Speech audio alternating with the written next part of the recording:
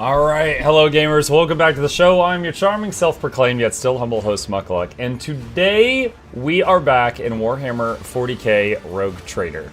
A little worried about the sound right now. Let me turn this down a touch for the moment. So we have already done a playthrough of this game back when it first came out, and had a lot of fun. And since then, they've released 2 DLCs, dramatically improving the gameplay experience and adding like 10 to 30 hours of content to the game as well. We did a sponsored stream for them last night. The sponsored thing is over. I'm not getting paid to do this now, but I had so much fun doing the sponsored thing. I was like, I want to play this again with all the new content. So that is why we are here. So if you are seeing this on the Mukluk Plays YouTube channel in the future, and you want to see my first playthrough, that is the other playlist. So this will be our second playthrough with the new content.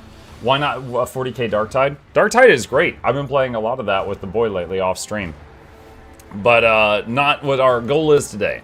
So we're gonna do new game. We've got both the DLCs turned on, Void Shadows and Lex Imperialis. And fun fact, speaking of Darktide, this is the Arbites and his robot dog. They were added to Darktide and this game both. Okay, continue. Difficulty. Last time, we played the game on hard mode. And I specifically remember a couple of ship battles that was just 30 minutes of me kiting to stubbornly beat it on hard mode without turning down the difficulty. It was just, most of the game was fine, but there was a few moments that was just massive HP sponges. And so for that reason, just to try to get a better experience, we've beaten it on hard mode, we got good. We're gonna do it on daring. A normal apparently nerfs the enemies. So we're gonna play on daring and see how that feels. And let's see, continue. This difficulty is not recommended for noobs, I accept. Alright, and then you choose your character or make a new one. We're gonna make a new one. You could go custom. Yeah, I could. Okay, so let's see. What do we want to look like? Last time I looked like this guy. We can change that if we want. Let's see. What do we want here? Psyker guy. I was a Psyker last time, so I'll do something different this time, although I did very much enjoy my Psyker officer. That guy looks like the Pope with a chainsaw. Alright. Let's see.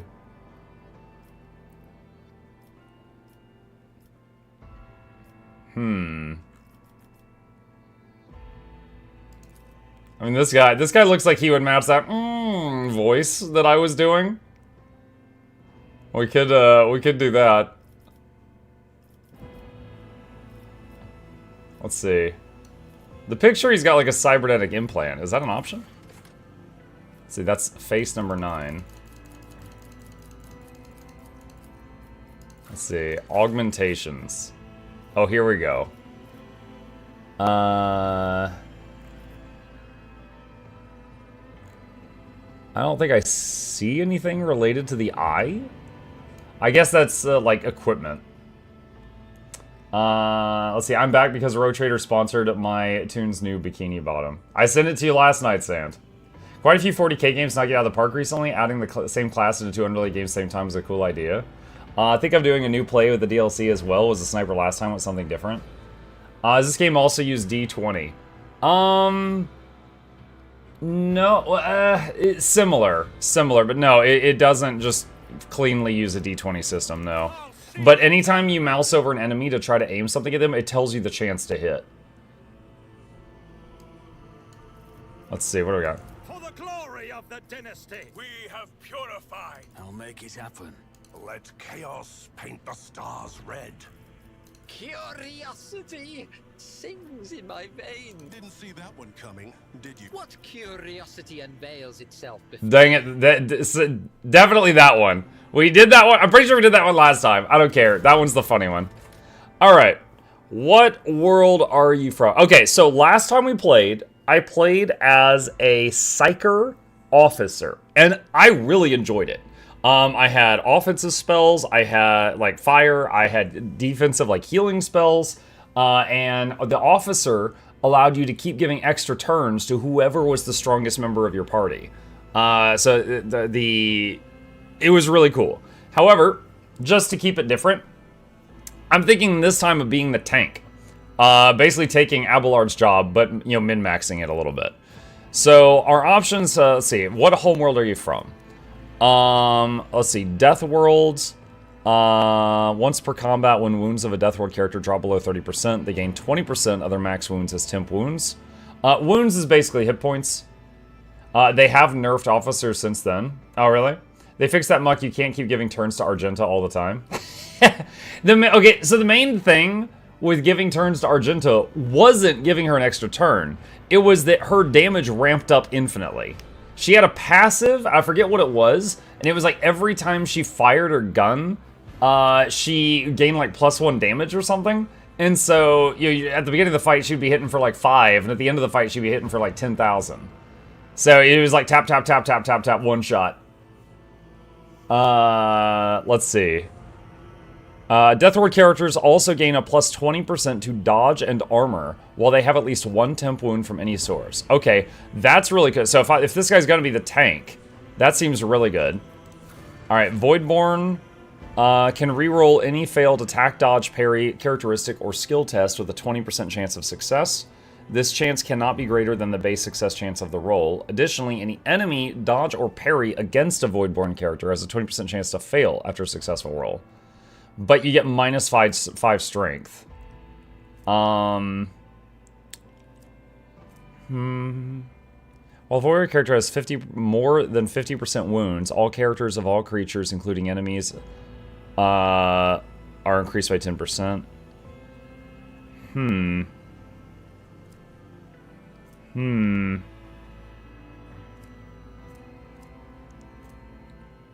Okay. And what does this one get? Dude, there's so many passives just from where you come from. Death World characters gain additional crit chance against targets with bleeding or with less than half health. Death World characters have +10% crit with axes, hammers, and weapons. Every injury increases Death World characters' agi and willpower by 5. Every trauma counts as 3 injuries. Death World characters suffer -toughness bonus, less damage from fire, toxic damage, and bleeding. Once per combat, when the Death World character would be stunned, blinded, or mobilized, this effect is ignored and they instead heal. Forge World, you get an upgrade, subskin armor, locomotion system, or analytics. Imperial World, okay, I think I'm gonna go Death World, which gives me plus strength, toughness, agi, some really nice talents, and minus intelligence, minus fellowship. Alright. Then, what is your main class going to be? So last time I played this, there was the Commissar, the Crime Lord, I think the Crime Lord, the Navy officer is definitely there, maybe Noble. The Psyker was there, and that's what I played. I don't remember if this was there. Arbitrator is brand new. I think there might be a new one in here. I can't put my finger on it. Maybe the Priest or the Noble. However, you know, we're trying to embrace the new content. Let's look at the Arbitrator. The Adeptus Arbites are the implacable and unbribable keepers of the Lex Imperialis, the sole and sacred law of the Imperium. They exact a merciless and terrifying punishment upon any who dare violate the sacred tithe, the tribute every Imperium world must pay in the name of its continued existence. Shotgun Mastery, you can use two-handed shotguns in one hand. You could parry incoming attacks with a gun. To calculate parry chance, you use your ballistic skill instead of weapon skill. Can make attacks of opportunity with a ranged weapon that they can use in melee range. Successful attacks reduce enemies' armor for 1 round. Attacks made on others' turns deal more damage. Pacification procedure. Once per turn, the Arbitrator can throw a grenade that does not deal damage on impact, cause 0 AP, doesn't count toward attack limit. Gain toughness equal to half their equipped shield's block. Whenever an enemy adjacent to the Arbitrator fails a willpower test for the first time in a round, that enemy provokes an AOO from the Arbitrator. If multiple enemies fail this test at the same time, the attack is triggered against one of them randomly. Allies in a 3-celled radius around the Arbitrator deal more damage, doesn't stack. During tactical phase, Arbitrator can be placed in a cell adjacent to an enemy. As long as the arbitrator has more than 90% wounds, they're immune to blind, disturbed, fatigued, perplexed, slowed, staggered. After the arbitrator uses a heroic act or desperate measure, they gain willpower bonus to coercion and block until end of combat. And when a one-handed shock baton or a one-handed power maul is equipped, arbitrator gains plus parry and reduces the weapon skill of enemies hit with the weapon by 10 till the end of combat. Doesn't stack. This weapon also deals plus 25% crit damage.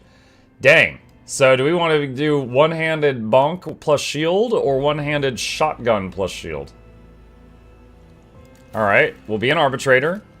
And then we got another choice here. Hang on.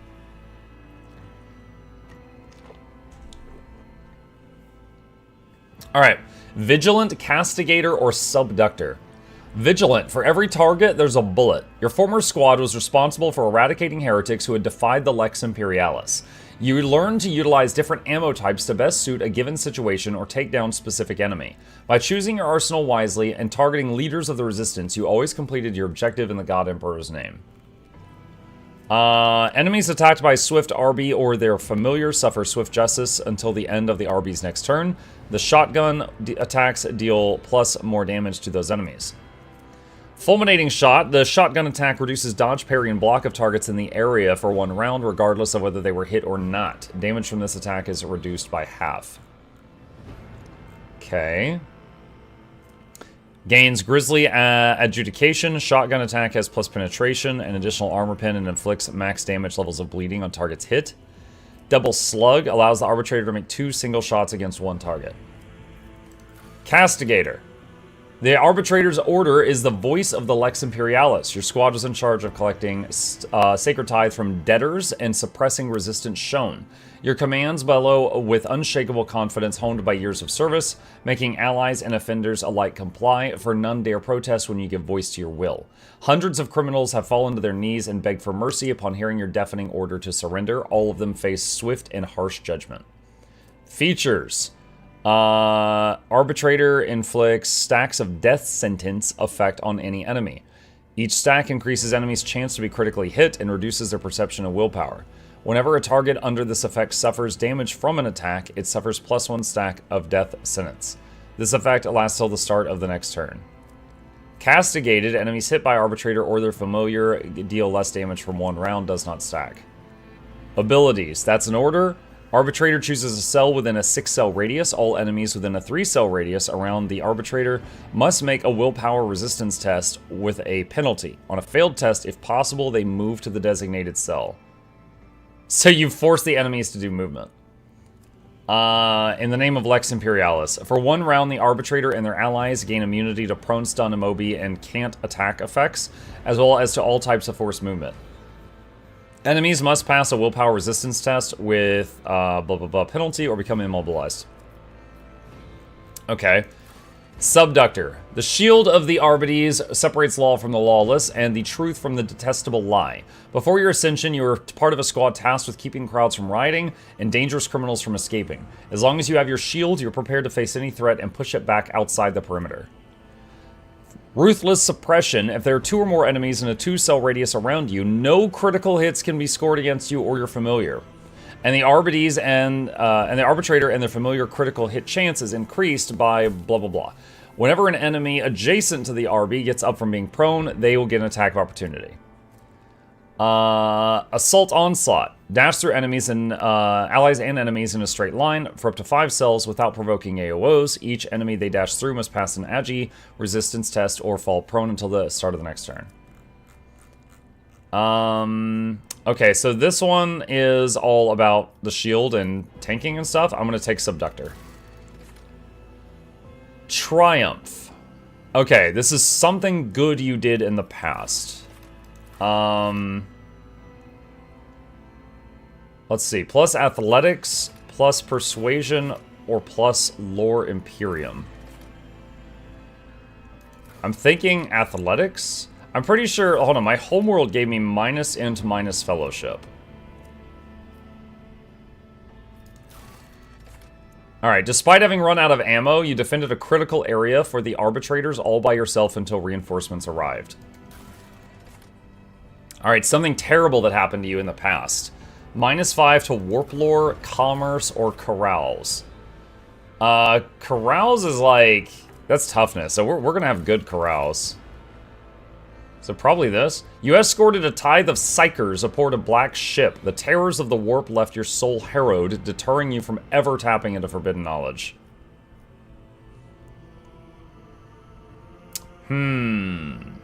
So, there's my foggy memory tells me there's 3 ways to really do this. There is playing where you're like good boy for the Emperor.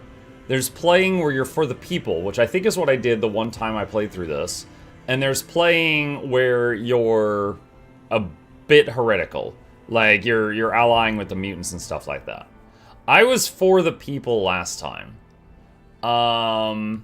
Probably leaning toward the, you know, good boy for the Emperor. If I wanted to get the most new stuff out of this playthrough, that would actually be leaning toward grouping with the teammates that were a little bit more on the heresy side.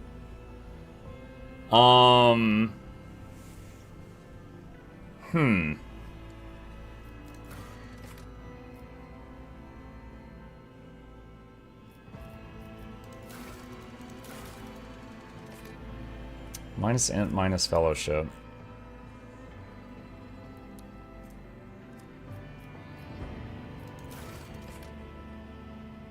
Arbity's going heretical is kind of weird. Yeah. I guess I don't have to make the decision now. Let's see. Minus fellowship. Carouse. Alright. -5 lore of warp. I know less about the warp. Alright. Choose an archetype. Pretty sure Blade Dancer is new. What does that do? Blade Dance, make agility bonus melee attacks against random targets, including allies adjacent to the Blade Dancer, each dealing 50% of the normal damage. Melee burst attack does not count toward attack limit per turn. Can only be used with a sword equipped. If you have 2 swords equipped, you make more attacks.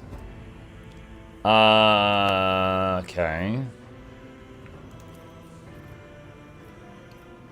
Alright. This guy's gonna be our frontliner, so, warrior. And endure. Yeah. Okay. So, warrior. And next. Okay. So we have 30 points to spend. Let's see, toughness, how it defines how easily you can shrug off pain, how easily they can resist toxins, poisons, environments, diseases, and other physical ailments. It increases the chance of resisting negative physical effect and the amount of a character's wounds. For each point of a toughness bonus, characters gain plus 10% wounds. Also affects carouse.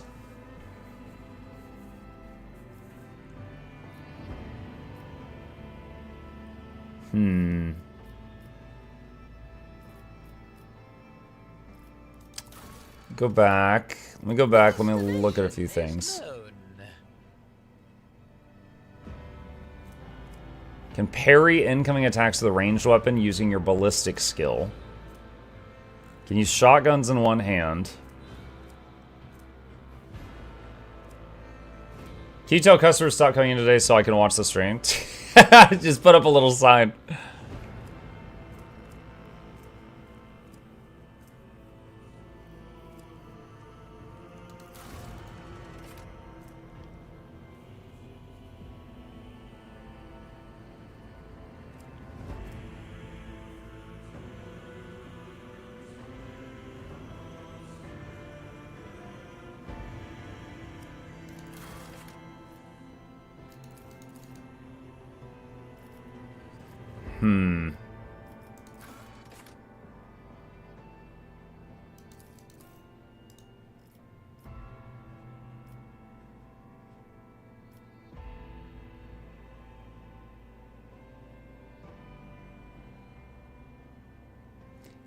Flexigaire's confidence increases their parry and reduces the enemy parry chance against melee.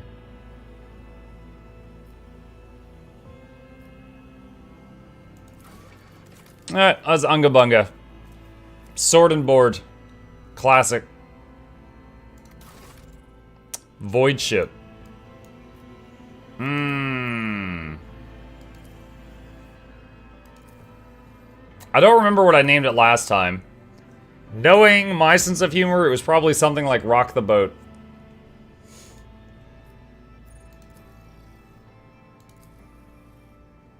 Charybdis? Chat, you got any ship-related puns? Oh, yo, Bodie McBoatface.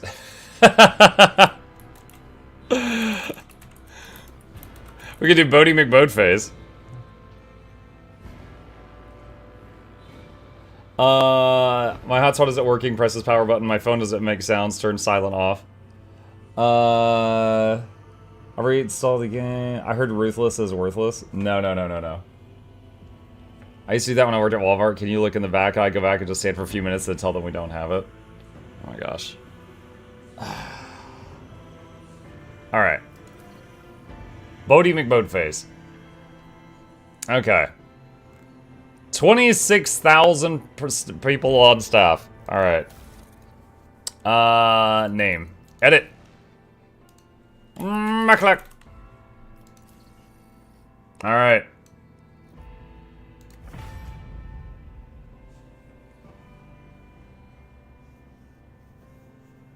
Warpy McWarpface. Dang it! I missed my chance. Missed chance to name it Naughty Boy. N-A-U-T-I. Oh, wow.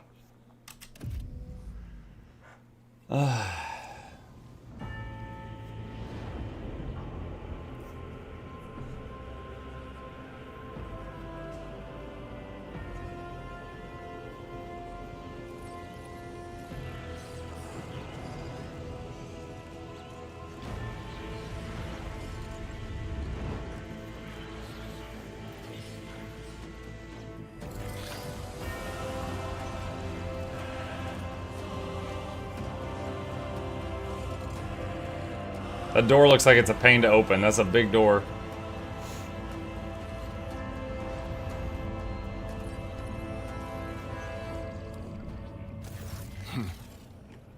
An excellent place for contemplation. One has the best view of the cathedral from here. Mesmerizing, wouldn't you say? An impeccable manifestation of the God Emperor's sublimity. Frankly, such excess can be tiring at times. I believe there are those among us who share that sentiment. But such is our duty, is it not? To overcome base weaknesses and desires, so as to excel in our service to the God Emperor, the master of humanity. Hang on. Woo. Shrink it down a little bit. Alright. Allow me to introduce myself. Conrad Voigtfear, Master of Whispers, in the employ of Her Ladyship rogue trader Theodora von Valencias. At your service. I haven't had the pleasure of speaking with you in person before.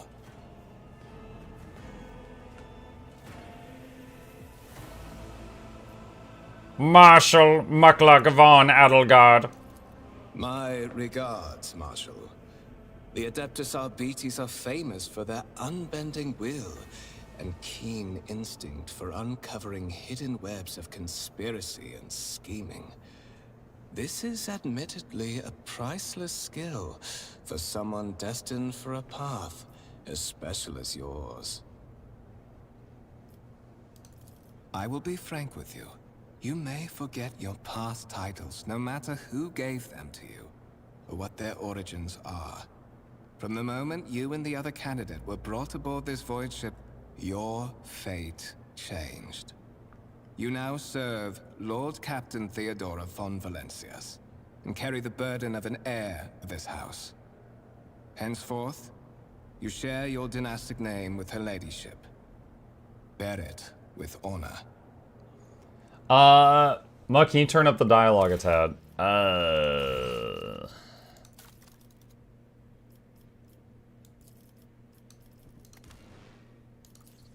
Try that. Muck, how do you balance the games you play on and off stream? if there's a game I start on stream, I try to do the whole playthrough on stream because, you know, there are people that follow the playthrough. If there's something that I just really want to play that's like, you know, heavily repeatable stuff, like Total War or Darktide or something, especially if my kid wants to play it, I'll play it with him off stream. It just depends.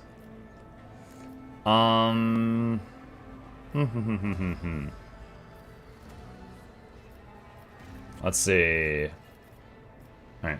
I assume you had some goal in mind when you decided to seek me out. Let us address it. But of course, I have come to invite you to a meeting with Lady Theodora. I imagine you have many questions for your patroness, and I'm sure she has just as many questions for you. It is regrettable that you haven't yet had an opportunity to speak. It has been an arduous voyage thus far. The Lord Captain and Master Ethelthrad von Valencius are conversing on the observation platform. Let us join them there. Oh, one step at a time, amidst the madness.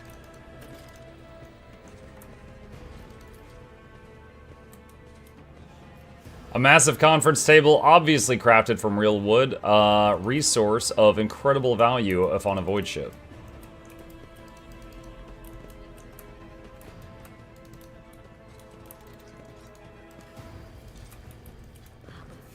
A candlelit altar with a copy of the 2,348th volume of the Lex Imperialis, the Codex of the Sacred Laws of the Imperium. Curiosity sings in my veins. Honestly disappointed we don't have Luck von Valancius. Was that my name last time? I forgot. One of the von Valencius trophy rooms. Perhaps you would like to take a look around after your audience with the Lord Captain.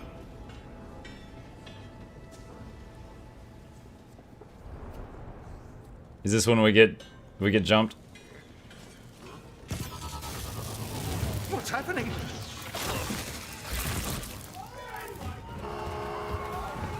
Run! The servitors have gone berserk!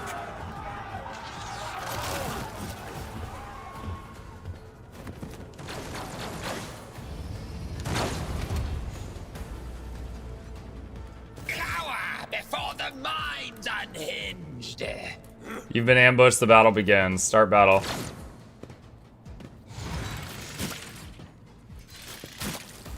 Wow. Those two are dead.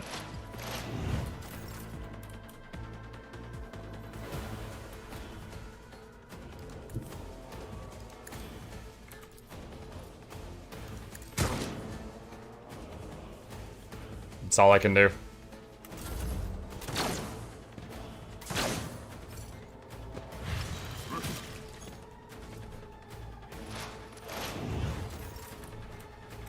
Let's see.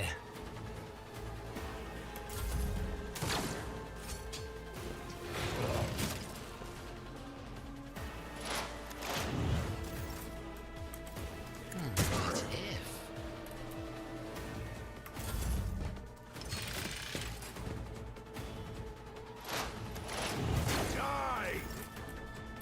He finally fired his gun. He just kept doing analysis. Suspiciously poor timing for such an accident. Servitors malfunction on the officer's deck at exactly the same moment when the rogue trader and her heirs are gathered here. I have blocked all passages between the upper and lower sectors of the residential decks.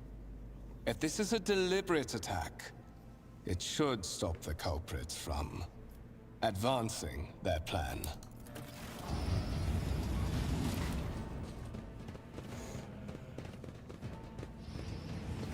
Spread out. No one's allowed to enter the premises. Stations.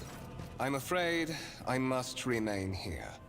For Lady Theodora's safety, I have to oversee the execution of these orders personally.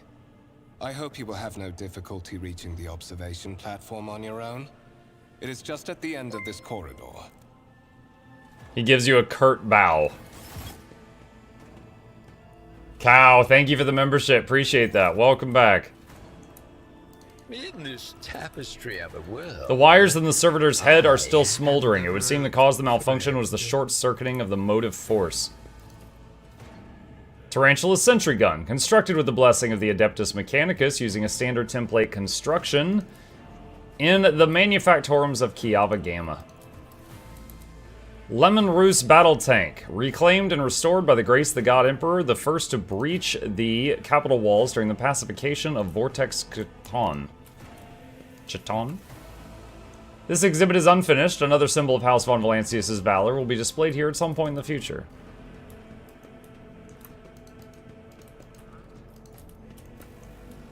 A gray-green crystal with white veins. A low hum can be heard from inside the artifact. Strange object that resembles sea coral. The porous surface is pitted, a sign that it was underwater. Beyond. The stone on the pedestal is no doubt solid, but its surface shimmers and changes hue, as if someone has captured a piece of turbulent sea within the rock. Lemon Russ. A massive golden amalgam interspersed with sparkling particles. A black shard resembling obsidian. If you look closely, you can discern a strange, barely perceptible glow inside the artifact. A violet alloy, which upon closer examination turns out to be a handcrafted object. Symbols carved with primitive tool are visible on the surface. There will be no peace in my wake.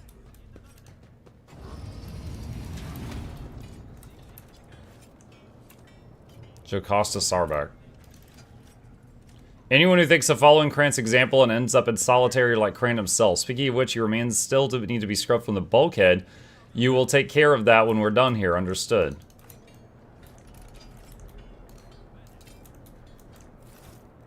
The Grand Void Ship Temple occupies the entire space below the officer's deck and is lit by countless candles and lumens.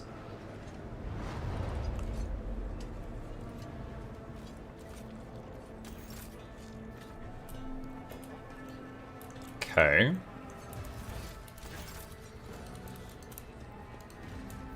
Tech Priest.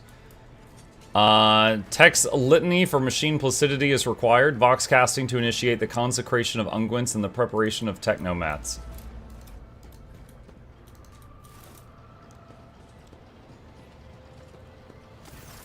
That is simply irrational, Lady Theodora. Assimilation into the trade structure would be political and economic suicide. Practically an admission of heresy. Then suggest an alternative that will satisfy me. I have described the situation. No worse than my seneschal could have done. Make a decision. What will you do with Ion 6, Edelthrad? Survey the room. Your first impression of Edelthrad, who appears to be about 30 years old, is one of parchment-like skin stretched over a tightly bundled mass of sinew, implants, and bone. The nervously twitching fingers, the face twisted by a slight tic, and the jerky movements are all signs of some illness or defect that has taken over his physical form. In stark contrast to Edelthrad, Theodora von Valancius' features appear as if they were carved from marble, eternal and indestructible. Head raised high, proud posture, hands clasped casually behind her back, everything seems to emphasize the difference in status between her and Edelthrad. Next to the two of them, you see two more men. One is a gray-haired officer of impeccable bearing who is studying the contents of his data slate. The other is a behemoth bristling with holsters and baldricks containing all manner of weapons. Our second candidate has joined us. Approach and give me your answer. The dry female voice and the powerful feeling of being watched force you to look at Theodora. The rogue trader is looking straight at you, and her gaze, like herself, is predatory and aggressive. Consider this hypothetical situation. Ion 6. A new world on the fringes of the Coronis expanse. High seismic activity, regular magma eruptions, metamorphic rock deposits, prospects for large-scale mining. The world is populated by natives who worship some heretical underworld spirits that protect those who offer them sacrifices. Flights of fancy, you might say, but attempts to install ore extractors have failed for the second time. The mining crews sent to the planet's surface simply vanished overnight. My question to you is, what would you do with this poisoned treasure? Philosopher says, compared to Baldur's Gate 3, is Rogue Trader a good purchase? Yes. Yes, it is. It is different. If you've played Baldur's Gate 3, you know how, like, in the conversations, it's almost like, you know, it zooms in and it's like a cinematic. This one is what you see right now. It's a bit simpler. But the story is really good. It's 40K, so it's sci-fi, and grimdark, so, you know, darker themes. I have played both games, and I do believe both of them are fantastic. Let's see.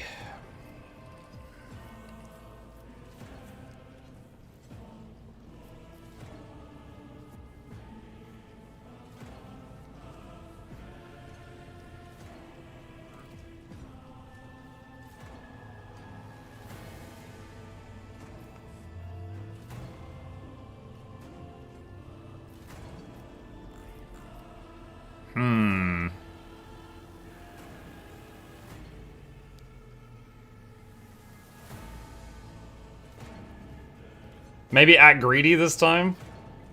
These reports of spirits certainly sound like evidence of heresy. However, I would put my interests first.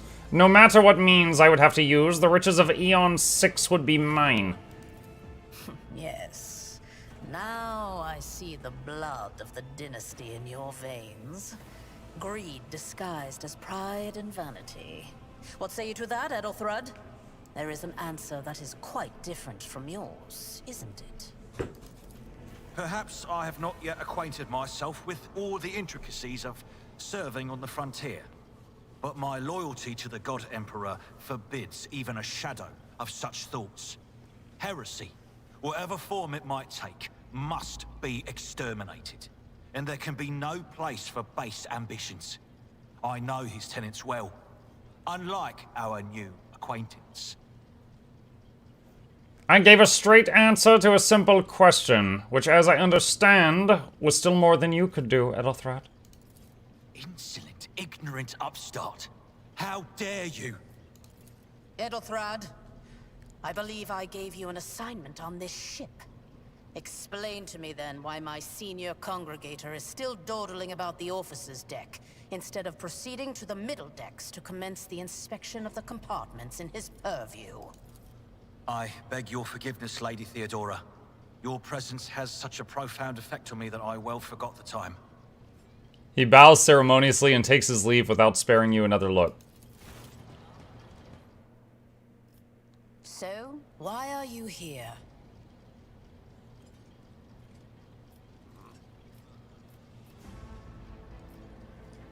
Was it not you who sent for me?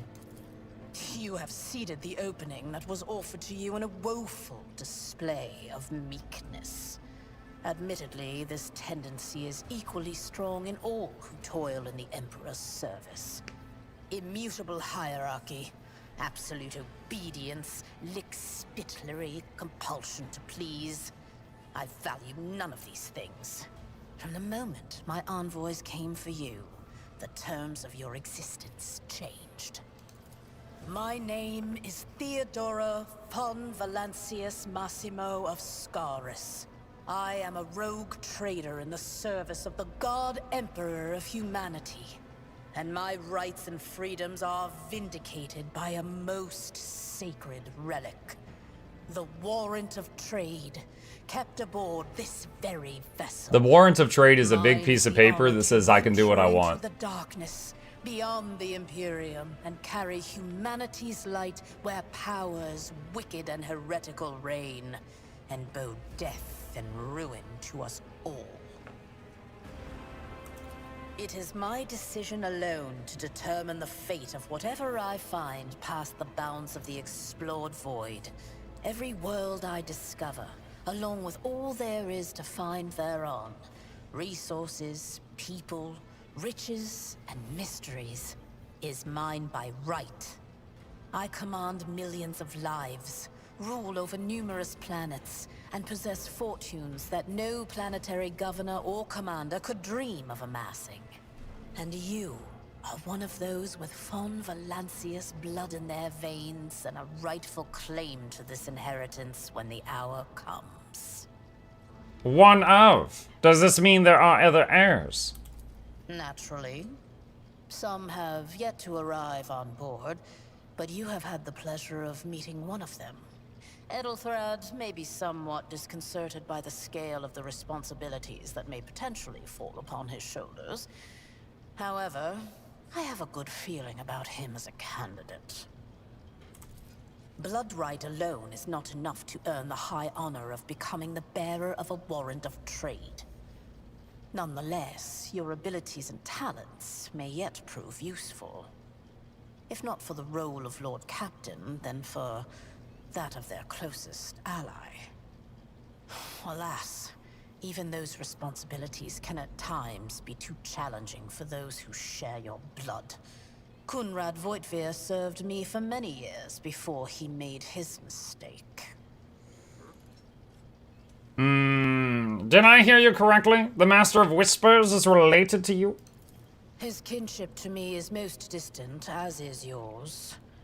Nonetheless, he does bear the name von Valancius, even if he avoids using it publicly, and as such, strictly speaking, can be considered my heir. That door, however, is closed to him. Voitvir's performance in his current role is satisfactory. Or it used to be, at least. Thank you for clarifying. May I ask my questions now?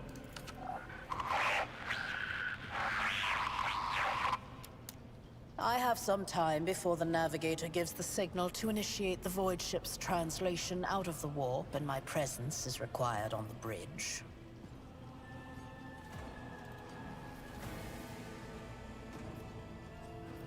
What are my current responsibilities?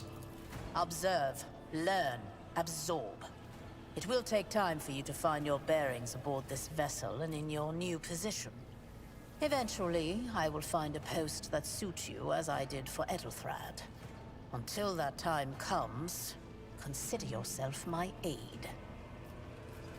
An incident took place on the officer's deck. Some servitors went berserk and attacked the crew. Is that so? Perhaps the technomats were careless during maintenance. Or it could be the warp playing tricks on us in spite of the Gellerfield. Or perhaps there is something to all the stories about the ship being possessed after all. Lady Theodora, for the God Emperor's sake, surely you do not intend to start repeating idle rumors spread about by uneducated riffraff.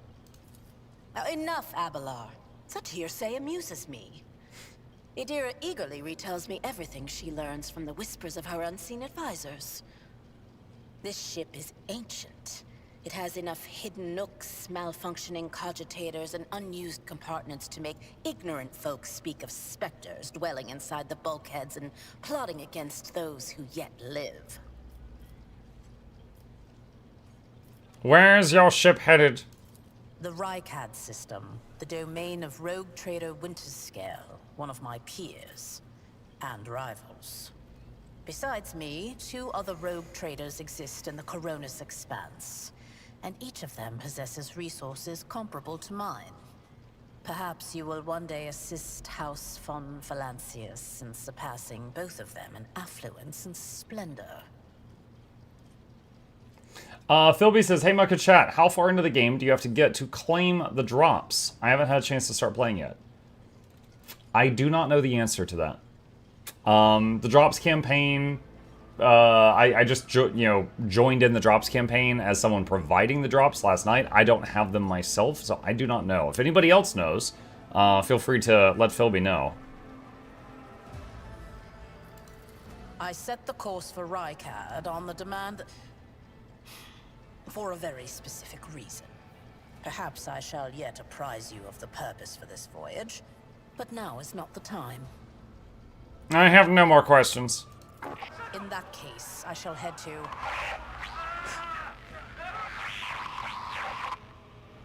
Disturbances reported on the adjacent decks.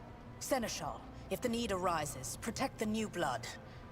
It is possible that the chance to prove your worth may present itself sooner than you may have anticipated.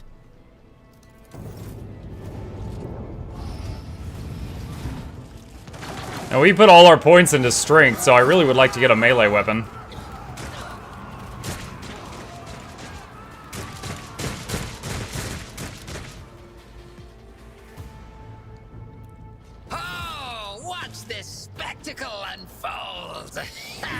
protect me. My place is at the fore. I took care of this one. Weapon and ready. Death to the weak.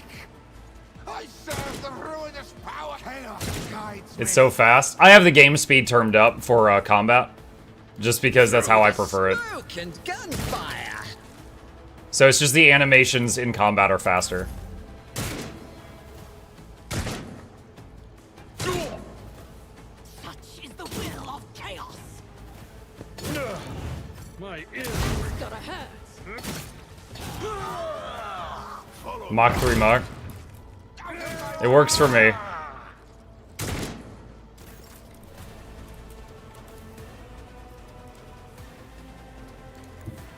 The storm approaches. Look out. I've seen worse battles than this in my time. It strengthens me. Death to non-believers. Why is your YouTube thumbnail the new Darktide class? It's in this game as well. I'm playing in Arbides. Mort, They added it to both You games. and clear a path to the transport line. Do not let a single whoreson survive. Didn't bat an eye when that scum burst onto the deck, huh? Not bad. I have seen many an officer who panicked at the sight of combat on the upper decks. The false sense of security offered by their position makes them that much more vulnerable to the harsh realities of warp travel. What are your orders? Mort has gone on ahead to clear a path for us. If you want to make yourself useful, go after him and see if the Arch-Militant requires aid. And be quick about it. Can I loot any of these at this point? I don't think so.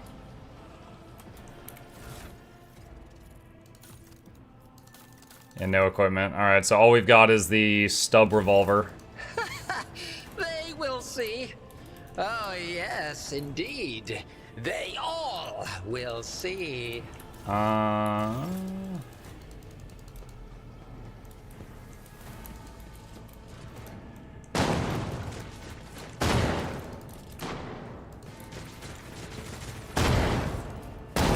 Keep firing, you oafs, no cowering, no hiding. You see the traitor, you kill the traitor. The heretic's body is riddled with holes. An improvised single shotgun lies smoking in his hand. Single shotgun. Alright, there's the Arch-Militant guy. Mort.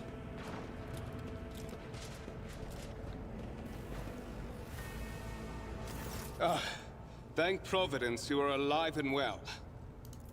Always on time, eh, Coonrad? The moment we finish chasing the riffraff around the deck, you show up. Always just after the fighting's done. You could set your chrono by it. Mort, pull yourself together. What, did the Lord Captain send you to chivvy us along? We're all done here. I'll report right away.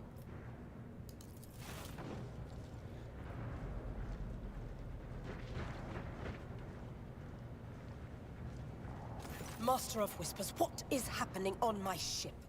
The Voxnet is silent. The Vox Master is not responding. Armed assailants have stormed the officer's deck, and my Arch-Militant just destroyed several more heretics on the way here. Is this a severe case of warp madness? Have some of my crew lost their minds and forgotten who they are and whom they serve? Report! I have not yet received word from the Engineerium regarding any Gellerfield failures, but communications were already unstable half an hour ago, and now they have ceased altogether. Whatever the cause may be, the consequences are spreading fast. I am receiving scattered reports from the middle decks, and the only voxcasts from the lower bays are one-way heretical gibberish. That the madmen have already reached the officer's deck suggests that this outrage was planned in advance. Perhaps this is an organized mutiny.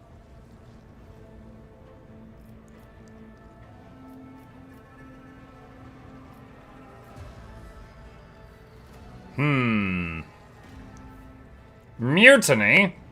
But who would attempt a mutiny here in the warp? Lunatics, fools, heretics.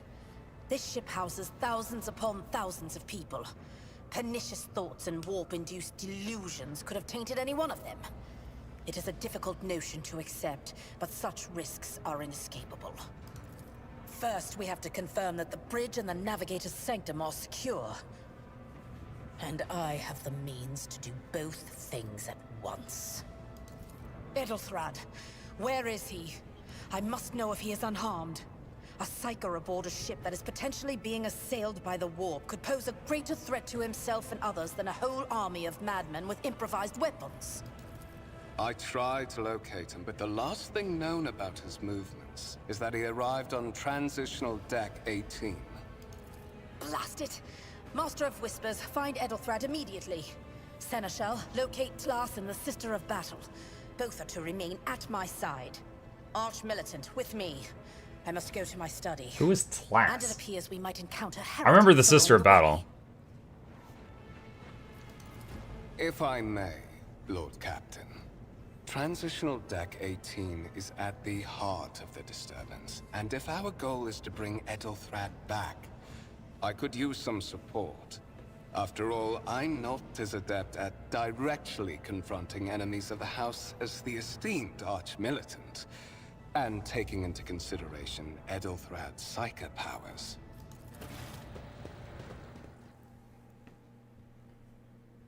Then it's settled. Find Edelthrad and bring him here. In whatever state you find him. This elevator That's Adira? Oh, leads okay. to restricted compartments such as my personal chambers and the bridge. Do not let me down. I require you both. Do you understand?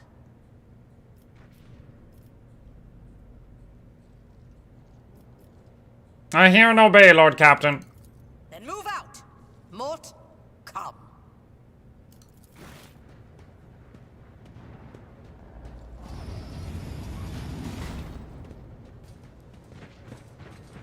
I like how I alone with my revolver am enough backup for this guy to go fight a psyker.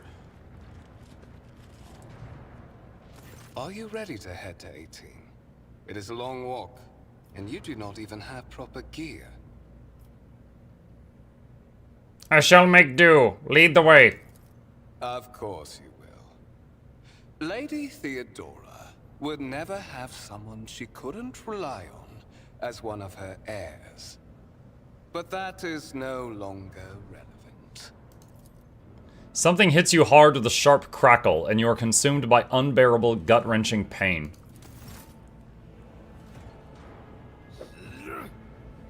Bonk. 47 I promised you a months. special Yeah. destiny. It's time to Y'all are fulfill it. grand. Chip is still best boy.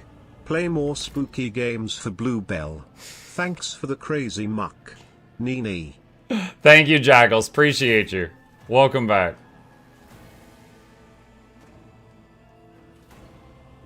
Nee. I don't know. You said it.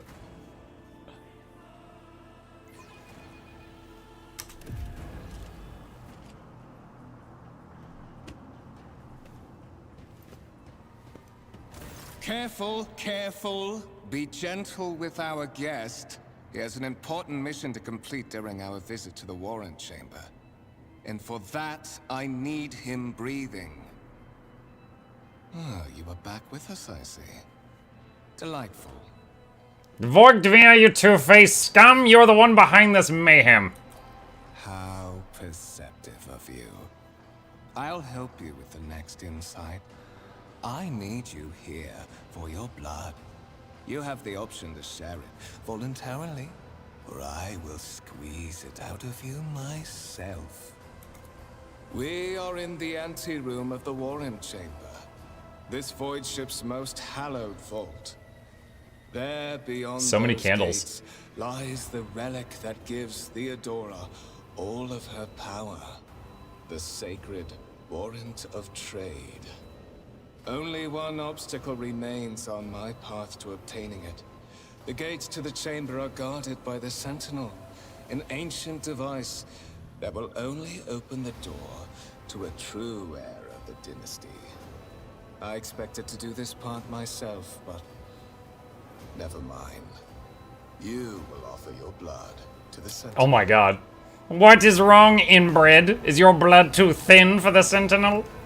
On the contrary, the world's blessing has raised me too much above your kind, Fon Valencius. The Sentinel refused to submit to me. But you can help. After all, Isn't that what family is for? Coercion succeeded. What sorry, pathetic excuse do you even have for your apostasy, you sordid, wretched piece of Grok's shite? Wretched? What do you know about wretchedness? Theodora's cur. Are you hoping to buy a grain of her indulgence with your blind loyalty? Oh, I know this delusion.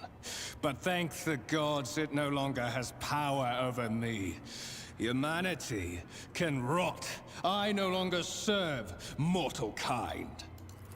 Once my work is done, I'll make that pompous wench Von Valancius watch as I sacrifice her entire dynasty and commit their fate to the gods. And you will be the instrument by which I will accomplish this righteous act. The blade flashes in the dim light and drops of blood appear on your palm. For a brief moment you feel nauseous, your head is spinning, and then quiet whispers begin to flood your mind. More and more resourceless voices echo each other, drowning out your own thoughts, replacing them with a singular urge. Go to the gate. Go to the gate. Go to the gate.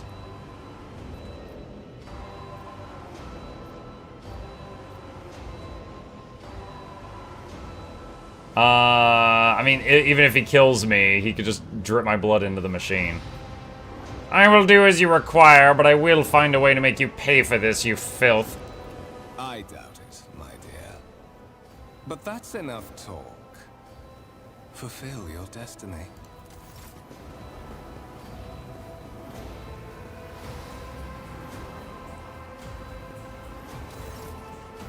In the gateway arch, you see a cogitator with a human likeness built into the front panel. As you approach, the torso twitches slightly.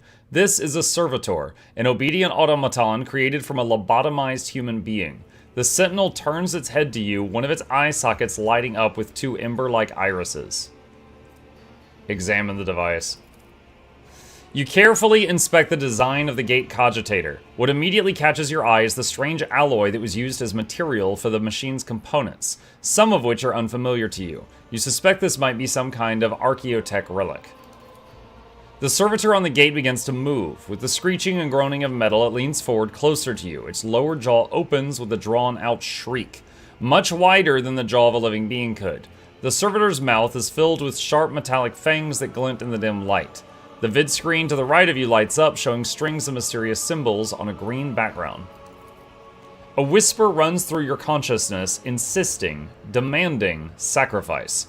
The voices that filled your head after Voigtavir wounded you with his blade did not go away. On the contrary, their source coiled itself into a tight knot somewhere in the depths of your mind. Look for anything that could be used as a weapon. You look around in hopes of finding at least something that could work as a weapon. Your search is in vain. The chamber anteroom is completely empty and in perfect working condition, nary a broken panel or protruding piece of rebar in sight. Examine the sentinel. The servitor looks noticeably different from the ones you're used to. Its skin covering it is stitched together with copper thread, and it has metal hinges in place of the standard joints. It seems that the creators of the Sentinel did everything to ensure the service life of this unit would be much longer than that of ordinary automatons. Look back. Did you forget something? I suggest you hurry. Place your hand on the Sentinel's maw. The Sentinel's jaw clamp around your hand, puncturing your skin and sinking into your flesh. A few dark drops fall into the servitor's throat, and immediately you hear humming as the servo motors start up and the pumps stir into action. The vid screen of the cogitator flickers. Several long minutes pass.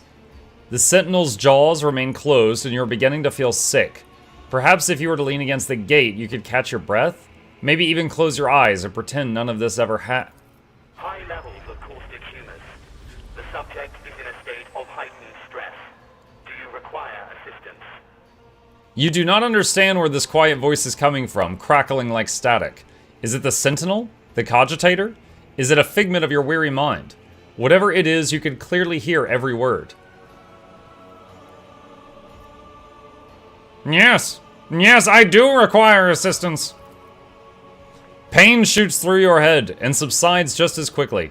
It would seem the entity coiled in your consciousness does not have the ability to do you any real harm. Request accepted. Initiating defense protocol.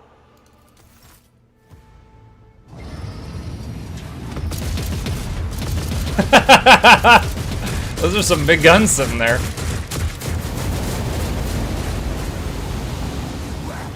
There is still another way.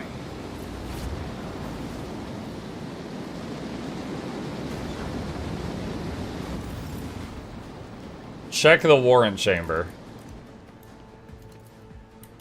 The enormous gates match the importance of the thing they protect. The massive doors are made of heavy metal and look impregnable. Patience. The Emperor used very big paper. Afraid. Let it be known that by my will and by the true words of this document, I appoint this person to be the bearer of the warrant of trade and bestow upon them their dynasty, the great mission, to be the paragon of humanity, unbroken by adversity, to walk bravely into the darkness, to unite and reclaim what was lost. To triumph over nightmares untold, to hold boldly the reins of fate, to walk steadily the road of thorns through pain to greatness.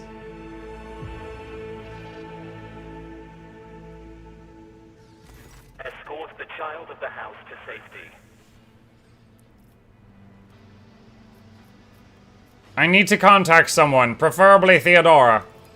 Voxcast frequencies disrupted. Initiating setup. Establishing connection. Voxmaster, restore communication with the Navigator's Sanctum. I am trying to contact the bridge. If anyone can hear me on this frequency, regroup all available forces and head to the upper decks at once. I repeat, regroup all available forces and head... Communication protocols breached.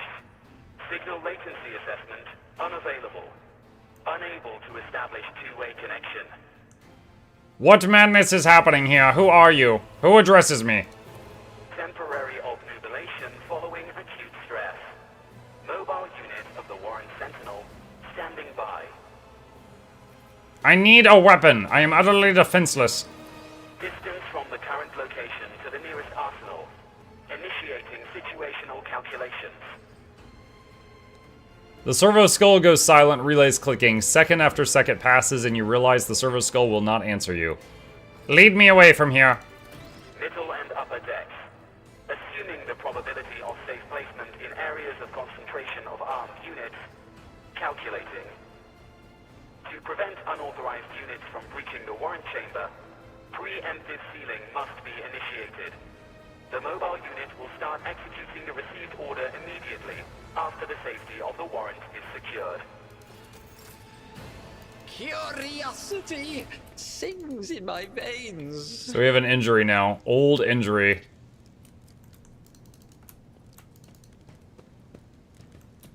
Hey, look, it's the Tree of Birds. How are you today? Hi, Bertree.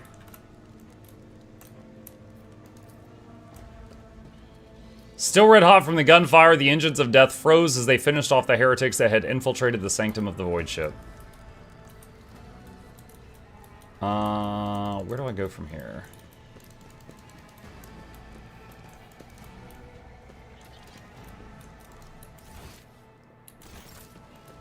In this tapestry of a world, I am the road. Oh, I gotta seal the chamber.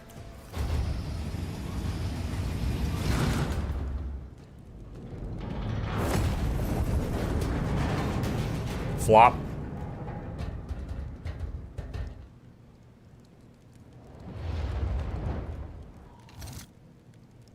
Run, fools, or fall.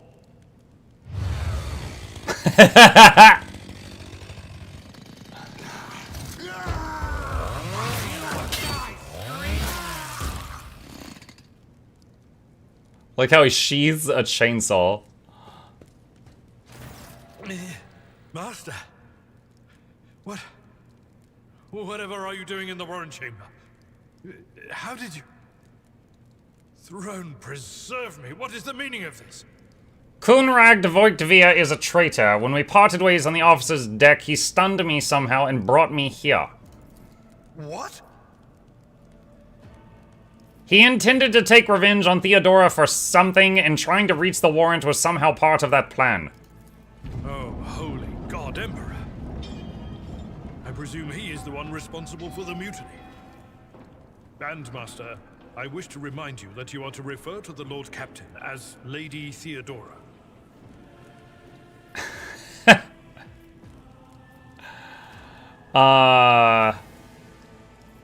Unquestionably. Saints' blood! And it is small wonder that the heretics are so well organized. I thought his order to seal the passages between decks was his attempt to stop the attackers from spreading to other levels. But now I see the real reason. It was to stop the enforcers from intervening. At least you are alive, and now safe, Master. Alas, I doubt we can afford to look for a compartment to sit out this disaster. You're in a bad way. I can treat your wounds. I have a Medicaid kit with me. And, for the love of the throne, now is not a good time to be walking around the decks without means of self-defense. Here. He hands you a weapon. You receive an axe, auto pistol, flak chest plate, and medikit.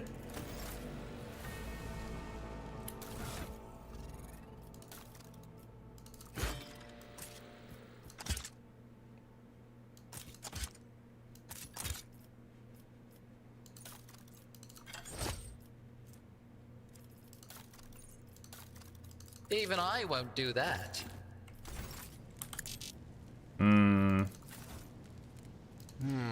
What lies beyond? Sometimes you consult the appropriate treatise on Tactica Imperialis. Oh, take my transient.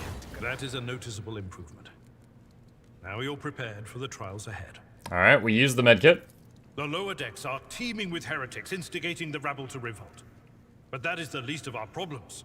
The ship's enforcers are rounding up the scoundrels and suppressing the resistance. The situation on the middle decks is much worse, although strike teams have already been dispatched there. All communication with the bridge and the engineering bay was lost. So, apart from scattered voxcasts, we have no information to go on. But that is not the worst of it all. All these jolts and shaking are most alarming. These are signs that the navigator and the master helmsman are having difficulty translating the ship out of the warp and into real space. I fear that they may have already lost control. We must reach the navigator's sanctum and get a handle on the situation. If we can manage that, some aboard this vessel may yet survive. How did you find me? You sent me a Vox message. Specifically, a Voxcast on the officer's frequency, which I had the good fortune to receive. I think the Warren did no such thing. I think the Warren Sentinel may have sent that message. It appeared when I opened the chamber. Warren Sentinel? The Lord Captain barely ever ventures down to the chamber, and I was at her side only once or twice when she did. The Warren Chamber is an ancient and rather sacred mechanism that the ship's tech priests treat with the utmost reverence. I assume that whatever it is that you did, you must have activated certain processes and caused the Sentinel to awaken. But then, why did none of it happen when Lady Theodora did the same? Okay, Navigator's Sanctum. Very well. Will you lead the way? Absolutely. Let us proceed. To arms, loyal sons and daughters of the God Emperor!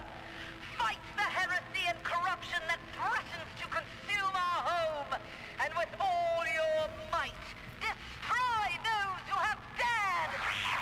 The Lord Captain is calling her crew to battle, which means the Vox networks are set up for broadcast transmission, not message exchange.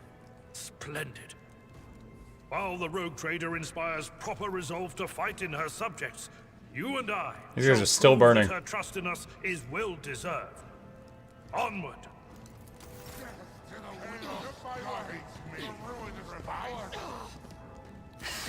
You poor souls!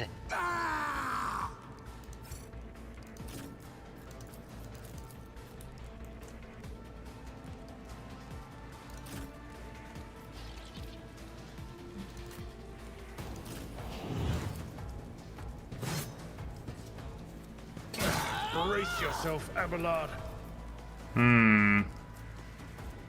Return tide. Let's see if I shoot Archetype, take that in the archer. See, 1 is hit, 2 is cleave. Indeed. Charge. I will do my duty. Okay. Chaos. Ow. Alright, 1 is strike. 2 is like a cleaving thing. 3 does bleeding.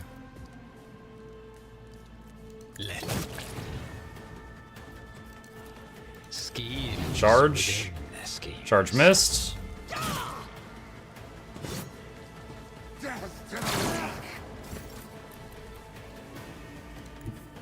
Tried and tested tactics. Move him here. Hit that guy, and then we can charge him.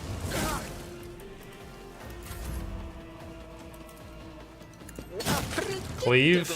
Another one is There we go. And we both leveled up. Okay. Let's see. Choose skill. Athletics, carouse, coercion, demolition, or Medicae. 50, 50, 35, 35, 25. What's his main class? Warrior. You didn't pick new class? Oh, my main class is the Arbites, the new one. Yeah, I did. I'm Arbites Warrior.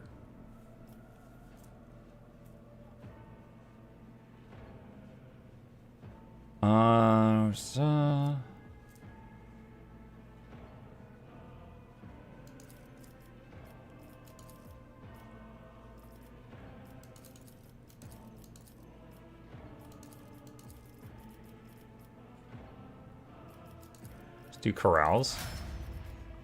Okay.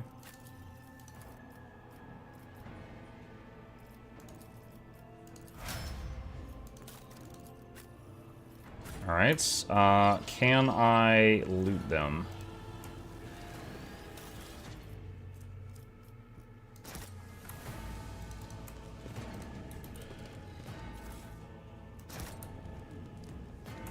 Okay, and is any of this an upgrade?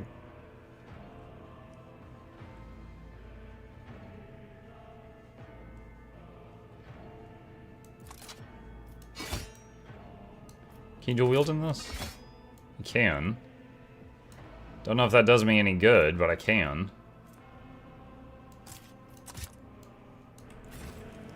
One step at a time amidst Alright. madness. Navigator's Sanctum. I like that Mug does an accent for every character that he doesn't have a voice of their own. I do my best. Alright, that's Adira. I hear it here on the threshold of the blinded guide. Doom comes from the heavens. Master, watch your head. Idira, would it be too much to ask that you phrase your soothsayings plainly for once? That was too close.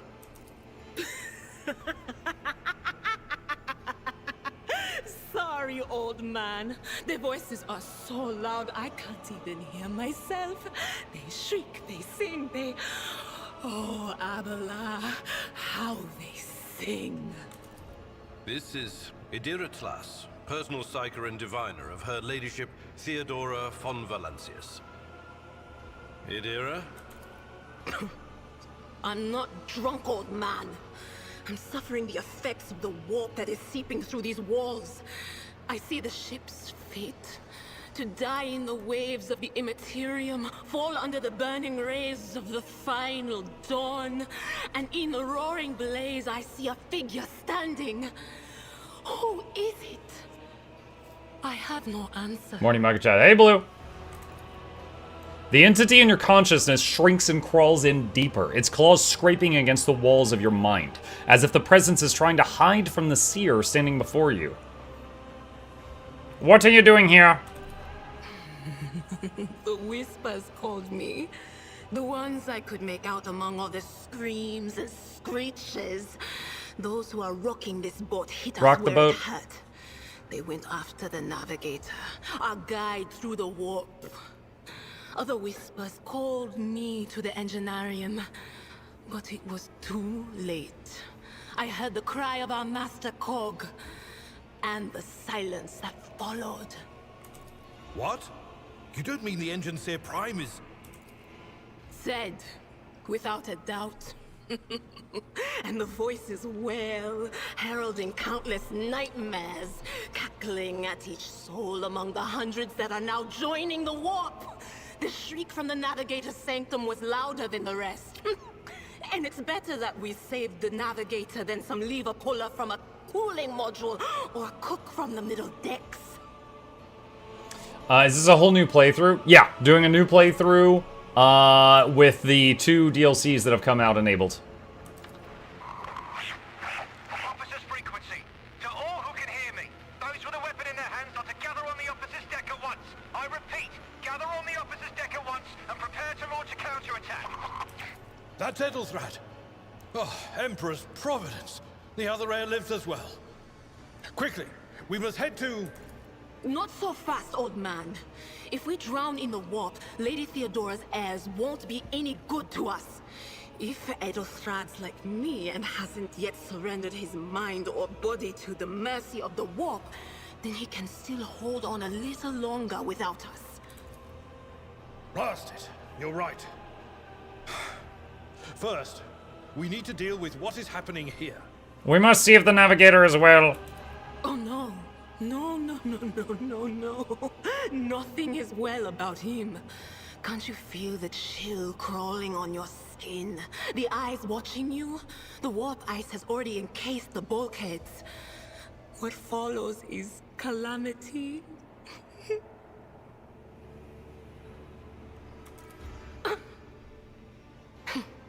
But we're not just going to stand here and take it, are we? The state of things in here suggests there's a Navigator around. Maybe one who's crippled or at death's door, but still kicking. And since our skin hasn't peeled off our faces just yet, his third eye must be closed. At worst, it's a little roughed up. So what are we moping around for? Let's go protect that noble mutant while we're still alive. For the new folks in chat, the Navigators have a third eyeball right here. Like, physically, they have another eye. And I don't know the nitty-gritty details, but I do know if they open that eye, it's basically an attack on people in front of... Like, anyone in front of them is going to have a bad time when they open that eye.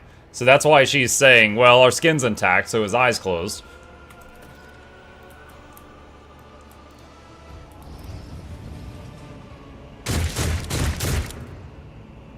So he's up there with a shield.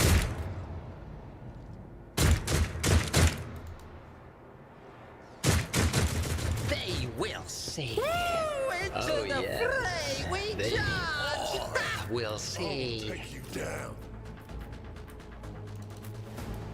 Oh, she was really far back. Let's get I've suffered worse. I serve the ruinous power. Ow. My soul. Ow.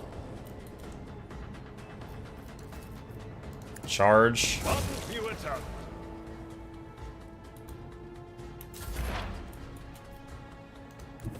What is this foreboding? Buff him.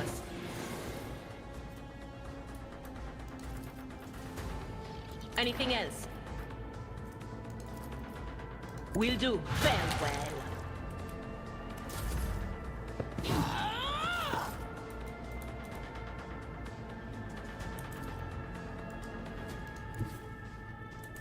Shattered foes in my wake. Charge him. Unpredictable. Attack of opportunity. Victor, I took care of this one. Nice. The creature in the chair appears as if it has become one with its throne. You see pink parchment-like skin stretched between the seat and the limbs that have too many joints for a normal human being. The Navigator is breathing heavily, the air whistling as it exits through the two dark gill-like slits on its cheeks. The creature's eyes are shut, the two ordinary eyes, as well as the third one that sits in the center of its forehead. You got tentacle arm. I believe Master Vespider still lives. Well, the servants are dead. But the chamber, thank the Emperor, is still sealed from the warp. Well, we have a chance of leaving this place alive.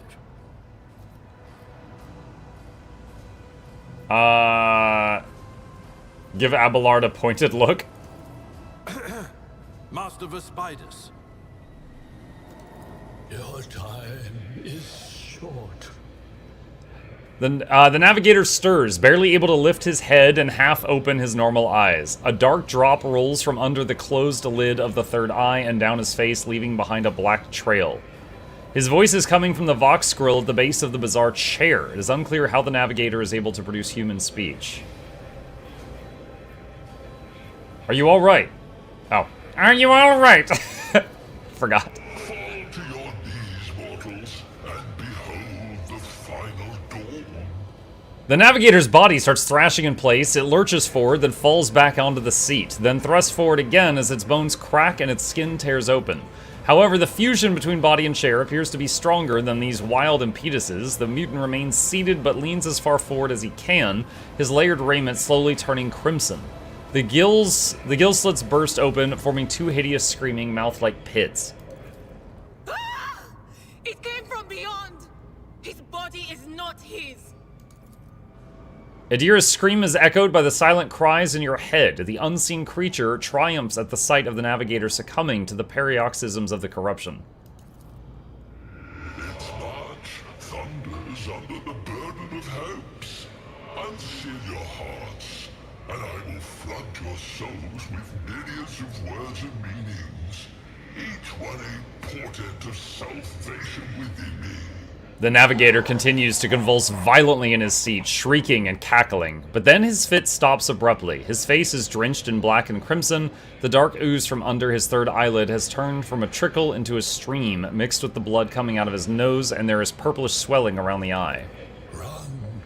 Flee from this place while I still have the strength.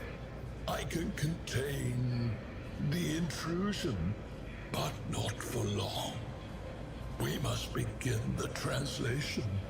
Leave the warp. But it can't be done without the Master Helmsman's help. Address Abelard. The navigator is still alive, but barely so. What do we do now? The ship can only begin the translation with the assistance of the Master Helmsman, if he is still alive. It is worth a try. We must get to the bridge, but we will need support. Our only option is to fight our way to the officer's deck and join forces with Edelthrad and his people. I believe we will also find Lady Theodora there. She must have heard the call to arms that the servo skull relayed to us earlier. Vespidas, good luck. And thank you. The navigator does not give her a response. Black tears mixed with blood are streaming from under the closed eyelids, and the vox at the base of the chair is bellowing out static, interspersed with distant echoes of otherworldly laughter. Loot. There will be no peace in my wake. Let's see. Scrappy autogun, auto pistol, axe. Can't use any of that. Is any of this an upgrade for her? She's got a psychic staff 4 to 8. Okay, that's the same. Okay.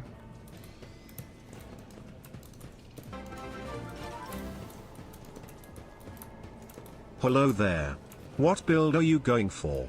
I am an Arbides warrior. We are going to be the front line. The door does not budge. Clots of vicious flesh have entangled the metal. Do we go back the way we got here? What's up, Sicklo? Thank you for the prime. Appreciate the support. Wait, what? Oh, there's this. Okay, officer's deck.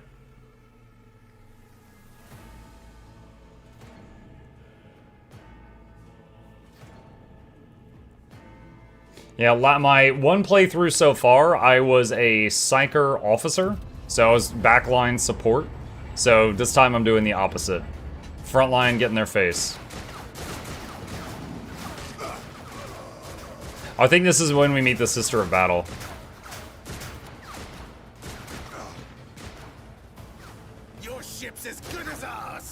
It's all over for you!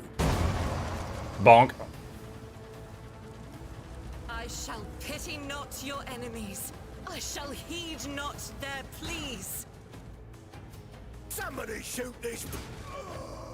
Shall betray not your tenets, nor stray one step from them. Take not your gaze from me. Leave me not without your grace. I told you he would protect us.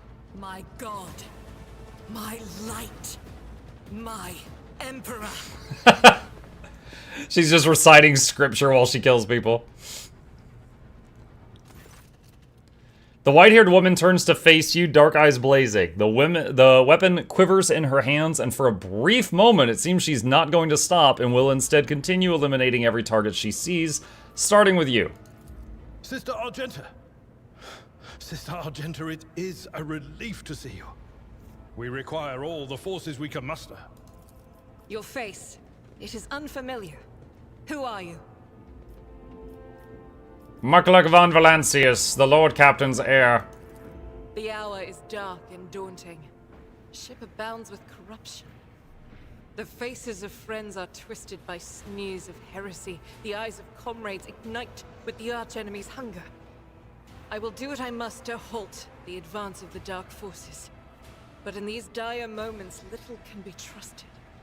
So I must know, why are you here? Sister, I beg of you. Now is not the time for interrogations. The ship is under attack by heretics. We've been betrayed by our esteemed Master of Whispers. Edelthrad the Heir is waiting for our aid, and Lord Captain Theodora is expecting a report on our success. We are here to deal with the situation, so I suggest we all do just that. I am no traitor, sister. You can be sure of that. If you speak truthfully, the Emperor will not forsake you. If you are lying, you will not escape his retribution. Honestly, knowing what we know about her from our first playthrough, that's really big talk. I cannot wait to rain righteous fire down upon each and every heretic. Lore. What is a warrior of the Adepta Sororitas doing aboard a rogue trader's ship? Your orders serve the Ecclesiarchy, do they not? Sister Argenta is a guest of the Lord Captain. And that story deserves its own time and conversation. Under more appropriate circumstances. Enough idle chatter. I am where I must be, and that will suffice.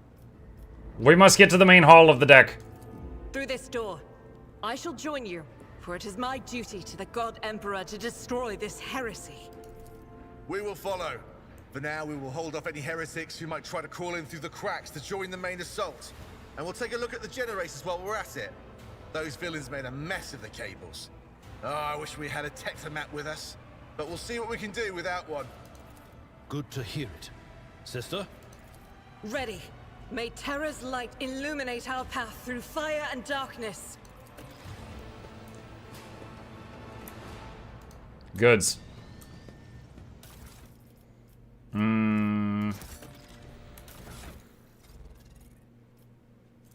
Sword Mezoa pattern.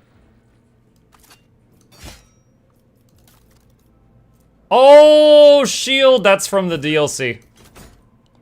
Oh boy. Not you. Oh, it goes in both weapon slots too. Comes with shield bash, can block attacks, it had stalwart defense. Nice. What's this? The generators hum softly. When you draw close, your skin begins to tingle from static discharge. Patience! My nerves are frayed!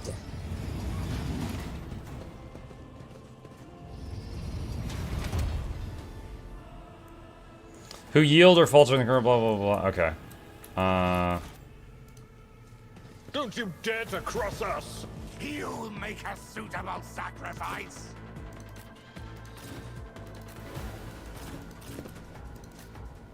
Here. What's Star that? battle. Guides me. Out of my way.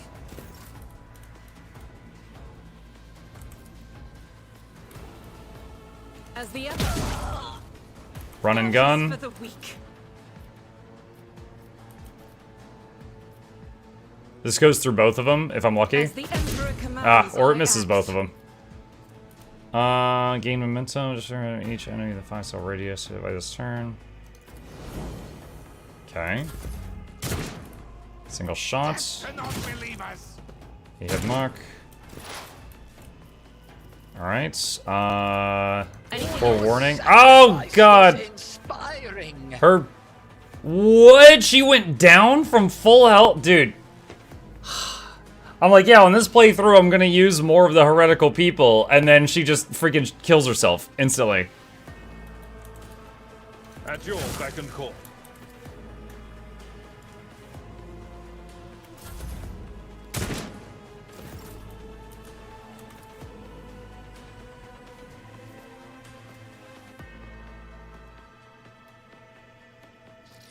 What if...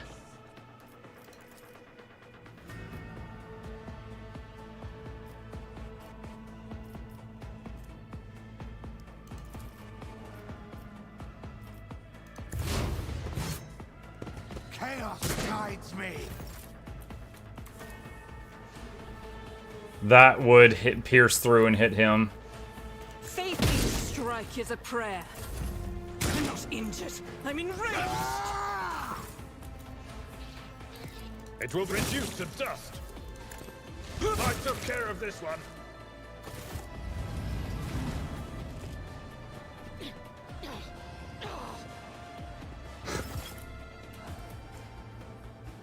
Indeed. I bring ruin. Okay, they got reinforcements.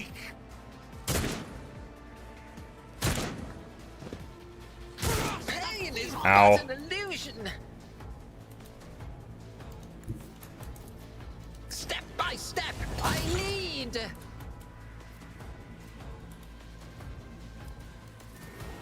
Let's see. I serve the ruinous powers. As the American escaped the Emperor's judgment, that is not the Emperor's will. This is unacceptable. Really? Reloading is unacceptable? You had some extra action points. A tactically sound approach. Someone else can do this. Ah, another one is shattered.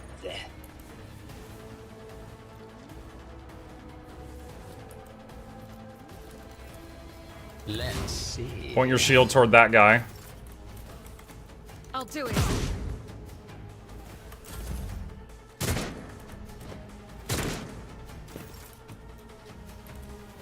At your beck and call.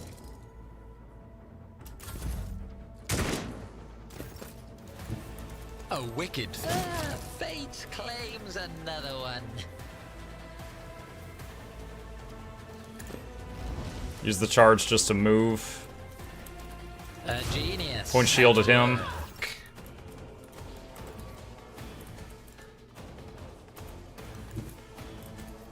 The enemies of the Emperor will be Miss. undone. As the Emperor eradicated, Got that one.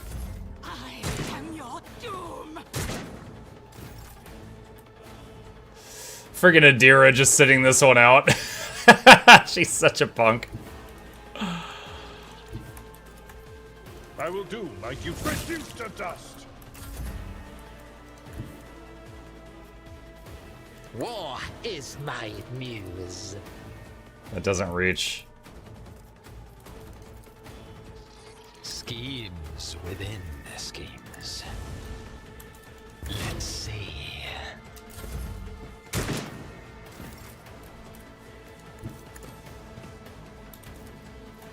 It will be done.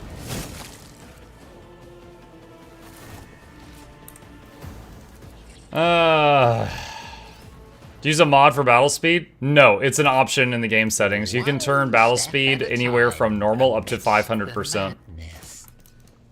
And while I do love the animations in this game, I have seen them all for 100 hours already, so I like to turn it up just to play faster.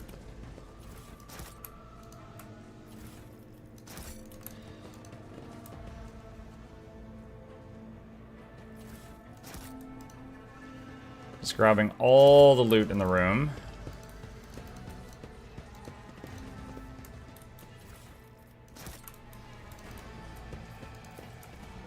An exact replica of the Von Valancius void ship sits on the pedestal. Labels indicate the main compartments and decks of the vessel. They will see. The cozy seating area is completely destroyed. Pieces of furniture and splinters scattered everywhere, and dark stains cover the floor and upholstery.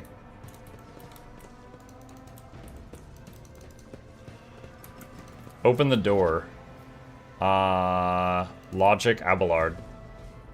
Compared to naval service, that was barely a challenge.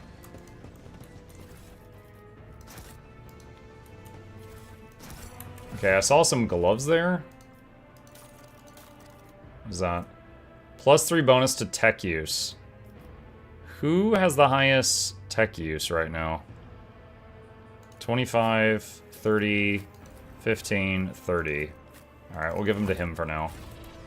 There will be no peace in my wake.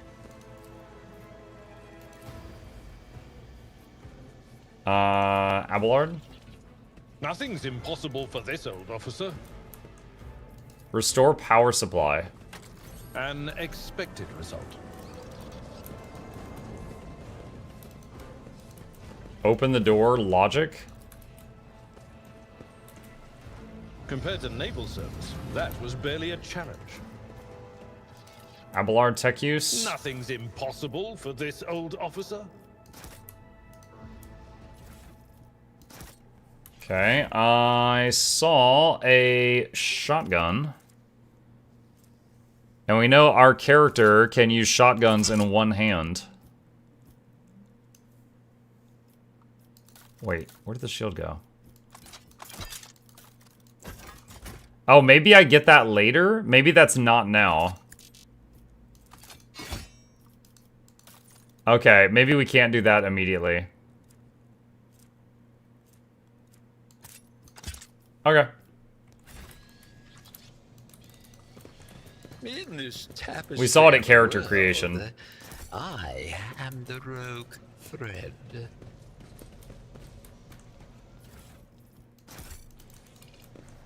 It's funny that I'm on my ship looting cargo and sending it to cargo on my ship. Blow up the door. I better myself through my service. Level up. Can you use shotgun and shield? Yeah, it said at character creation on the Arbites that they can use shotguns in one hand, which would imply that they could use it with a shield. But I haven't gotten there yet. Endure, nice. That is a good skill.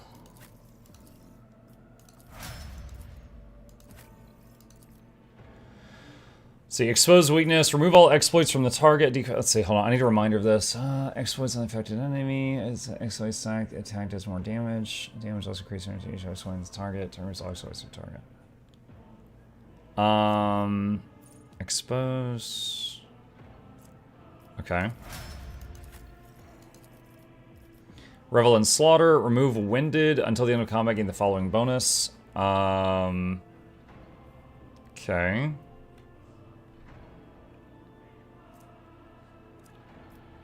This was another one of the things that she could keep doing to, like, keep building up power in an extended fight.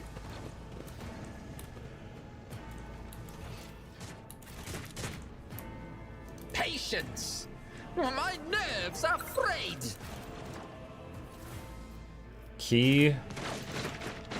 The benches and even the cogitator torn from its proper place are stacked in a rough semblance of a barricade. Okay.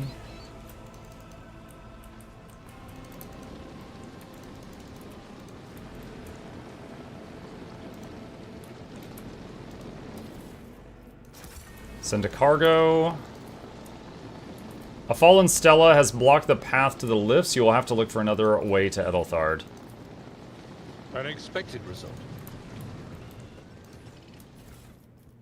A helmet. Let's see. Grants 5% armor.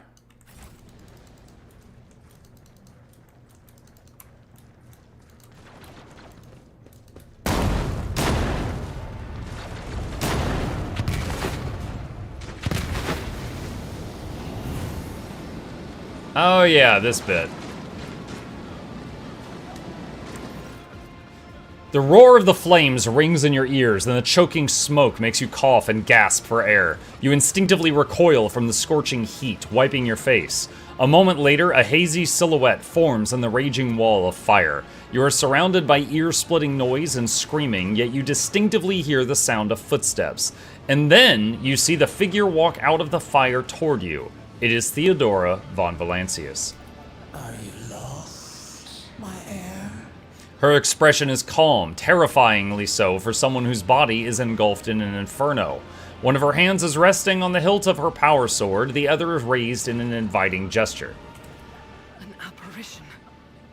A sorceress. Apparition. Trickery of the warp.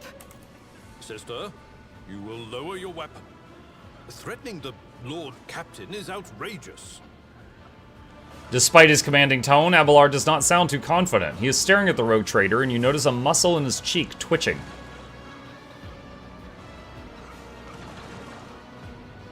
This is impossible. I doubt you are aware of the limits of what is possible. For your worldview is but an iota of what a rogue trader knows and sees. But I can tell that you would like me to share that knowledge with you.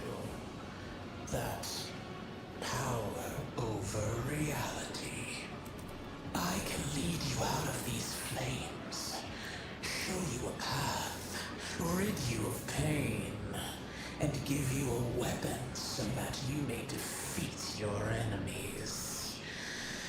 Decide. Your mouth begins to salivate. Each word Theodora speaks is like music to your ears. The entity that now dwells in the deepest recesses of your mind is pleading, begging, demanding that you give her an immediate answer, and that answer can be nothing other than acceptance. Do not listen to this abomination. If there is naught but his light in your heart, if you are resolute in your faith, then step into the flames. The Emperor protects. His faithful will not be deterred by either darkness or deceitful promises. Nor will the fire burn those who carry the torch of faith in their soul. To the void with you. We need to follow Lady Theodora before we suffocate in this furnace. The people! The survivors from the middle decks! We must help the crew! Lead them out! Find a way around! Over the roaring flames, you hear distant sounds. Frightened voices, screams, muffled and distorted, as if there were a body of water between you and them. Then we'll miss our chance to meet up with Edel.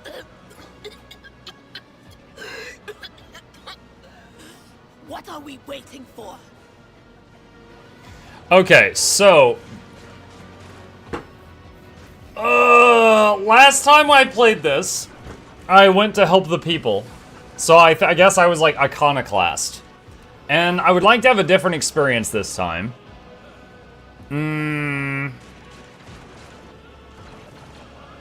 Dogmatic Judge Dredd.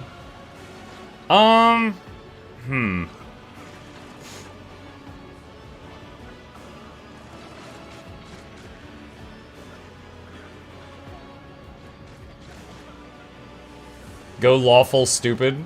What's lawful stupid? Dogmatic? Alright. Heretic's not really suited for Arbites. Yeah, I guess we're Judge Dredd. The Emperor will guide the righteous on their path. Thousands of needles pierce your consciousness but are powerless to stop you. Dogmatic plus 15. You take a step forward and the illusion breaks. A wave of excruciating pain crashes over you and Theodora's voice fades into the firestorm. You hear the voices of your companions calling you from behind and the screams of the weak dying in the inescapable blaze. The weak.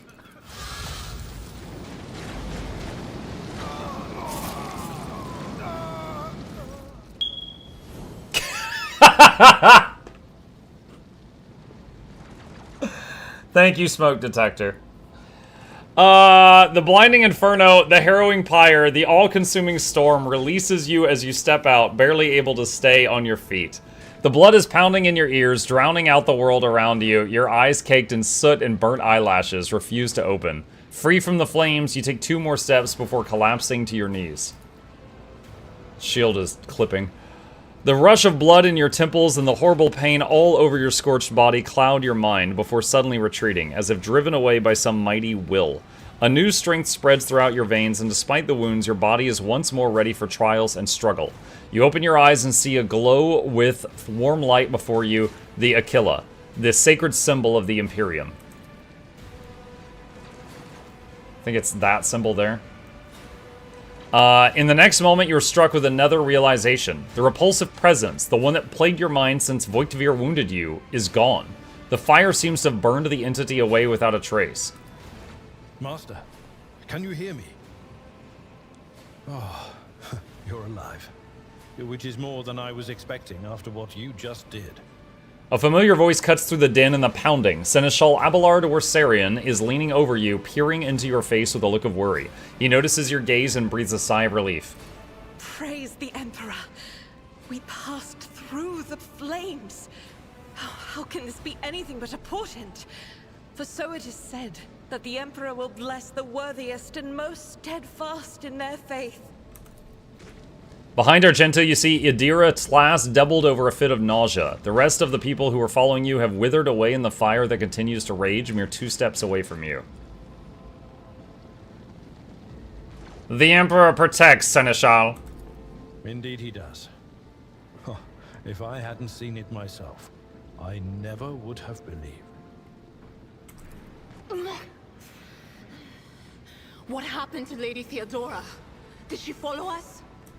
There was no Theodora, witch. It was an illusion, a temptation, a foul taint that tried to lead us astray. But he perceived its true nature. Is that right, Adepta Sanctimonious? What? We'll just pretend like we didn't see the Lord's Captain standing there in the fire? Abelard, you tell her. Whatever it was, it matters no longer. Your conduct is bordering on madness, or holiness. A path opened behind you, where one moment there was fire, the next only smoldering embers remain. But what am I saying? My eyes must have deceived me. Too much smoke for my lungs. Truly, would you have received wounds like these if there had been no fire? The wounds are merely a sign of a trial laudably passed. It is something to be proud of, the same as decorations or badges of honor. Argenta herself sounds proud, even fervid. Okay, we're going Judge Dredd. Rise and stand tall. No element holds power over the righteous. Even if you were anticipating another wave of pain, it does not come. Your muscles feel strong and your limbs obey you without fail. And yet, deep inside, somewhere next to your heart and stomach, you feel a certain tension akin to that of a taut string. You are at your limit.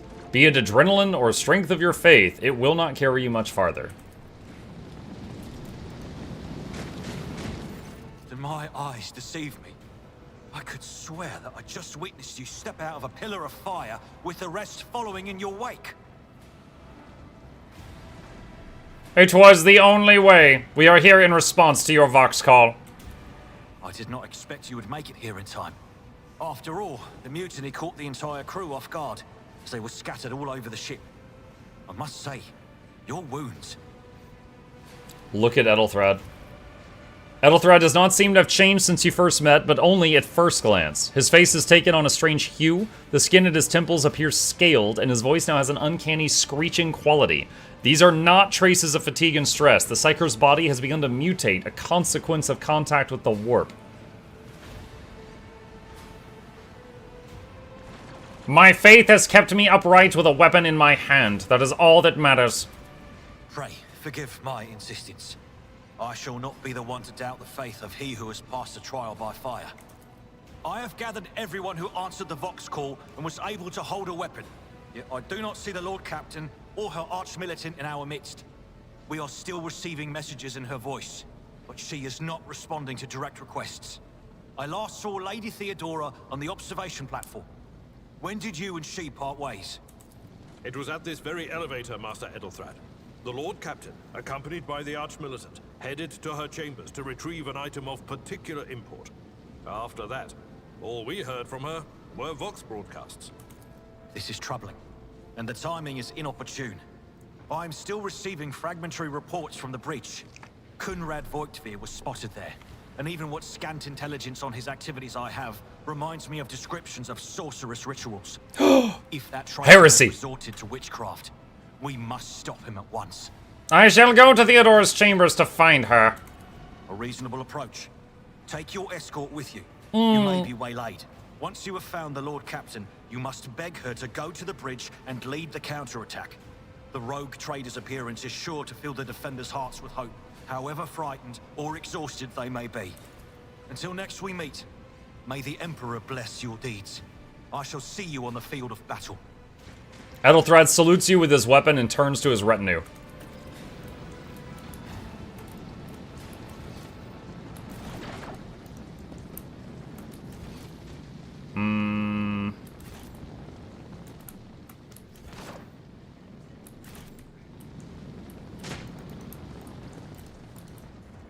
So before we go through there, the map shows a loot over here somewhere. One step at a time. That. Amidst the madness. Okay. I do like that the map shows you where loot you missed is. There's something... Is it I don't know if it's possible to get back there.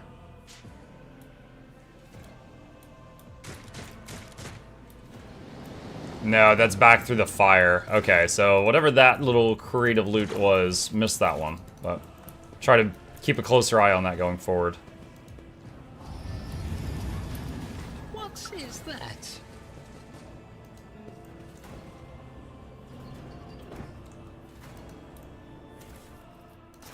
Cargo. Cast your eye there.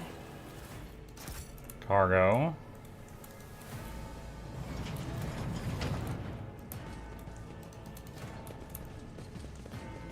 What's that? Plasma conduits blaze with energy capable of powering a vast void ship. Lexmatic goggles +3 logic. Who has the highest logic? 25, 30, 15, 30. Give it to Abelard for now. What lies beyond? I think when we get the text priest, he becomes the logic guy. This clearly does not serve as a stateroom. The generators, machines, and crude wall paneling indicate that it is a maintenance module room rather than an area for receiving guests. Lord Captain's quarters. I remember there was a bit of voice acting in this room that we're walking into that really impressed me.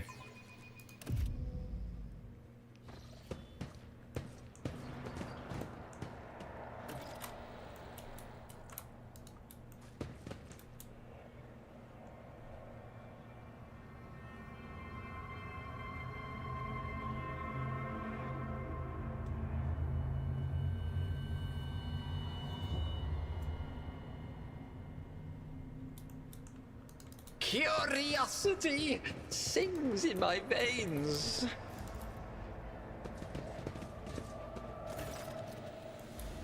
Theodora von Valancius's body is sprawled on the large blood-drenched desk. The Archmilitant's corpse, still clutching a weapon, is slumped against one of the bulkheads.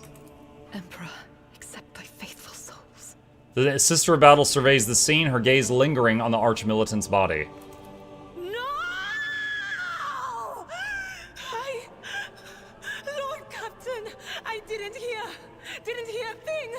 Not a whisper, not a breath. It was so loud.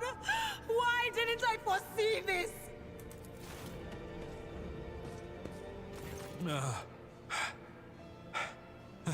Lord Captain, who would even dare? Unless that rat... This is the start of the game? Yeah.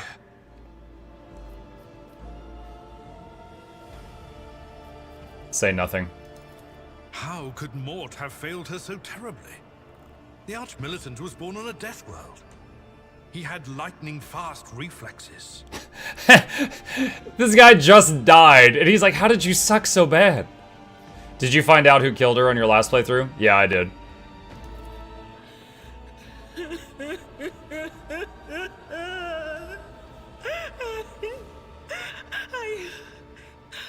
I can look at things in my own way. If you find something that might bear the imprint of the killer, just give it to me, and I'll try to see what secrets it holds. How did you find the DLC last night? It was so good it made me want to replay the whole game with the DLCs, and now we're here. How long is a playthrough of this? Like 50 to 100 hours? It's long. Examine Theodora's body. You lean closer to the body. The cause of the death is apparent. What ended the Rogue Trader's life was an auto pistol shot, and an extraordinarily accurate one at that. Theodora's face bears an expression of surprise, the last emotions he experienced in life. Something on the floor catches your eye, a heap of blood-spattered parchments and scrolls that must have fallen off the desk. As you lean down for a closer look, you notice something else, small shards of glass scattered on the floor. Inspect the shards. It is difficult to say what exactly was broken. The object fell on the floor, and that is as much as you ascertain. Upon closer examination, the shards appear iridescent rather than completely transparent, as if they had been submerged in promethium. Adira, what do these shards tell you? Oh. Adira, what do these shards tell you? I see streaks of color, luminescence, blue lights, faces, drawing closer. Lady Theodora, and Conrad, and what is that? Ah! Something dark, enormous. Oh, this glass thing was something foul, that's for sure. Tainted witchcraft. You cannot tell if Argenta's remark is directed at the glass shards or Adira herself. Inspect the papers. Reports, accounts, dispatches. You go over the scrolls till you stumble upon a document starkly different from the rest. Handwritten letters signed with the initials XC, and a seal with a symbol that is vaguely familiar to you. Esteemed Theodora, hang on. A change in circumstances has demanded your immediate assistance in our mutual cause. Forthwith, upon receiving this letter and performing the necessary preparations of the crew, you are to report to the Rycat system. One of my associates, Interrogator Heinrich von Kalox, operates there at the present time. Upon your arrival in the system, you will without delay make contact with him and offer any assistance required of you, after which you will provide him passage on the Furibundus system aboard your ship. On footfall, the interrogator will remove himself from your presence to await further instructions. Anticipating any instructions you may have, I will stress that the nature of Interrogator von Kalox's activities on Rykad Minoris is of no concern to you. If required, von Kalox will himself disclose the details of the mission. May the Emperor's light be with you, XC. Lore Imperium test succeeded, and sends a shiver down your spine. The author of this letter, addressed to Theodore von Valencia, signed it with the seal of one of the Holy Ordos of the Emperor's Inquisition, the secret police of the Imperium that relentlessly hunts heretics, Xenos, and other enemies of humanity. We're gonna try a different alignment this time. Yeah, chat, I went, what is the one that's like for the people? Is that Iconoclast? Whatever that is, I was that last time. And so I was going to do either heretical or dogmatic, and chat was saying that because I picked Arbites, dogmatic would make the most sense. So I guess we're dogmatic right now. But I will try to see if I could get different party members in the group. Like, for example, she died in the story of my playthrough pretty early last time, so I might try to bring her along farther to see more of her story. If Arbites DLC doesn't let you arrest everything from inanimate objects through planetary governors till Satan, I will be disappointed. Maybe. One of the Twitch drops is handcuffs to restrain people. Adira, would you try touching Theodora? You might be able to see the killer through her eyes. It doesn't work like that. I can try to read the memories of objects, but dead bodies are a different story. Something like that would require her soul. And after what we saw on the officer's deck, I won't risk searching for it in the warp. Examine the Archmilitant's body. For the newbies, an Archmilitant is just really, really good with gun. It's a higher level version of current Argenta. An auto pistol shot went straight through Mort's forehead, spraying the floor and the furniture around with blood, brain matter, and shards of his skull. The safety on the Archmilitant's weapon is off. The killer must have been a split second quicker than he. We'd best be on our way. Yes, the crucible of battle calls to me once more. No, wait! We must see if we can find anything. Idira, you can't bring her back. Let her go. You'd give up so easily, old man? I expected as much from the sister. It's not like she has a heart. But you? Oh no. I'll get to the bottom of this. I'll find the one responsible for murdering the Lord Captain.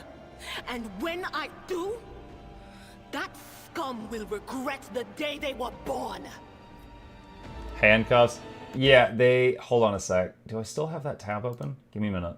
Okay, here we go. Yeah, these are the Twitch drops right now. A Vox whistle that drives familiars into a frenzy. Arbity's handcuffs restrain nearby foes so they can't strike back at you. Welded gloves, with every strike endured, the shield grows firmer. This actually sounds really cool. I'm guessing it gives, like, stacking defense bonuses or something.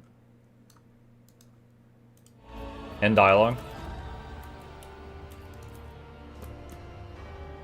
The murder scene looks like someone caught the victims by surprise. No one had time to react to what was happening.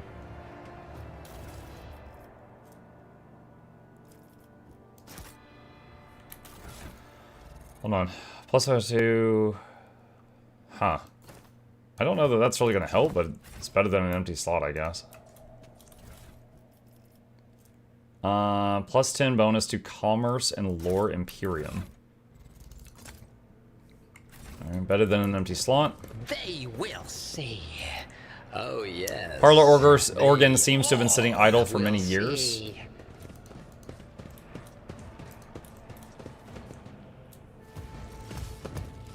Oh. Hello. Beware the eye of the witch. Your Emperor won't save you.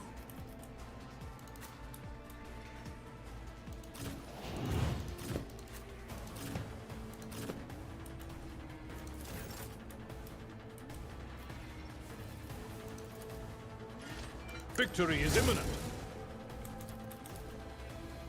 It will... Leave.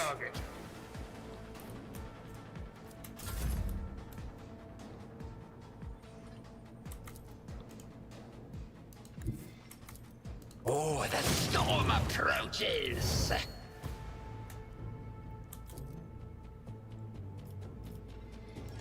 What is... Stalwart defense. Doubt is for the weak. Faith, a strike is a prayer. Furious Recital. Let's see. Forewarning buff on him.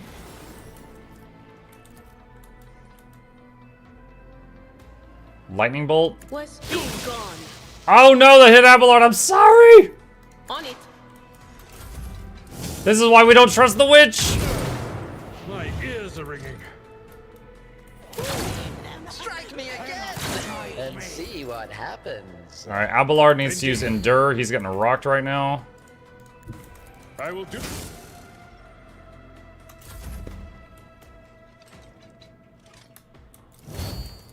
Let's see.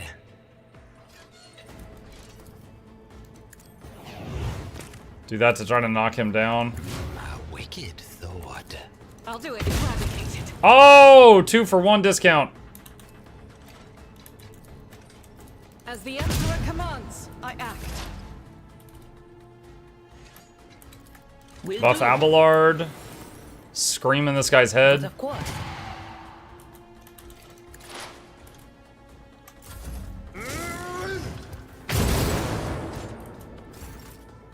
Victory is imminent. My place is at the fore. Let's see. Oh, behold the wrath of madness. I'll do it. What? That went pretty well. Got some level ups too.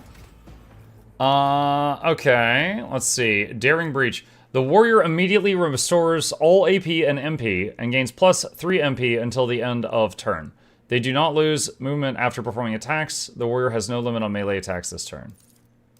Okay. And then choose a talent. Oh boy. I wonder when we get the Arbites familiar, like, you know, the dog. I don't know when that happens. Arbites physical training.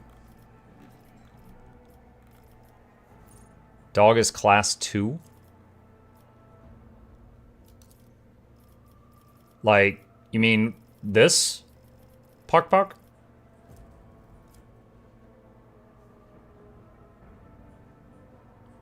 Overseer. Oh, that gives all the thing. Okay. Alright. Okay. So, not yet. Alright. Well, let's deal with right now. Epicenter of Slaughter has been changed since I last played. Whenever the warriors attacked, they gain +1 stack to Epicenter of Slaughter until the end of combat. At the start of their turn, they get +1 temp wounds for each stack, so it's kind of like a heal over time. However, I don't think it had a cap when I last played, and now it has a cap of 5, which, you know, that's probably good for game balance.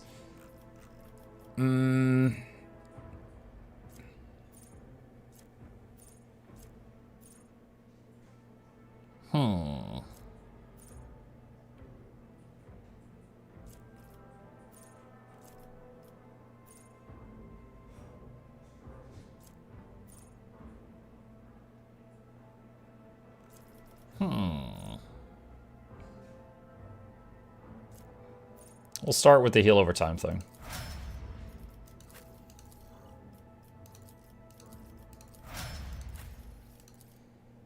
Operative. Unnatural luck. When the Psyker uses a divination psychic power on an ally without unnatural luck effect, that ally gains unnatural luck. When the ally suffers a critical hit, it becomes a normal hit instead, and the unnatural luck hit is removed. So blocks a crit.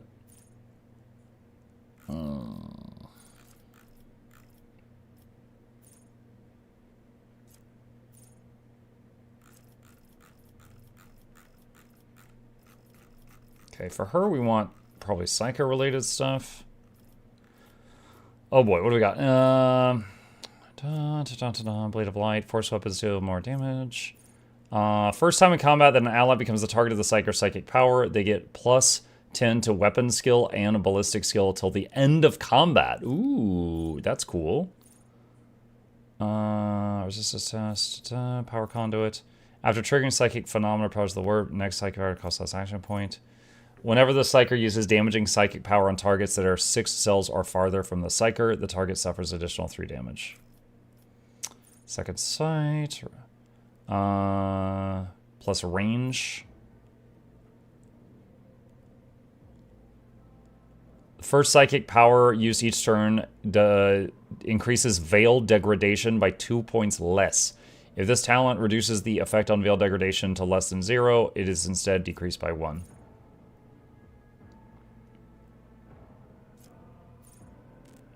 Let's get Stabilizing Factor, because she's already blown her own head up once with her powers. Might help a little. Alright. Let's see. What do we want for our gun lady? Revel and Slaughter can be used after 2 kills instead of 3 is pretty good for scaling.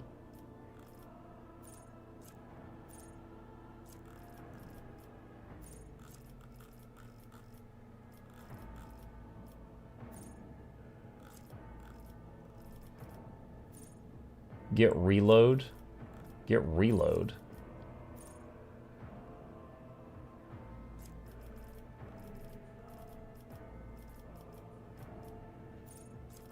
I haven't had her run out of bullets in any fights yet, so I don't think that's really important right now. Can always respec if I change my mind. I'm gonna get this. Alright.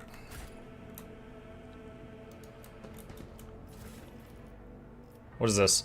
+5 toughness if their int is less than 35. Oh boy, am I stupid enough to use that?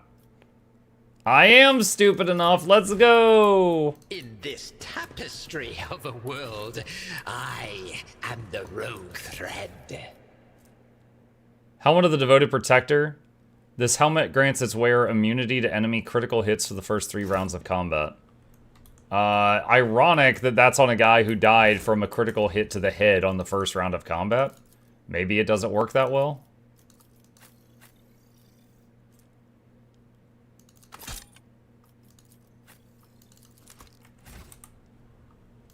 I have a different... Wasn't in combat, it was a surprise round? Clearly. In the shadows of the Emperor. Wait, how do I select everyone? Oh, it's backspace. Okay. I'm like going through my I'm just scraping through my muscle memory right now, trying to remember some of the buttons. What difficulty? I've beaten the game on hard mode when it came out. We're playing on what's below hard mode? Daring? I think I'm playing on Daring this time because hard mode was really spongy. Yeah, I'm on Daring right now.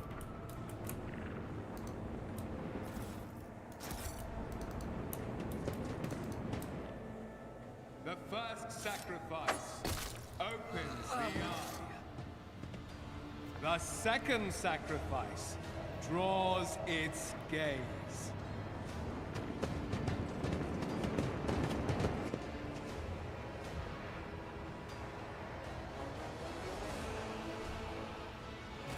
You are here. But where is the Lord Captain? Theodora von Valancius is dead. I found her in the Arch-Militant in her study. God Emperor, preserve us. The rogue traitor is dead. The ship has lost her Lord Captain, and the house its head.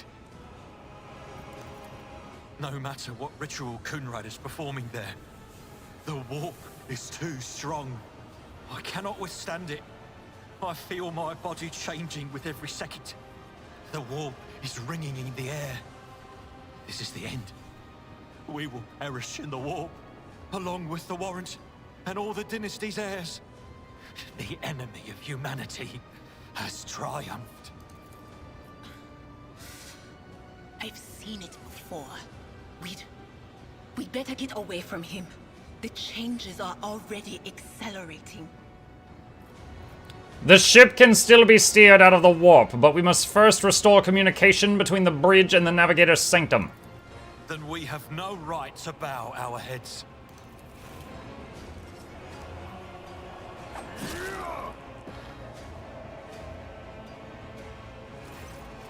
You can see Kunrad de Voitvir clearly in the gloom of the bridge. The broken blade he is holding is stained with dark drops that seem to have pearlescent glimmer to them. We are out of time. Edelthard bites his knuckle, desperately thinking. You see a wave ripple across the whites of Edelthrad's eyes, and they begin to turn a sickly yellow.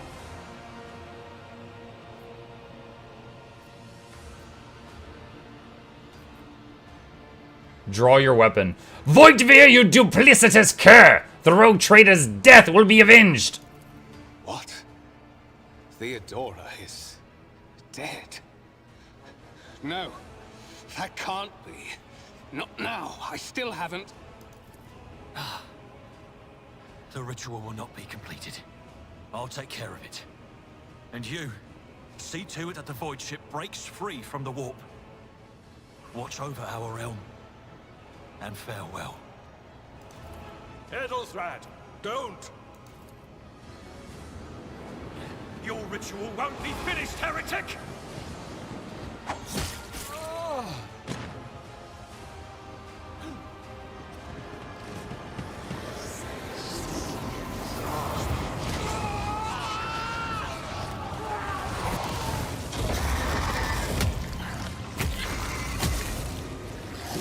Chaos Horror.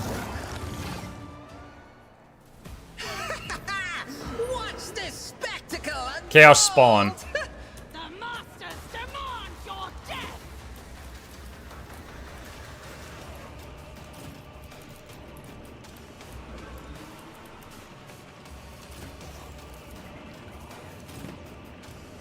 Oh, dang it.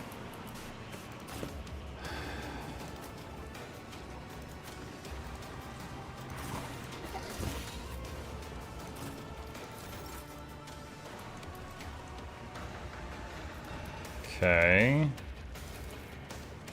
A genius at work.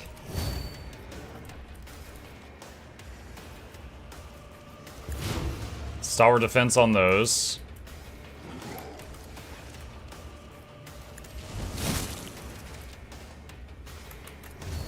Endure.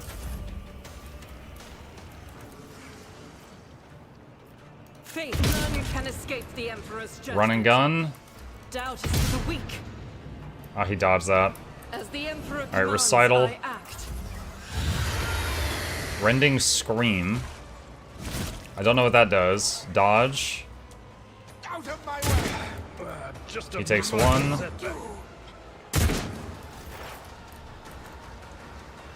Alright. Okay. Buff him. Debuff him.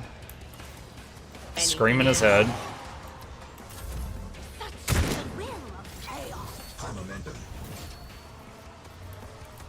Chaos spawn is what happens to those who piss off the Chaos Gods. Yeah. In Total War, I've fought whole armies of these things, but I just misidentified it when I saw it. Let's see. Schemes within schemes. I want to let Argenta get as many of the kills on the other stuff as possible because she gets those stacking bonuses. It will be done.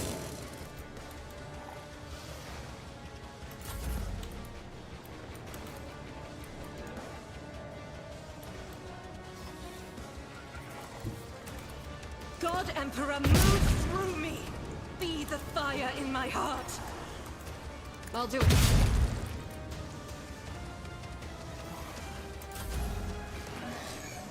It's nothing. Ah, that's not good.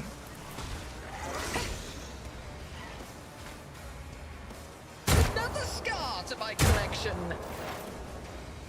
Alright, let's put a buff on her. Debuff him, scream in his head.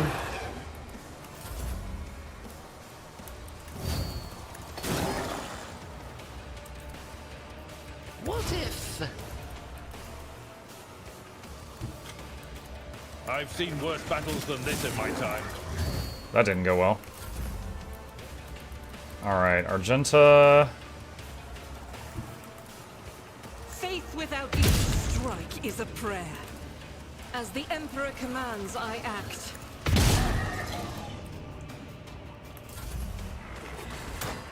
Block. Parry, miss. Yo, Tanky Boy's doing good work so far. But of course. Was that you? Or Devour. What? Oh, he just ate a teammate or something.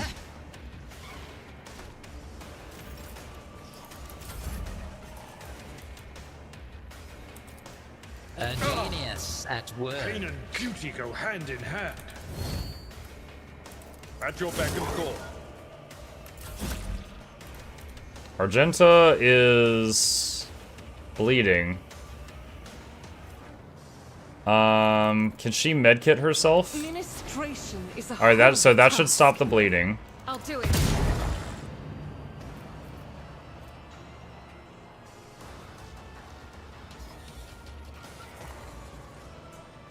Power Firearm resides mastery? in the will of the righteous. As the Emperor commands. God, those are a lot of misses.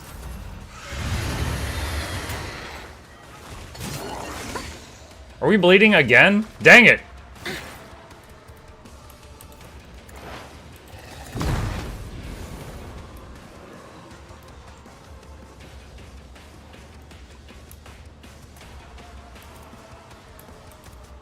Will do.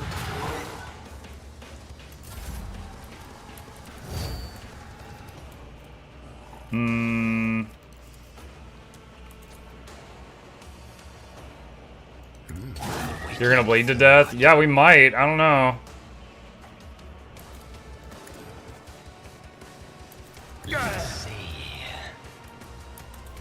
Abelard and Muck can keep enduring it.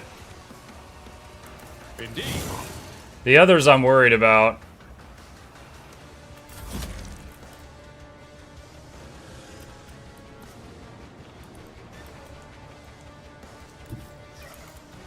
I will bathe this battlefield hi. in righteous fury. What's up? He says he's having fun. Good morning, Chip. Just a second, chat. I have a visitor. Hello, sir. He was in a sunbeam earlier. Did you abduct him? No, he was on the couch. Hmm. So he relocated.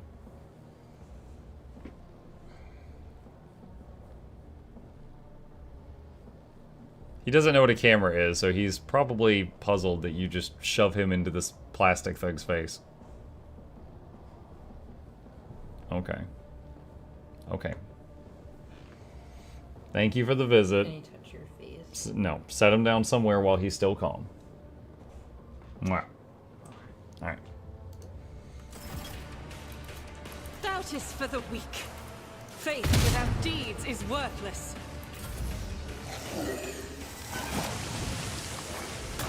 Man, Argenta's getting messed up. Pain soothes my soul.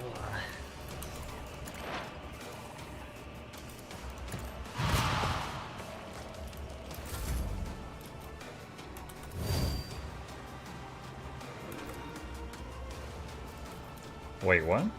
Oh. He's over there. Shattered foes in my wake. Schemes within schemes. What was this one? No limit on melee attacks this turn. Follow my lead. I'm not interested.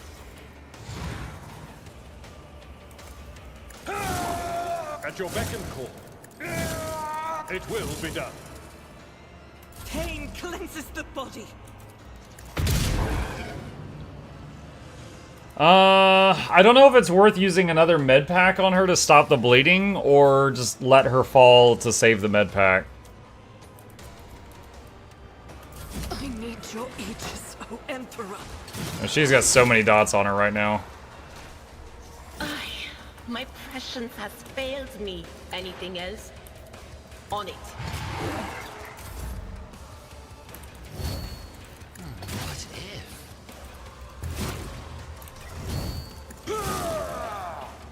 Another voice. Yeah, she went down. Another rending scream. US healthcare in a nutshell. Stop it! What's farewell? Alright. Got him. Leveled up as well. There will be no peace in Got some my goodies. wake.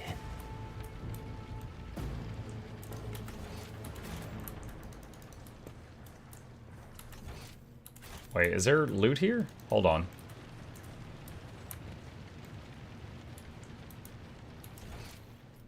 It's saying there's loot over here. I'm very confused. The heir is dead. He sacrificed himself to save the entire dynasty. Alright, choose talent. Let's see, this is from Muck. When an enemy attacks the warrior, your next attack against them does +5 damage. Warrior's melee attacks deal an additional 3 damage to enemies that have no allies in adjacent cells. Let's see, Enrage. Thick Skin. +1 damage reflection. The parry chance increased by 25% of their armor. Alright, this guy's main job is stand in front and don't get killed.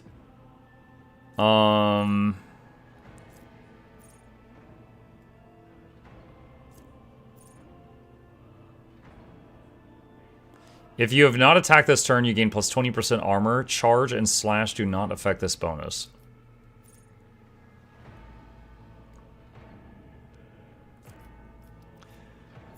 When the warrior uses a single shot attack or melee attack against a target, you gain +15% armor against attacks made by that target for 1 round. Let's start with thick skin. More toughness.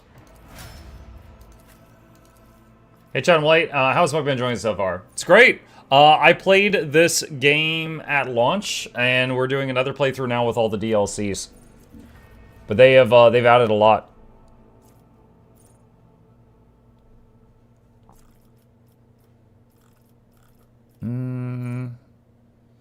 So, since I am building a tank, I don't need Abelard to be one. Is there anything else that would make him better for, like, DPS?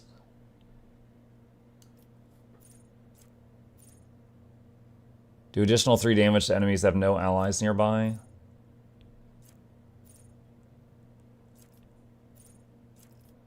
Let's try Desolation. Weapon skill.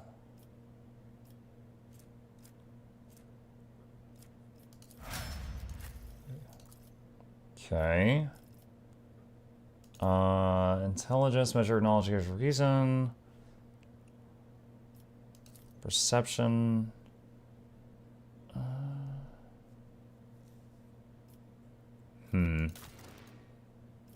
Hold on, what is her current stats? Her int is 15, perception is 30. Willpower is 45.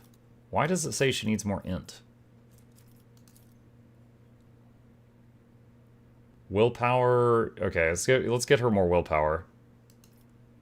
Atmuck, what's the quickest way to get famous? Sadly, doing something terrible. So I'm hoping you want good famous and not horrifying famous. Yeah, rob a bank. Yeah, exactly. Usually doing something awful is the fastest way. But I mean, what does that get you? People hunting you down. Like, that's you don't want that. Okay, Psyker Lady Aftershock. Each time the Psyker deals mental damage from any source other than Aftershock, the target suffers half as much mental damage at the end of their turn. Mind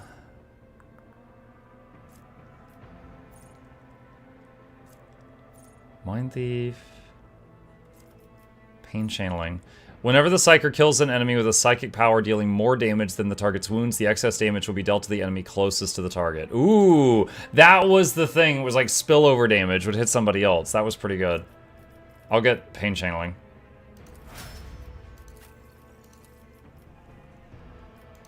Let's see. Ballistic skill, I think, for her. What's agility? I think we do ballistic skill.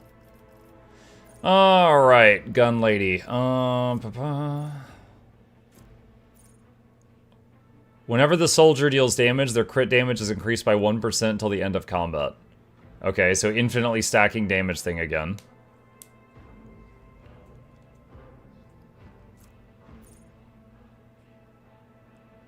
Rapid reload, someone recommended earlier. Again, even in that long fight, she never had to reload.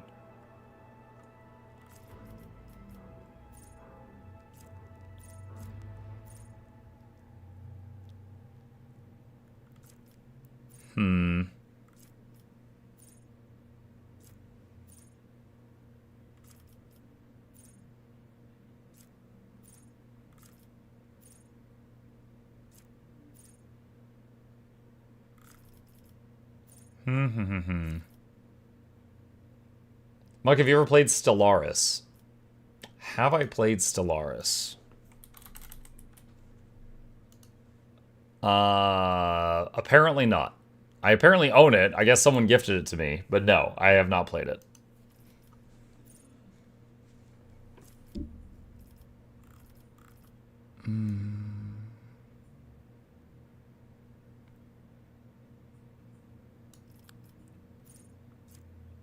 Alright. We'll do this thing that just keeps, like, ramping up your damage. A noble deed. Let the crew offer prayers for the hero who renounced him. Rivor, Master Helmsman, systems status report. By the Emperor, it's the Seneschal. Living and breathing.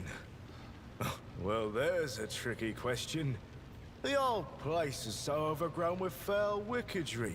We'll be scrubbing it off the vid screens for throne knows how long. We need to re-establish contact with the Navigator's Sanctum. It is our only chance of escaping from the warp. Your words seem to knock the officers out of their stupor, and the air around you fills with voices and commands being issued. You hear someone sobbing, one of the survivors buckling under the stress. Abelard cuffs the crying officer without even looking. Stop it. Restore the Vox channel to the Navigator's Sanctum. Ready the crew. Prepare for translation to real space. You may call me superstitious, but translation is not a good time to disregard rules. You are the only one who speaks for House von Valancius. You may not be the Lord Captain, but you, more than anyone else, deserve to take her place in the ritual that is about to commence. What must I do? Take the Lord Captain's seat. Order the final preparations. Wait for the officers to report and... blast it all to the void! Translation is a craft, not something to be explained in a tick. Just go up to the throne, Master. These people are about to do the impossible. The least they deserve is the solace of seeing a figure sitting in the usual spot. Please, hurry. Every second we waste is a terrible risk. I'm ready. Begin the ritual.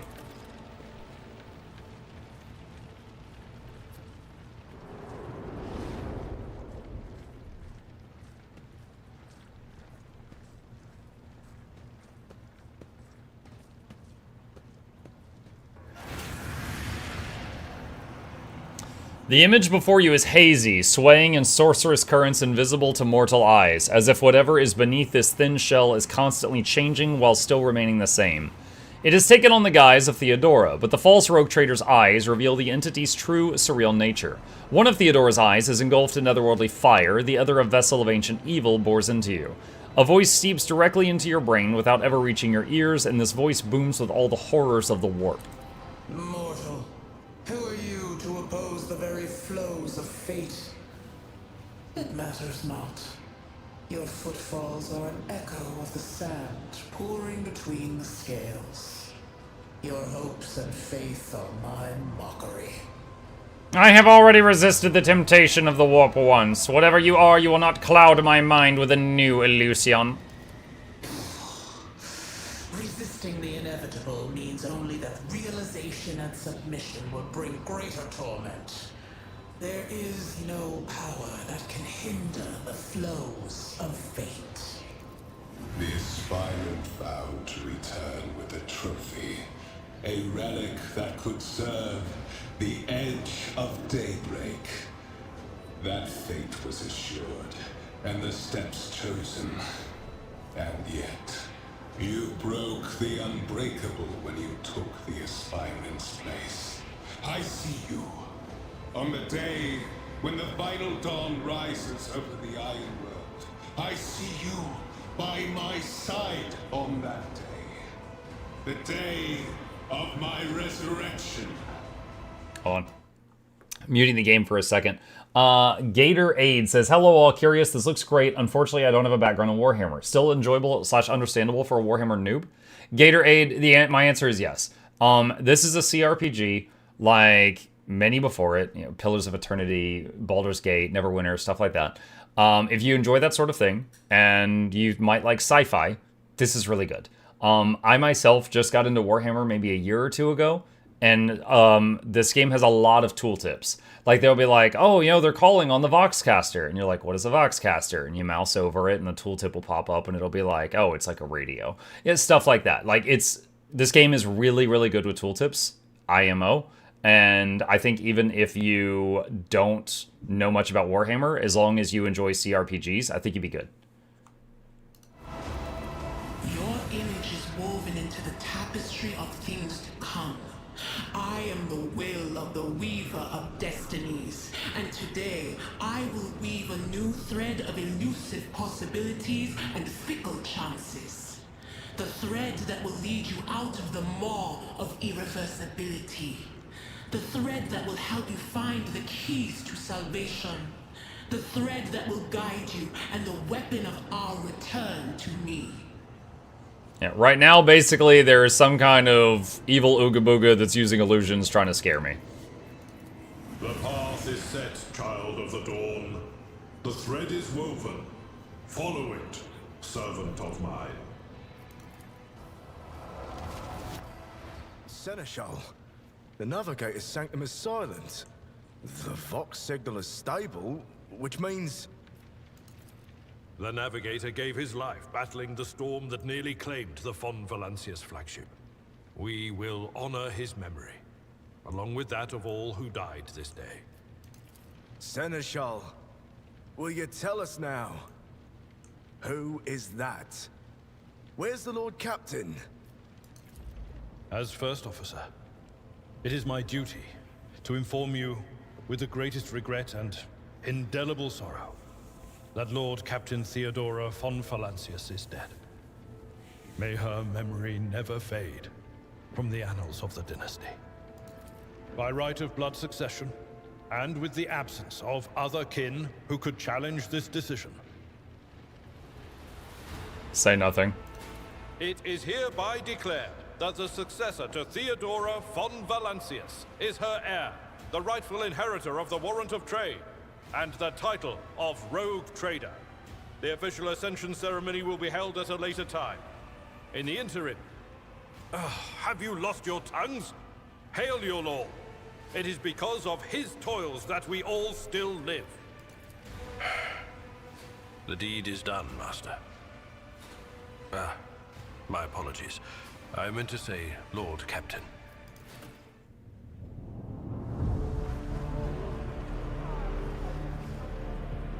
The treachery of the Master of Whispers was fruitless, but victory came at a great cost. Lord Captain Theodora von Valancius perished along with her heir, Edelthrad, and thousands of crew members.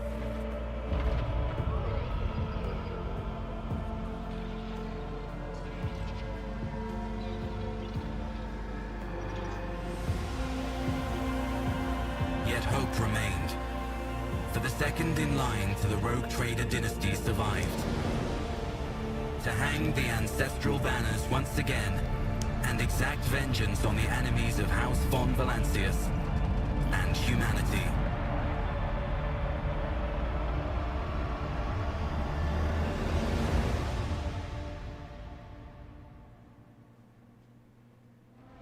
Cool, we beat the game.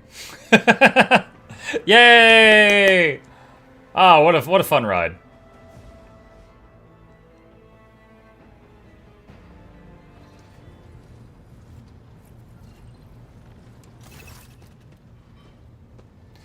Open the cargo management screen to learn more about the cargo on your flagship. Amount, types, and percentage of cargo being filled up. On the cargo tab, you can see details about the items packed in each cargo slot. If needed, if you need to use an item that's already packed, you can move that item back to inventory. Cargo is needed when trading with merchants. You'll meet them soon.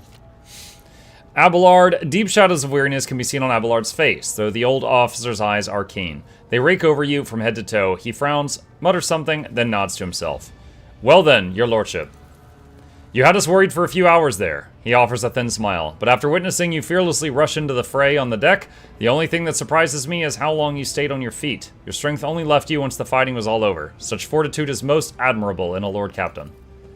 You must now hold your first officer's briefing in your new role as Lord Captain. For many of those who are about to join us on the bridge, this will also be their first briefing. We sustained massive losses among the senior and middle-ranking officers. Some posts had to be filled by the deputy's deputy, while others go unfilled entirely, and now the deck clans are deciding who will take over leaderless crews. How did we come to lose so many officers? You beat the game? No. That was the tutorial. It appears the heretics were deliberately targeting the vessel's command. They knew exactly whom they were looking for and where they could be found, which is unsurprising given that their informant on board was our own Master of Whispers. He grimaces. What is on the agenda for this meeting?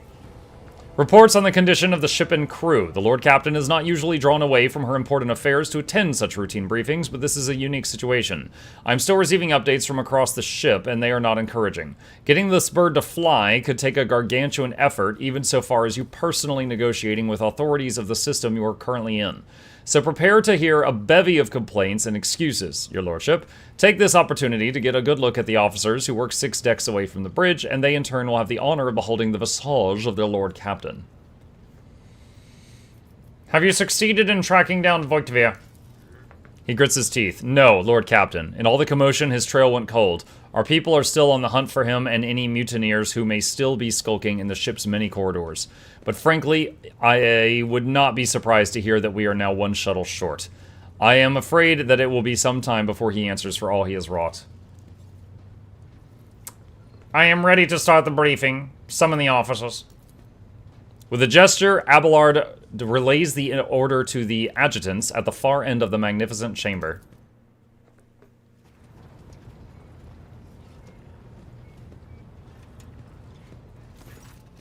A dozen pairs of eyes bore into you, the expressions revealing restraint, joy, curiosity, and wariness. Attention, officers! You've been granted an honor. Lord Captain Mukluk von Valancius will personally conduct today's briefing. Our most gracious Lord Captain is ready to hear your reports. Perhaps you would introduce me to those present, Abelard. As you wish, your lordship. Abelard points to a tall, slender woman whose body seems to contain as many implants as it does flesh. Vigdis Suriota of the Toloman line, our new Voxmaster. It is an honor to serve, your lordship. The Voxmaster offers a deep bow. Aboard this vessel, you have at your command thousands of crew members and hundreds of officers and section chiefs. I am responsible for receiving, processing, and sending all communications between you and them, as well as external sources. I am your eyes and mouth, Lord Captain. Beside her is Ravor, the Master Helmsman. He steers our ship along the course set out by the Lord Captain and monitors the void around us to ensure that we do not stray into an asteroid field or pirate trap. Hi. Thank you. Ravor, the bearded man with pale, almost transparent skin, large dark circles under his eyes, and a dour expression that seems hardwired into his face, gives a sullen nod. Hail, Lord Captain. This here ship's as good as home to me, so rest assured she's in safe hands. I'll die before I let her come to any grief. And lastly, our high factotum Janris Danrock, who oversees supplies, procurement, and the general material well-being of the ship. Dressed in an embroidered jacket, the heavy-set man with oiled hair offers an obsequious smile and bows. It is an honor, your lordship. You may trust me with all matters concerning your comfort. Everything will be done to the highest standard. In the second row, we have the 3 officers charged with overseeing ship's vital functions. The Master of Ordnance is responsible for the artillery aboard, the Infernus Master, whose crew work to prevent and extinguish fires on the ship, and lastly, the Drives Master, servant of the Omnissiah. The 3 officers salute you. The Infernus Master does so with confidence, while the Ordnance betrays nervousness. The Drives Master offers a salute resembling a dance, involving the complicated manipulation of all the Tech Priest mechadendrites. For the noobs, the red cloak there is the Drives Master. They are one of my favorite factions that I've learned about in my short time in Warhammer. But they're a Tech Priest. Sometimes they offer tech support by fixing the problem, and sometimes they say a prayer, because God knows if anything else is going to work. Mechadendrites is their tentacle things on their back. Thank you, Abelard. Greetings to you all. I serve at your pleasure, Lord Captain. High Factotum, what have you to report? We are toiling day and night to compile a full account of losses. The task will require next to no involvement from your lordship. I will personally ensure that all damaged components are given into the Tech Priest's hands for attention, and that all lost supplies are replaced. There's only one resource I cannot replenish single-handedly, and that is people. We have lost more than 2,000 crew, and unfortunately this number is not confined to the scum of the lower decks, good lord, which are easily replaced, but also includes trained professionals. We will be able to make up our losses on the nearest planet, Rykad Minoris. However, this whole system, in fact, belongs to Winterscale Rogue Trader Dynasty. We cannot simply begin recruiting on the planet without first coming to an understanding with the Governor. In that respect, I am powerless. Negotiations at this level are a matter for the Rogue Trader. Especially true, given Caligos Winterscale's penchant for attacking first and asking questions later, and the kind of thick-skulled thugs he usually installs as governors on this planet. I wish to hear the Infernus Master's report. Yes, Lord Captain. The tall man bows his head in deference. I don't remember this guy having a portrait when I last played this. I can report that all fires across all decks have now been extinguished. The preliminary damage assessment in terms of material losses and crew casualties has been completed. The result has been submitted to the Seneschal and the High Factotum. The post passed to him after the previous Infernus Master and his next 3 deputies expired in the line of duty. Abelard remarks in a low voice pitched for your ears only. The lad is managing well so far. He can take the heat, so to speak. Drives Master, I will hear from you now. Warhammer is interesting in its own way as a setting, but I never want to live in such a grim setting myself. Oh, hell no. No, people just... We just had 2,000 people die. People die left and right. You do not want to live in this universe. Praise be whatever makes the holy printer run. Yeah. A voice distorted by a Vox retranslator emerges from under the tech priest's scarlet hood, so he doesn't have vocal cords anymore. Lord Captain, the foes that set upon this noble void ship destroyed the repositories of hundreds of machine spirits. The great warp engine entrusted into my charge is unharmed, thank the Omnissiah, but its spirit mourns its dead brethren. We have not yet identified a proper prayer protocol capable of assuaging its sorrow and anger. So what he's saying is we haven't found the proper software to get the engine to behave. Prayer protocol. With great sorrow, I must also report that the Engine Seer Prime, overseer and spiritual authority of all tech priests on board, fell in battle. The Magos was betrayed by the little flesh that remained part of him. A most terrible loss. There's no one among my comrades aboard whose experience and comprehension of the sacred protocols equals that of the fallen Magos. We require a replacement as soon as possible. I see, thank you. Bows her head. Master Helmsman, deliver your status report. Right you are, Lord Captain. To cut a long story short, the outlook is bleak. The ship's sound, more or less, but without our Engine Seer Prime and Navigator, who fell in battle, we have no way out of the system. If we try to so much as set a toe in the warp, I don't know what'll happen first. Our warp drive being torn to pieces, or all of us melting into the bulkheads. Voxmaster, your lordship, if you'll allow me to interject, when we arrived in this system, my crew followed standard protocols and conducted a count of all available communication channels in the region. One of them was a Navis Nobilite station. The station maintains complete Vox silence, but even its presence here inspires hope. To have located a navigator in the very same system is an incredible stroke of luck, a true blessing from the God Emperor. And once again, to the new folks in chat, you can mouse over stuff like this and it gives you more information.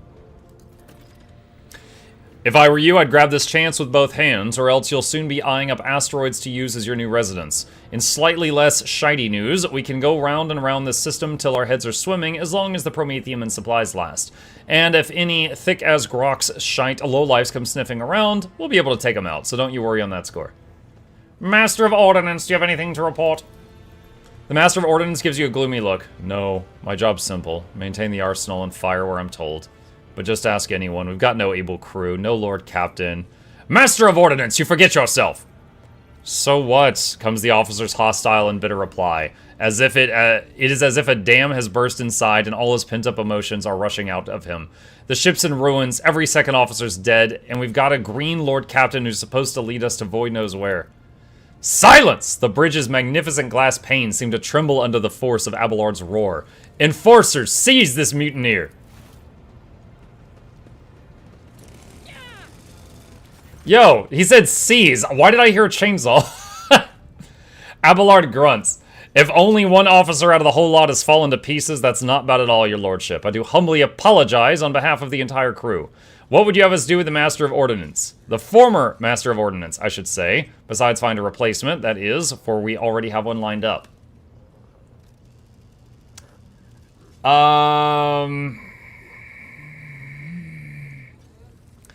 So... We said we were going to be dogmatic, but that means just killing him. I really don't like that.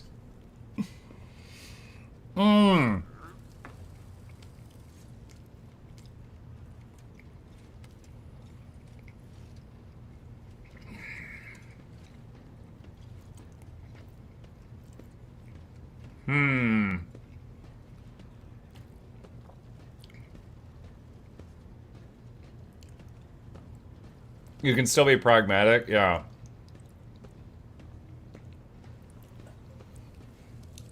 Dogmatic is lawful stupid, yeah.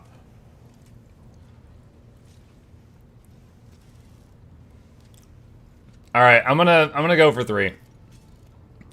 Experienced masters of ordnance are few and far between. For that reason, he may remain in post. I leave his punishment at your discretion, Abelard. 20 lashes a month for the next 6 months. Deprivation of officers' rations and privileges for the same period with the option to extend. Record that in his file. Good lord. Abelard stares unblinkingly at the Master of Ordnance. Cease your sniveling. You disgrace yourself and your entire clan. Enough. The hysterics are over. Let us resume. The Master of Ordnance stands up, wiping the blood from his broken nose. His face is the picture of shock. What just happened seems to be dawning on him only now, in the knowledge of the fate he so narrowly escaped. To summarize, we've sustained serious losses in crew members, and we require new engines here, Prime and Navigator. Is that all that is preventing us from continuing the voyage? Precisely, Lord Captain, but bear in mind that this will not be the end of our trials. The ship's systems must be properly inspected for major damage, which can only be carried out at Footfall Station, home to the only dockyard in the sector. But we will never reach Footfall without first solving these 3 immediate problems. What can you tell me about the system in which we currently find ourselves? I cede to the Voxmaster on this point, Mistress Tolleman. We are in the Rykat star system, and our voyage here was undertaken on the orders of your lordship's predecessor. There are 3 inhabited bodies in this system, and our attempts to send Vox messages have produced confounding results. The Navis Nobilite Station has not simply failed to answer, it seems to be maintaining total Vox silence. However, we did receive a distress signal from the prison planetoid in the system, and Rykat Minoris itself is also not responding to our hails. But what is most alarming is that our augurs have intercepted signals from the surface that seem to indicate ongoing hostilities on the planet. The situation is not very encouraging, but without a navigator, a tech priest, and new crew, we won't be able to travel anywhere. Therefore, we must go to the planet and the Navis Nobilite Station and find out what in the void is going on. Thank you for all your reports. Dismissed. The assembled officers salute you as one. Okay, hang on. My lovely wife brought me lunch earlier. I got a hot dog here. And there's so much talking in this game. I need a minute to eat something.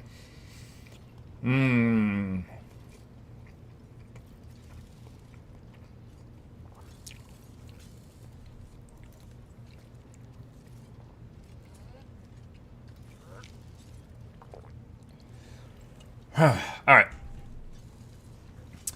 Your lordship, there's one other thing. A confidential matter of the utmost importance. Lady Theodora, he hesitates, your eternally esteemed predecessor, brought the ship here to this system for a reason. She was given a secret communication. You perhaps are wondering who has the authority to commission a rogue trader to do anything. And I shall tell you, the Lord Inquisitor, the hand of the Emperor, the chief architect of his will in the Coronis Expanse. So, for the new bloods, the Inquisition, or the Inquisitors, show up in a few of the video games I've played. They have the right to commandeer anything. They can go up to any ship in the Imperium and be like, yo, I need your ship. You guys are doing whatever I tell you for the next 3 months. And they gotta do it. And if they don't, they can be put to death. Like, these are like the ultimate cops. And if they so much as sniff heresy on you, they will super kill you. Also, I believe they can order Exterminatus, which is kind of like dropping a nuke on a planet, but the shockwave goes around the entire planet, so it kills all life on the surface. So if they think things are really out of hand, they can call that in. Alright. I came across a strange handwritten letter on Theodora's desk. It was signed XC. You're referring to the contents of that note, I presume. Yes, quite right. XC Xavier Kalkazar. Lady Theodora was to seek out the Lord Inquisitor's right-hand man, one Heinrich von Kalox. An interrogator, you understand. All I know is that he is somewhere in this system. We must find him and offer him whatever assistance he requires, and then deliver him to Footfall in the Furibunda system. Finding him without any more information to go on will be difficult indeed, but an Inquisitor is an important individual. The authorities in the system, either the Navis Nobilite or the Governor of Rykat Minoris, may know something. That is all of it, your lordship. You have a great deal of work ahead of you, but it is a mere taste of the daily burden of a rogue trader. Soon you must take up the reins of the Von Valancius Protectorate. Abelard gives you another scrutinizing look, as if trying to gauge how long you will hold out under this mountain of problems. His face softens slightly, and it seems he's about to offer some words of encouragement.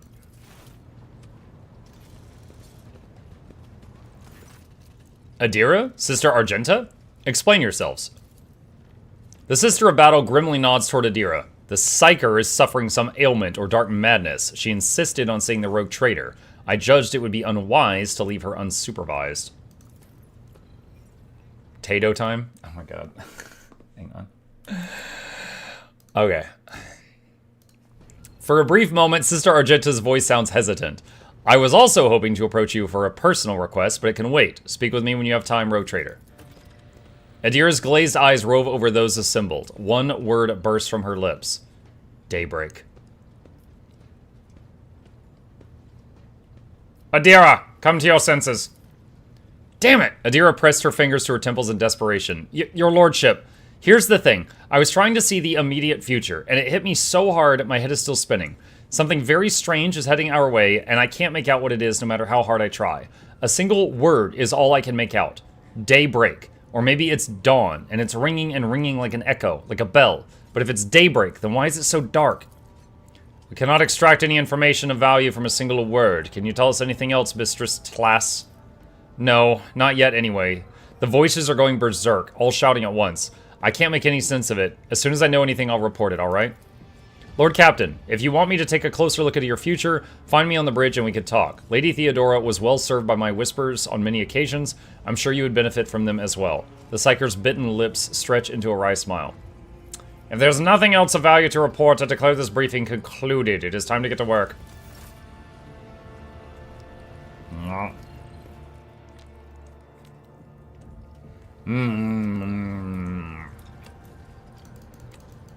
Use the star map to issue orders to the crew.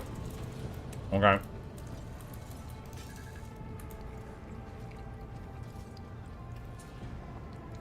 As someone who knows little about the 40k universe, I'm appreciating your sides for us new bloods. I understand. I played my first Warhammer 40k game just a year or two ago. And this universe came out in like, what, the 1980s? So there's a ton of information. But I've picked up a lot just from, you know, just context clues as I play. Like, I didn't know anything about the Arbites before a month ago, but Arbites were added to this game in Darktide, and I've read a little bit on them since then. Heinrich Montag. The Infernus Master nonchalantly lights a EO stick from a thermal cutter and spreads his arms in a welcoming gesture. Heinrich Montag at your service. He smells of cinders and EO. All right, see, I don't know what that is. A common form of recreational stimulant. Oh, it's low. That consists of rolled paper stuffed with a plant-derived substance. When lit, the substance emits smoke and inhaled through the tube. Oh, it's a freaking cigarette. Okay. His face is sooty and his belt is laden with a number of heavy tools. You would have taken him for a laborer if it weren't for the greasy and ragged officer's uniform. He narrows his eyes, studying your face, then says with visible relief, "It's only tales after all. You just don't look like a bringer of woes to me." What was that about bringer of woes? Do I even need to say it? The moment you came aboard, Lady Theodora perished. So did her arch-militant, as well as half the senior officers and a quarter of the Infernus Guild, along with the previous Infernus Master. What's worse, rations don't taste good anymore. Fire burns hotter, and that sinister look in your eyes, like you're about to put a curse on someone. Heinrich grins. It's what the Voidsmen say, so it must be true.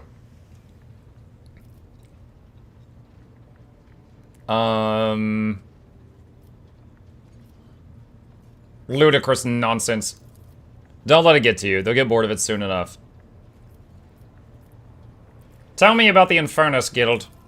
What interests you most? Our duty, our state-of-the-art equipment, or our vibrant traditions?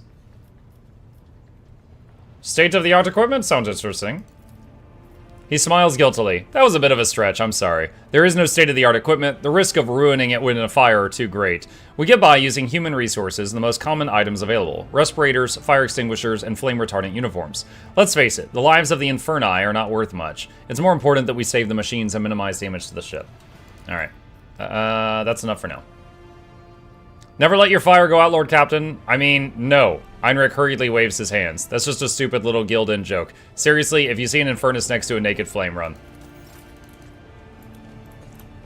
Okay. Okay, hang on. Let's turn that off. Alright, Argenta. Rogue Trader.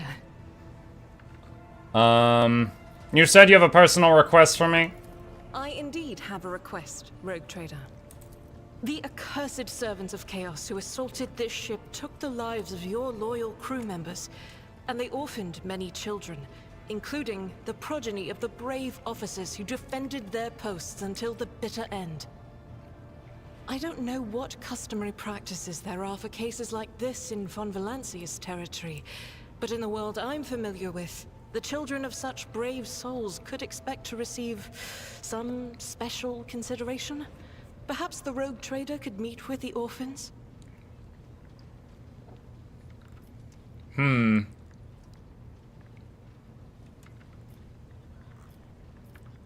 What good would meeting them do? These children are the future of your crew, and one day, they too will have to stand against evil and heresy as their parents did.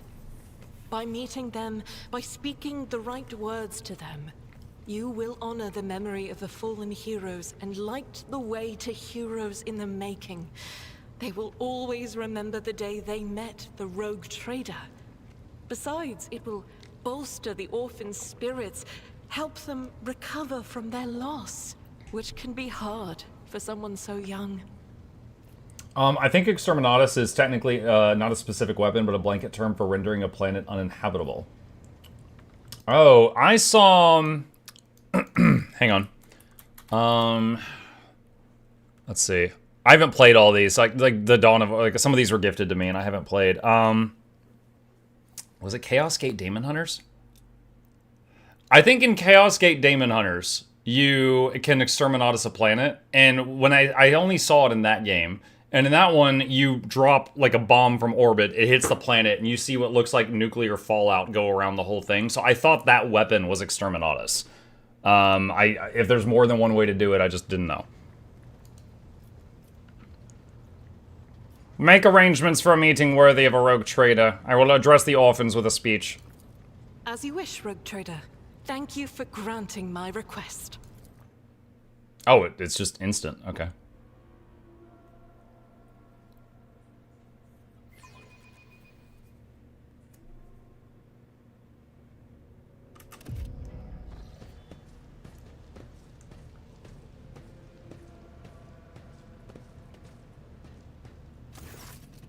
A group of adolescents, clearly dressed in their finest freshly pressed clothes, forms a straight line before you. Some stare at you with wide eyes like you're some mythical creature, while others huddle together in fear and look away. Our indefatigable sister has been keeping an eye on these pups. Abelard glances at the gathered children. It is hardly the Scola Progenium in here, but we have provided the orphans on our ship with adequate care and instruction. Alright, Scola Progenium, a division of the Ecclesiarchy responsible for the upbringing, education, and training of orphans of those officers and nobles who have died in the service of the Imperium. Argenta is standing to the side of the group. At your approach, she perks up and announces, voice ringing. Brave ones, the master of this ship has appeared before you, the one who guides it through the darkness of the universe by the Emperor's will. Greet your Lord Captain, the Rogue Trader of House Von Valancius. You notice Infernus Master Einrich Montag standing a few paces away from the orphans. He watches you with approval and bows respectfully when you meet his gaze.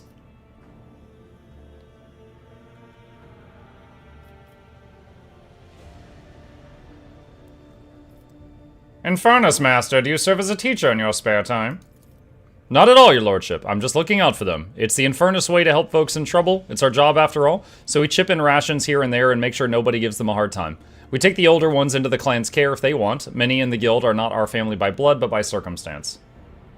I like him as a character. Again, I have no memory of this guy, so I guess he's just like woven throughout the story. I, the Rogue Trader and Lord Captain of this ship, speak to you now. Your parents gave their lives for a just cause and brought honor to the Von Valancius banners and those of the Imperium. I am proud of them, and I believe you will become their worthy heirs. The teenagers hang on to your every word with bated breath. Only a few at the far end of the row seem sullen and not particularly impressed by your speech. One of the scowling visitors with a thin scar across his face tosses his head back and says bitterly, "So what? Why should we care? Our friends and parents died in the dozens for you noble lot, and you just give us speeches." Argenta quickly turns to the boy. A flurry of emotions flashes in her dark eyes, like she wants to both calm him and scold him for his impudence.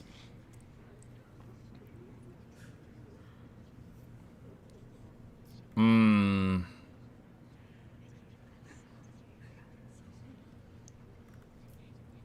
Hmm.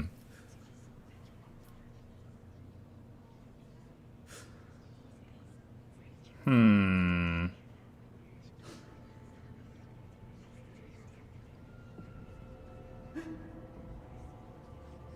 Muck likes him as a character. Yeah, he's quite friendly as it. Yeah, but we already, like, we know from our last playthrough, and even just the tutorial we did, like, right now, that there are traitors. What's his name? Voix? Whatever.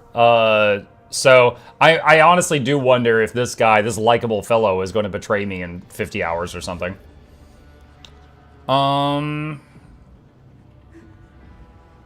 And because he's new, this option wasn't here. Let's,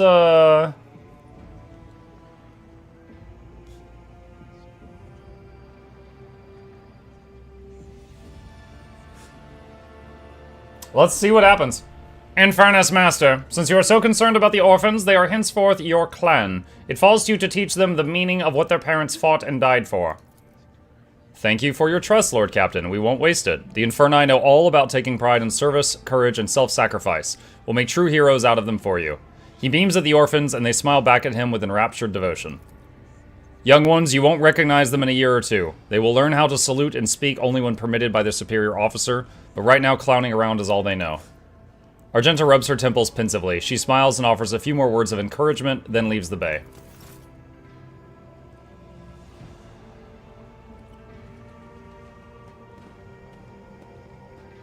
But I'm wondering, like, did I just take them from whatever clans they were in and give them to a different clan? Or were they clanless because so many people died and then we gave them to a clan?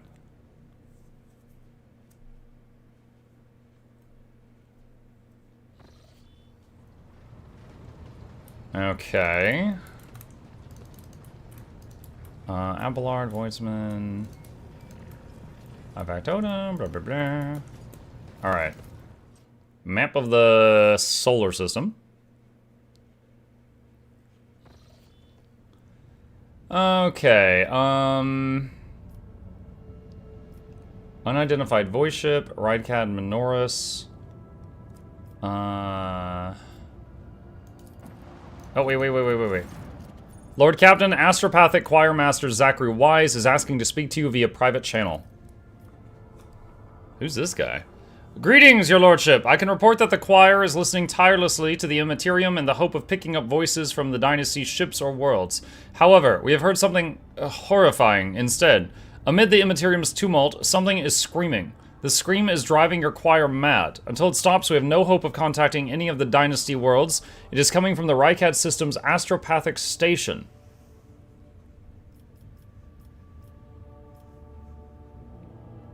What is the nature of this scream? We do not know, your lordship, but it has brought the Immaterium to a boil. It has always been a violent roaring ocean that could spell doom to any who would consider stepping into its waters. Now, however, it has become a cradle of madness where expelled images fuse together, twisting and cackling, before crashing into the minds of all who perceive it. A mighty warp storm, the likes of which I cannot recall, rages in the Empyrean, and it fills me with terror. We are going to pay a visit to that station. Thank you, your lordship. Okay. Prison planetoid. Navis Nobilite. Okay, so this is where we get the Navigator. That's where we get New Blood. I don't immediately recall if I can do this stuff in any order or what. So let's try going to the Navigator place. Lord Captain, reporting. The heralds of the Navis Nobilite continue to maintain Vox silence, perhaps due to Urek 5 being off-limits to visitors. We intercepted signals from the beacons drifting in the station's orbit. The demands are clear. We are told to turn the ship around immediately. We are also detected an accumulation of space debris near the station's docks. Presumably the remains of interplanetary shuttles. Perhaps the esteemed Navis Nobilite house requires aid and therefore cannot respond to Vox transmission.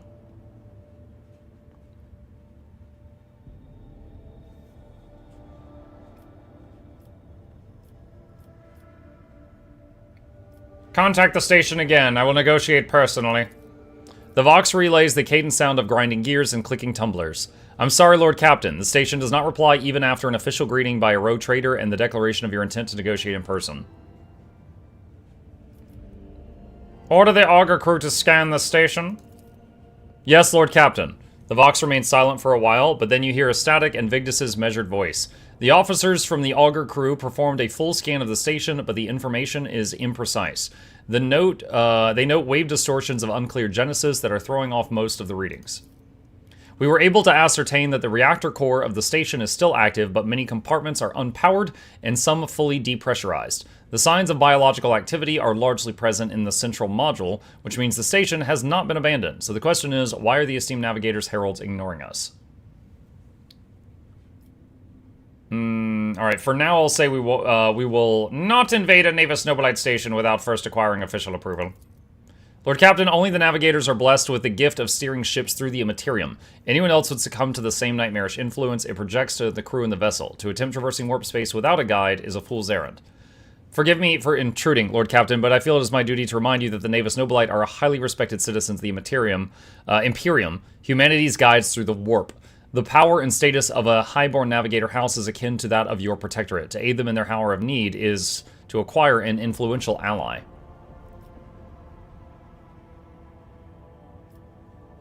So both options are land here now. Order the crew to commence docking with the station. Affirmative, Lord Captain. We do not know what is happening at the station, so you will have to look for your esteemed navigators blind. Dock safely, and may the God Emperor light your path. Alright, and you can bring, I think, up to 6 people, but we've only got 4 right now.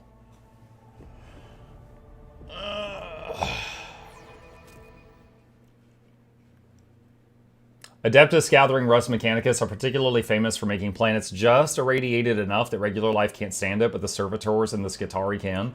And funny thing, I know what servitors are, I don't know if I know what a Skitarii is. Funny thing is, most often used arguments against Exterminatus is that barren rocks don't pay taxes.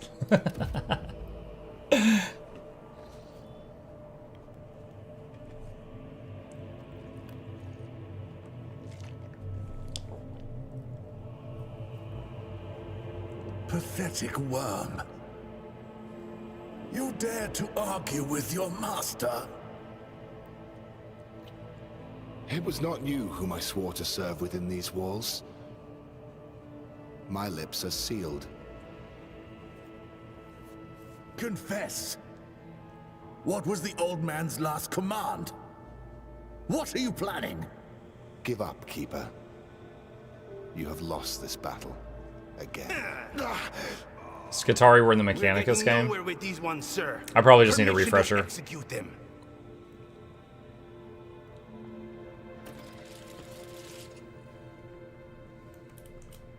Wretches, you will be consigned to oblivion for your transgression against House Orselio. Immortal Emperor, deliver your servants from peril. Prayers will not help you, servant of the damned. In the name of House Orselio, I command you to execute the infidels. Imagine if one of them shot over the back. You're an infidel.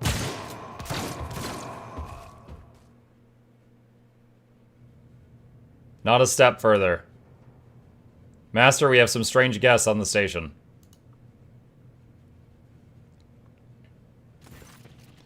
A tall man stops you with a gesture when you approach. Blood is trickling down the pearly scales of his weary face, and not just his own blood.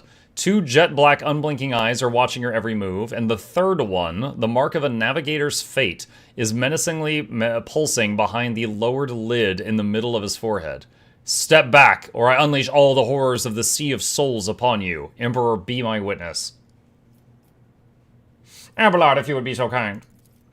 The Seneschal takes a deep breath. Before you stands his lordship, the rogue trader Mukluk von Valancius, heir to the greatest protectorate in the Coronis Expanse and bearer of the sacred warrant of trade. Allow me to point out that Nobilite custom requires the Lord Navigator to introduce himself first, but given the unusual circumstances on the station, his lordship, the rogue trader, is willing to turn a blind eye to this hostility, but just this once. In this case, I shall turn a blind eye to your unceremonious invasion, but just this once. There's a dangerous glint in the man's dark shrouded eyes. Very well, allow me to introduce myself. Before you stands Felix Christoph August, keeper of this place. So you did not arrive to offer support for the traitors. That is great news.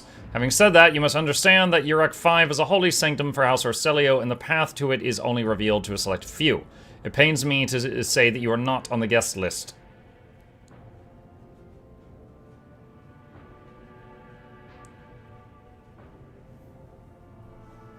Provide me with the navigator, and I will immediately depart the station.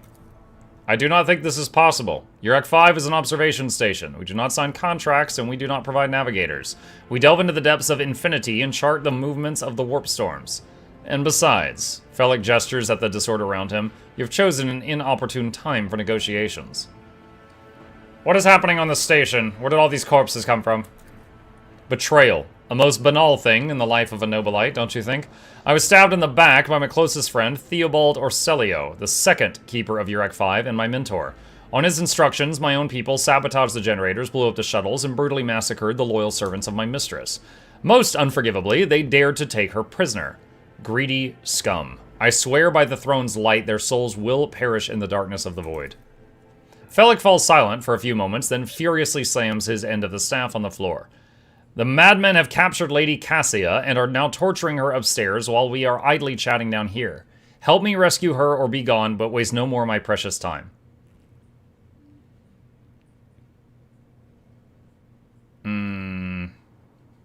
What kind of help are you talking about?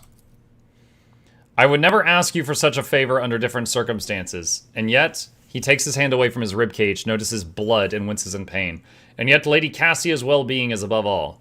I haven't got many people left, but my wounds are too deep for me to act with precision and swiftness. But you may actually succeed. In order to ascend to the Mistress's chambers, you will need to remake a holy relic sanctified with the blood of Lady Orselio herself. This is the control rod of the elevator machine spirit. I have one part, and the other was lost during the mutiny. But even this relic will be of no use unless the elevator mechanism is powered. Why should I help you? You came to the station for a reason. House Orselio will not be able to help you until the current crisis is resolved. But if you aid us now, I promise we will reach an agreement that you will find satisfying, be it Rich's influence or the power of our navigators. How do I remake the control rod? I have a phylactery containing the Mistress's blood. It needs to be taken to the lab, which is located behind one of the reliquary doors. The most ancient of sacred mechanisms will help to rebuild the rod. The tech priests ceaselessly perform the rites of appeasement so that the machine spirit would serve the house in its time of need. The fateful hour is now upon us. How am I supposed to power the elevator? The station's main cogitator is situated in the guard room. Just enter the correct command sequence and the sacred mechanism will do the rest. If it is so simple, why don't you do it yourself? I never said the feat would be easy to accomplish. The path to the lab and the guard room is blocked by the very same madmen who took over the station. They will not negotiate and are not afraid of displeasing the Navis nobility or incurring the Emperor's wrath. They bow only to brute strength, something with which I currently happen to lack. That makes sense. Let's see. So what have you decided, descendant of the Von Valancius line? Can you make a tech priest? You cannot make one as your main character, but there is one in the main group of people that joins you.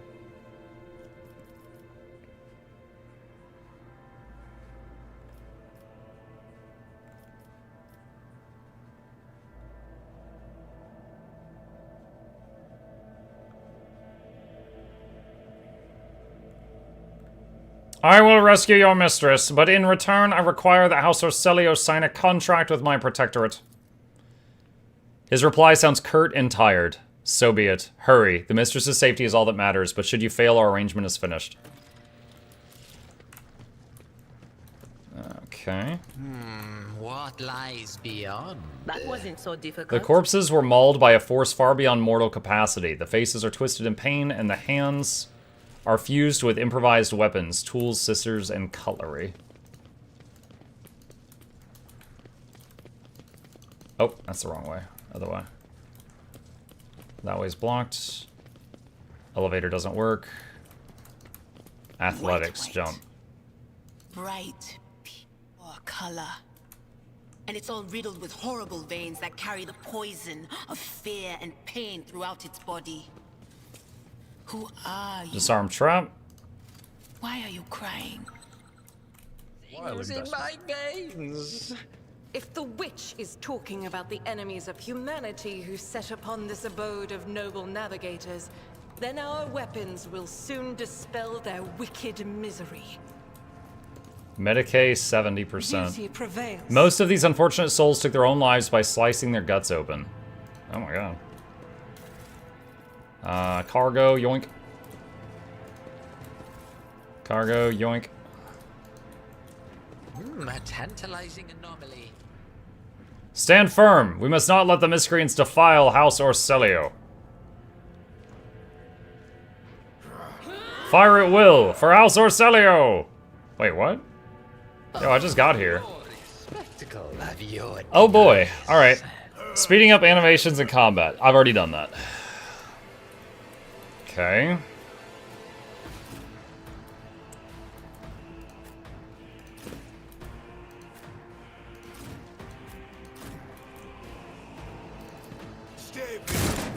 He just killed one of his own dudes trying to hit me.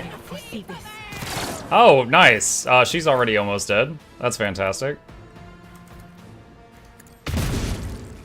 As the Emperor commands, I act. I'll do it. Follow my lead. Weapon at the ready. Follow my lead. My faith strengthens me. He just hit his own person as well. A tactically sound approach. Use charge to get further. No can do. Target is too far. Will do. They who discern the future on the battlefield. She's not near cover, so I'm a little worried about her now. Stay vigilant. My ears are ringing.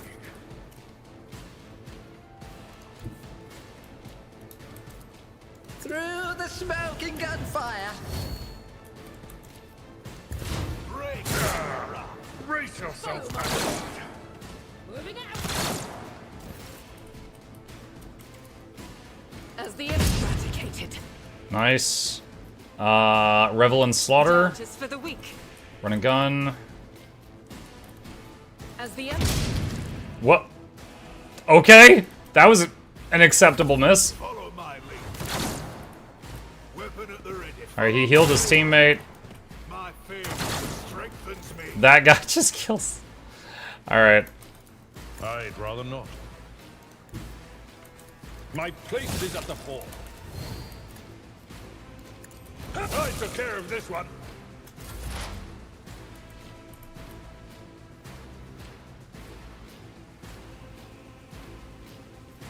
Is that? That's forewarning. Okay. But of course.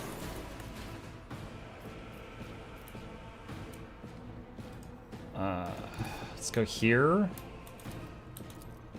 Cover me. On it. I'm a soldier.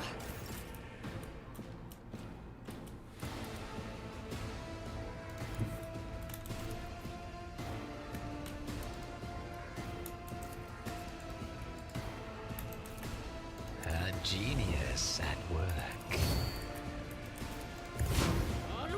Prescience has failed me. Okay. Who do we have left? 22, 40. faith without deeds is Miss. worthless. Stay vigilant. It will be done. Reduced to dust.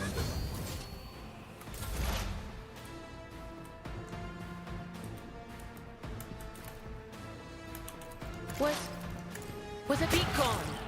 Double kill. Is that all of them? Nice. Okay. Yeah, I got a little worried having Adira be almost dead on turn 1. They will see. Oh, yes, indeed. Gloves of Endurance. Whenever the wearer of these gloves suffers an injury or falls unconscious in combat, their allies gain +1 bonus to damage until the end of combat.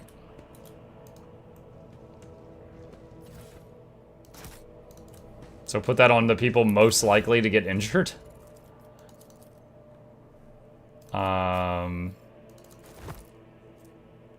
Requires Iconoclast. Each heroic act used in battle increases the wearer's dodge by 20% until the end of combat. I don't know if I have anyone Iconoclast. Oh, I guess he is. Okay. Patience!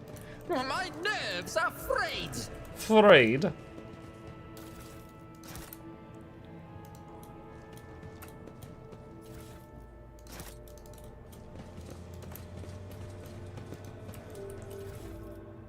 Pontius Siphius Galasius on the training of worthy servants at the court of the Navis nobility.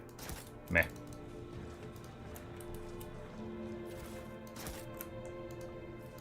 Lore Imperium. Statue by the famous Calixian sculptor and chronicler, the Magnificent, the 23rd year of the Millennium original.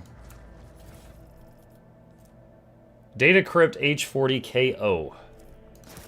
One step at a time amidst the madness. Intercepted conversation between security officers.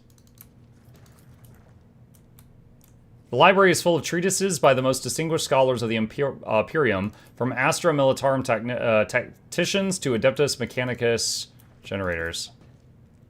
The Lady Navigator's statue looks pristine and new. Oh, didn't even see that one.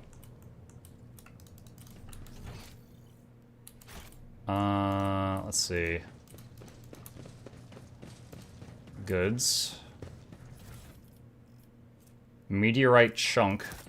There will be no peace in my wake.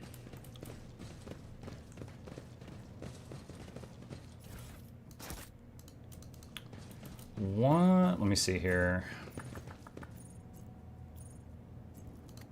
Information.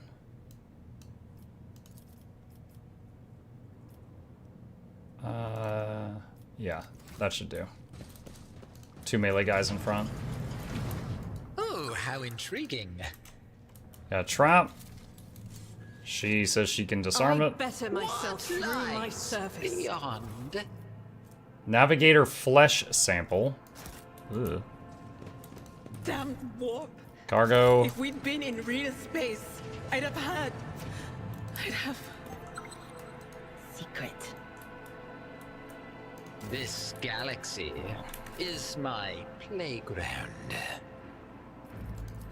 Your seneschal is always Dang there. it. I'm restless. Yeah. Idira, stop castigating yourself. Your soothsayings have always been vague. Even if you had her, who among us would have realized that it was... Nothing matters more. In this tapestry of a world, I am the rogue thread. Never doubt me. Okay, that trap is disarmed.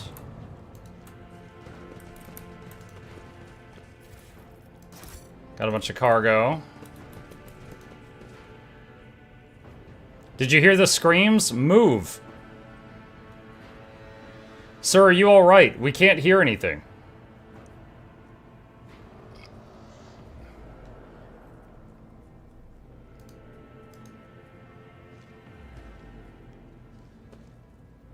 Now I see. You're in league with them. Is this an insurrection? Yes, indeed. Death to the traitors.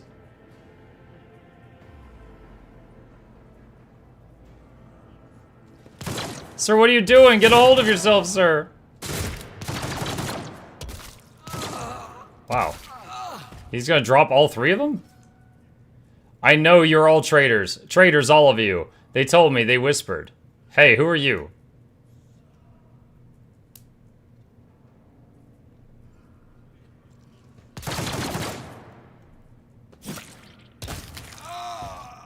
It was just all scripted. Patience? Can't you join the traitors to kill the guy at the entrance? I think that's actually what I did on my previous playthrough. Was I joined them, and then got rid of that guy because he wasn't telling all the story, the whole story. Grab that. Abelard try to tech use. That was a good idea. Crap. Demolition. Duty prevails.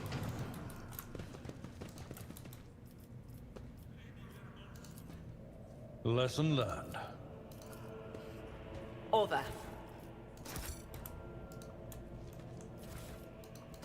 Cargo. Carapace chest piece. Some grenades. Let's see. So what do we got right now? 20% armor, 23% dodge in this chapter.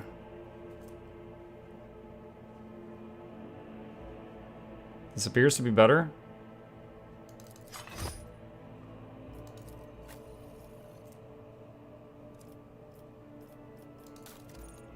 Okay.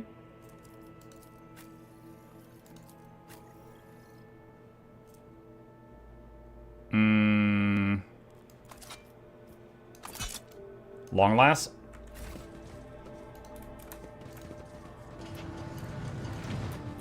One step at a time, Uwe. amidst the madness. Uwe has had his tongue cut off, just like the rest of the lesser servants of House Orselio. For some reason, the archenemy's twisted influence has found its way into the station.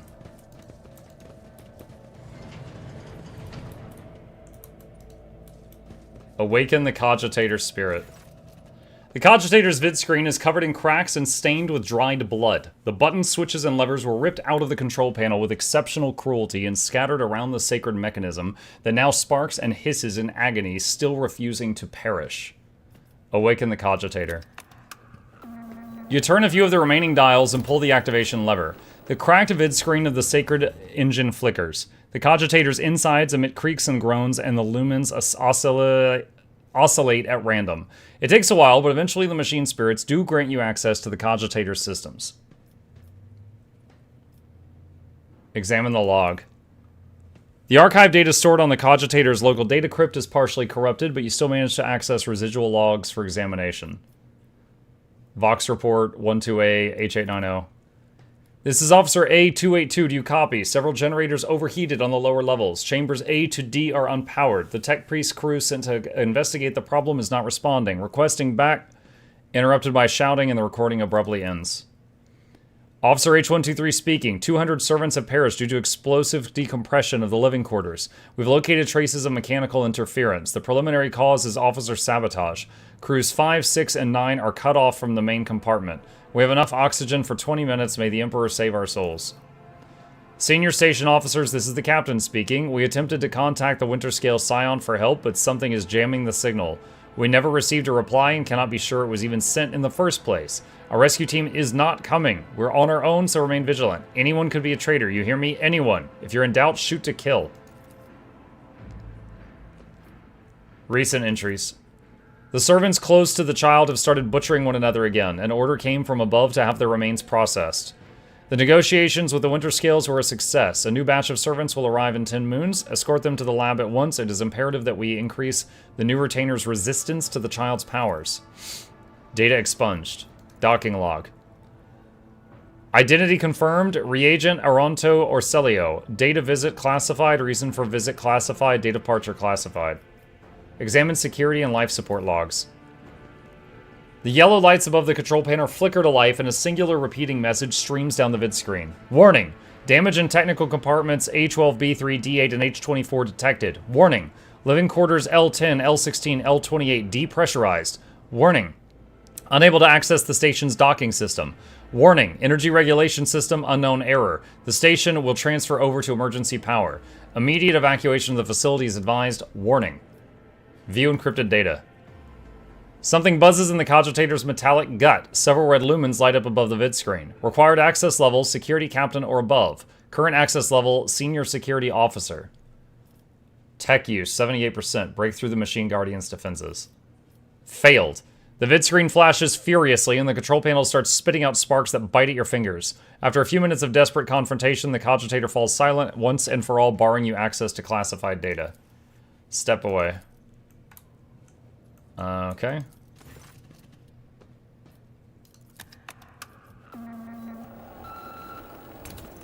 Request data on the station's navigators. After a brief pause, the data appears on screen. Felic Orselio, main hall, alive. Theobald Orselio, upper chambers, alive. Calomira Orselio, upper chambers, deceased. Alexius Orselio, lower levels, deceased. Rasmus Estevan Orselio, unknown, deceased. The child. Location, upper chambers, biometric parameters, rapid heartbeat, elevated body temp, stress level exceeds permissible limit. Status, unknown error. Attention, calming procedures advised. Attention, upper chambers inaccessible. Error, control rod not present. If the rod has been misplaced, immediately contact a station keeper or Navis Laboratum custodian. Main elevator controls. A few manipulations with the switches make you realize the elevator to the upper chambers is blocked. Activate it. Confirmed. Return to commands. Return to main chamber controls. The cogs within the sacred mechanism slowly start turning with heavy grinding and clacking. The tired machine spirit grants you access to station control, or at least its parts that still obey. Open all doors. The cogitator's vid screen goes dark as if the machine spirit has fled their mechanical casket, but your assumption is incorrect as it fills with static a few moments later. You can barely make out an inscription amidst the flow of rapidly changing symbols. Warning, data corrupted, processing, error, 0100110101100. Did you really think I was going to read that whole thing? Is required. Wait, it just wants me to repeat back what it just said? None of these match what it spat out.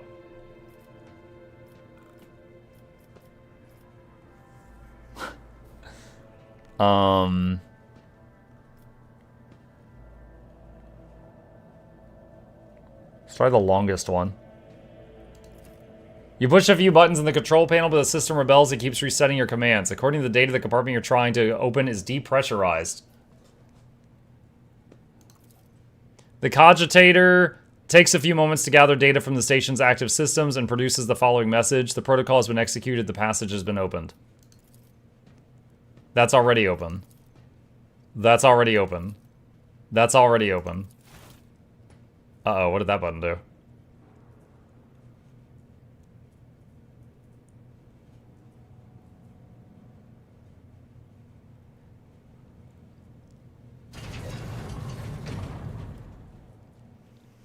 Okay. Okay. Step away.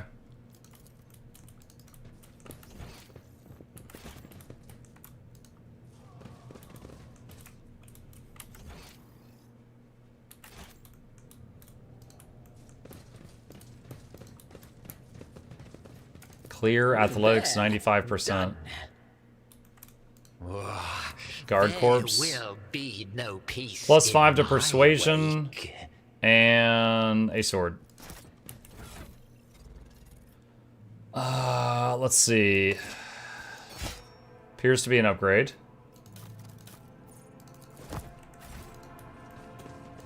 You attempted random input and it worked. Yay! +5 willpower bonus to lore warp.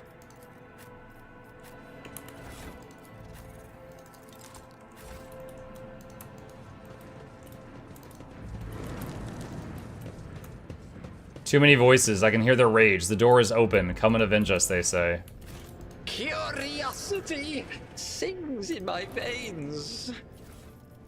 Biogel, black water, unidentified acid. Psi crystal. Flesh sample.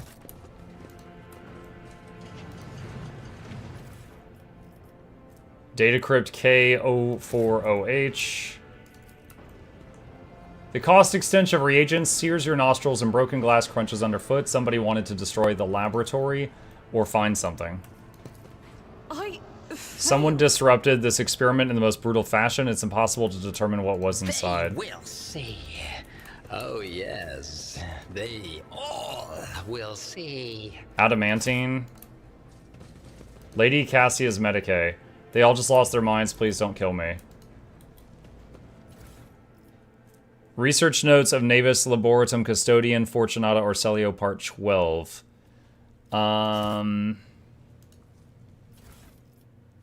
Laboratory journal. Okay. All right.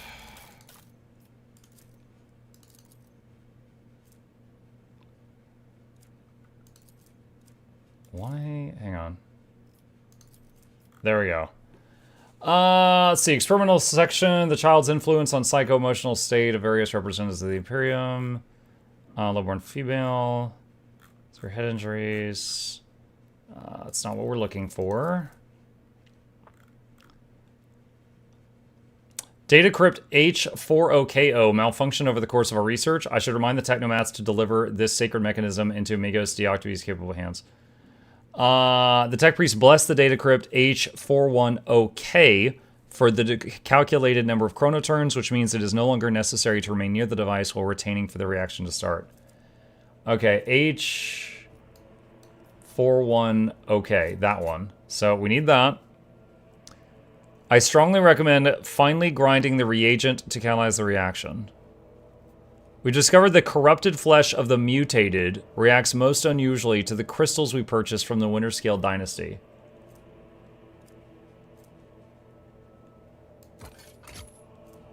Corrupted flesh of the mutated.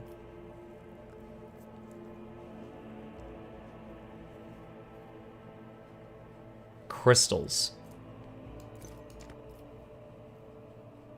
Do not use acid under any circumstances.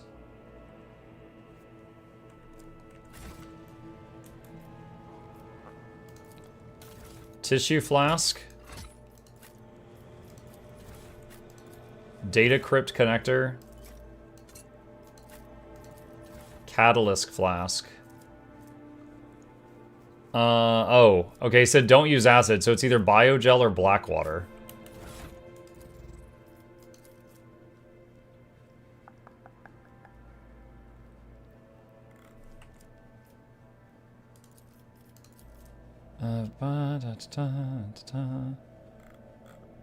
Adamantine dust and black water was the worst idea that could have entered my mind.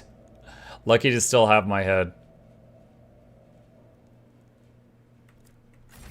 Alright, let's try biogel. Reagent flask. Oh, what goes there? Patience! My nerves are frayed! Transducer? What curiosity unveils itself before me? Okay, so that gave us crystal dust. Does that go in the reagent thing? Activate. What is that? Adaptive antidote. Grants immunity to toxic damage and inflicts -10 penalty to toughness till the end of combat.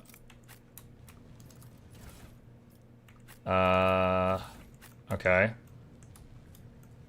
Hopefully that worked. Remake the control rod. Return to Felic. One step at a time. Okay. Amidst the madness.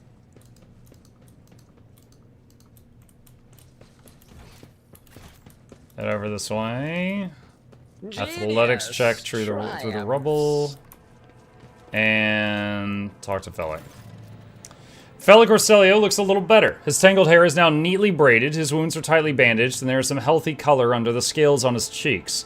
You dealt with the threat and powered the elevator. Well done. I trust you brought the activation rod as well?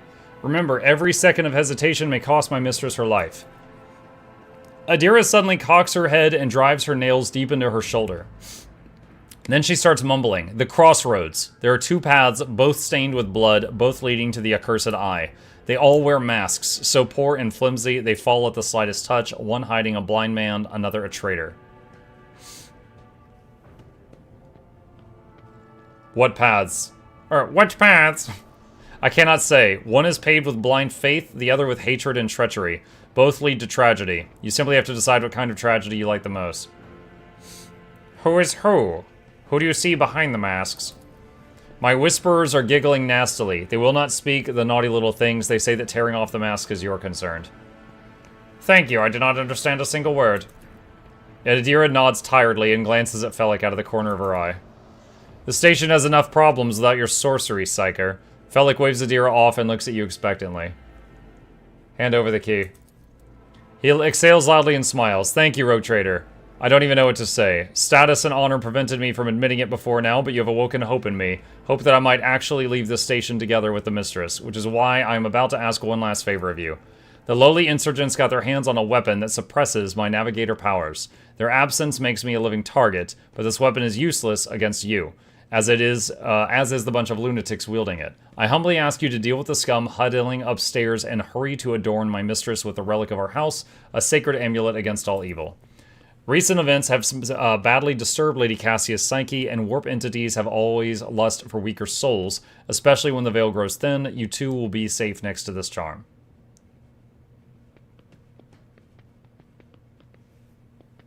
And what will I get in return? You will get everything you wanted, a loyal navigator and the undying gratitude of House Orselio. Very well. You're going to need this charm. He hands you a precious stone without a setting. Its luminous surface remains cold to the touch, no matter how long you hold it in your hand. May the God Emperor's light be with you.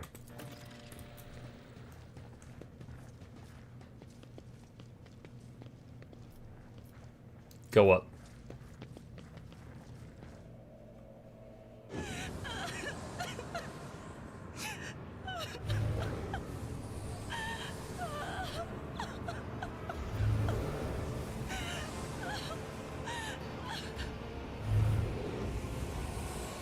She seems fine. Cassia. The pale figure with unnaturally long limbs covers her face with her hands, which are deformed with talon-like nails. Her deathly pale face is coated with blood that continually streams from her scarlet misted eyes. Her spiny gills, slightly hidden under her disheveled hair, twitch nervously at your approach. Only now do you notice the third eye on the young woman's forehead, hidden by a bejeweled ornament, and when your eyes meet, you sense overwhelming, soul-smothering power. As the otherworldly creature's gaze slides over you, your entire core shudders in terror. Flashes of past warped nightmares reemerge from the shadows of your memory and paralyze your will. Oh, that was the background that I picked. Continue. You gasp for air in terror, drowning under a crashing wave of pain. You cannot catch your breath. Hot tears burn on your cheeks. Why is this happening? Why is it happening to you? Why do you feel so lonely and in so much pain? Do these feelings even belong to you? Adira emits something between a moan and a drawn-out whimper. Ow, ow, ow, ow, ow! As if my own little pals weren't bad enough, now this one's barging into my head. Someone stop her. Heresy. Argentel looks at the tall figure with a strange mixture of anger and sadness. Then she lowers her head and her white hair veils her face.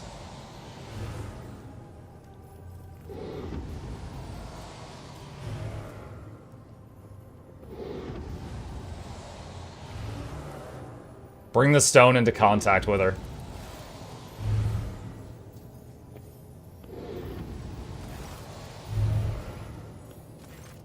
You take one unbearably leaden step toward her, then another and another. Your entire world narrows to a single target, the strange creature who has raised a tempest in your soul. As you lift your hand holding the stone, interminably slowly, you notice that up close, Cassia looks more alive, more real. When you bring the ice-cold charm into contact with her startlingly human neck, the stone burns you. Glowing murkily now, it leaps from your hand, and with a hiss and a strange crystalline chime, merges with Cassia's skin. Ah! Howls the Lady Navigator in pain, as her sharp nails try to find purchase on the glowing stone. But a second later, there is no trace of any wound, only the subtle illumination of the artifact under her pale skin. Whoops. Why? Why is everything so dull? Lady Cassia blinks, waking from a vision and continuing to rub at the place where the stone was set. Her scarlet eyes look cautiously around the room and at you. What did you do to me? I could barely see the colors. And your color, it is muted. Who are you?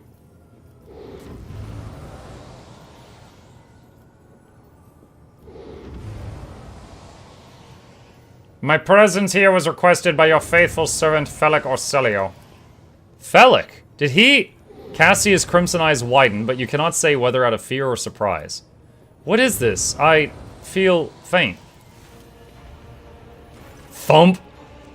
Theobald Orselio, the heavy-set old man who has been kneeling nearby, erupts into low sobs. His eyes, swollen from crying, dart desperately around the room, as though the veil of ignorance has been ripped away from them.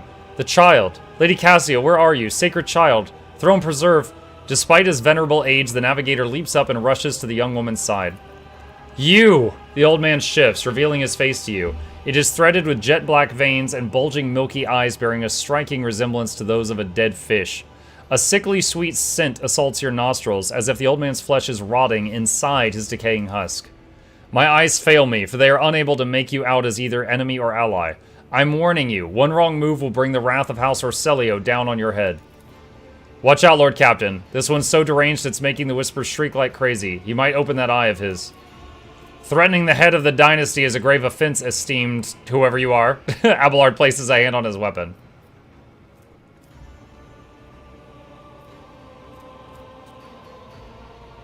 At present, I am trying to determine what is happening on Urak 5. I'll grant that you do not look like pirates who have come coveting the riches of a wrecked station, or like scoundrels in Felik's service, so who are you? Abelard, introduce us. His lordship, rogue trader Mukluk von Valancia's heir to the greatest protectorate in the Coronos Expanse and bearer of the sacred warrant of trade, extends his greetings. Another rogue trader in our corner of the galaxy? How interesting. Your kind always make an appearance in desperate times, ready to cut a deal that benefits one side alone. Given that you have not so far drawn your weapons, your intentions are probably peaceful, and so House Orselio now asks a service of you. Save the life of the child in exchange for future cooperation. Do not hurry to think about it. Do not hurry to answer, think on it. You can make yourself an ally or an enemy of our house today, you decide. What happened between you and Felik? Felik is my wayward student. He came to Urak 5 as a callow youth. I personally mentored him and entrusted him with the care of the child. He was like a son to me, but he proved to be just another traitor.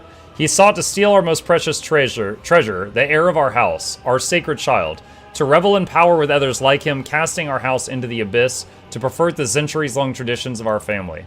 You could see the fruits of his villainy for yourself. He decided he was not bound by his duties to the legacy of the greatest of our novators, Tisiphone Orselio, who led our house to prosperity for countless years. Foolish boy. The renegades clouded his mind. They sought to seize control of the dynasty before the sacred child had come of age and taken up the novator's throne. So, whose side are you on? A murderous traitor or the lawful scion of a noble house? He speaks these words softly, looking at the unconscious young woman with reverence. Felik accused you of treachery, Theobald. Why should I trust your words? Defending myself before strangers. I never thought I would fall so low. The old man looks at the unmoving Cassia and shakes his head in resignation. If the child's life were not at stake, very well, I have no choice or proof of my innocence. I can give you my word as a member of Navis Nobility. If the honest word of an honorable man counts for anything with you, I guarded the station against calamity and incursions from without to the best of my ability. I forced the wardens to strictly observe security protocols. I personally selected every servant, and I faithfully protected the child during the coup.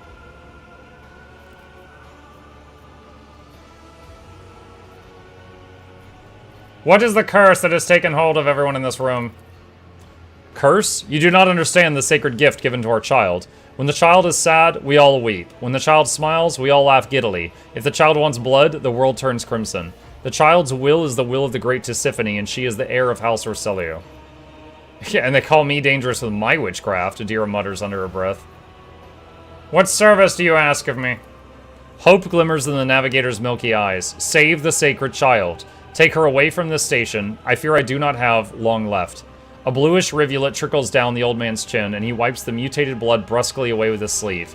You glimpse strange burns covering his flesh under his clothing. The slightest movement must be causing him unbearable pain. Save the child and deliver her safely to Reagent Aronto, acting head of House Orselio in the Coronos Expanse. Rest assured that the reward will be worth your effort. I know we came here for a navigator, but after everything we've seen, I've got some reservations about this girl. Argenta looks at Cassia, and a painful furrow appears on her brow. Such a fragile thing with such a heavy burden upon her shoulders. It's so weird seeing Argenta say that. I feel like Argenta should be like, ah, mutant. Ah, shoot her. You talk as though you expect to die here. Sedekwi, that trick has been on the internet for over 20 years. Not falling for that one. Theobald shrugs indifferently. My service to the house is coming to an end. The wounds Felik inflicted on my flesh will never heal. I am dying. Praise the throne slowly enough to see that the child is taken care of. You need help. There is a Medicaid deck on my ship. But Theobald only shakes his head. No, I am the keeper of Urak 5, and I will perish along with my station. On that note, I have other matters to attend to. How could you lose control of your own station? Do not thrust my errors in my face. I am twice your age and twice as wise. Take my advice. Trust no one but yourself and the Emperor. Even those closest to you will betray you for gold power or a far-fetched idea of a bright future. I have made my decision. Is that so? Please share your thoughts. If we're gonna be, like, dogmatic on this one, then we would be all about, like, following the rules. Ugh. And this guy is the rightful guy in charge.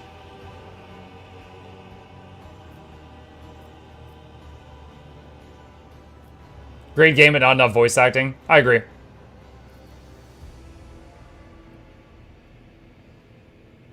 Felix is a true monster. Let's do away with him together. Theobald dips his head in favor of the proposition.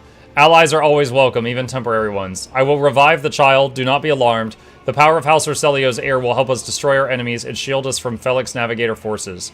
But you, rest for a time before the battle. Save the lady, kill Felix. There will be no peace in my wake. Goods. The luxurious feast was left untouched. Alright, so back downstairs. It's about time we repaid those who betrayed our house. Come.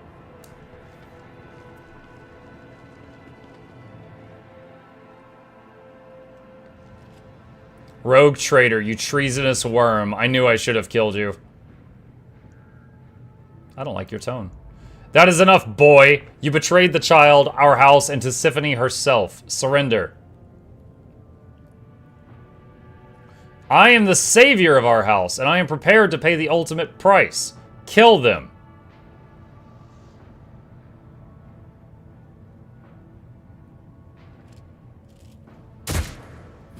Yeah, we all just stand there while this guy takes a bullet. Okay.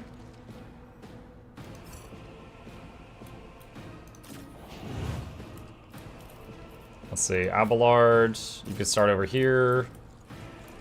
And... yeah, let's go.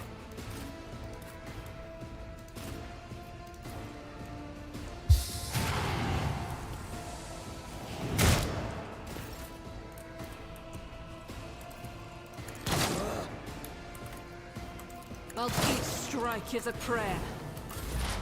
Okay. Buff on him. But of course. Scream in his head. Pain and duty go hand in hand. Follow my lead. Stop mocking me. Indeed. I've seen worse battles than this in my time.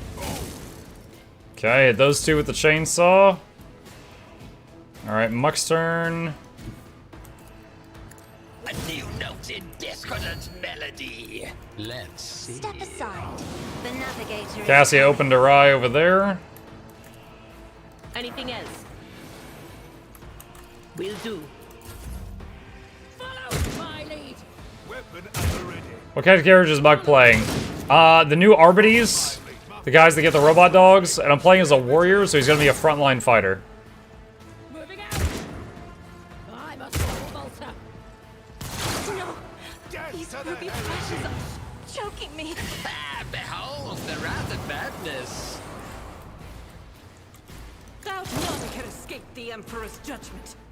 I'll do it. Eradicate it.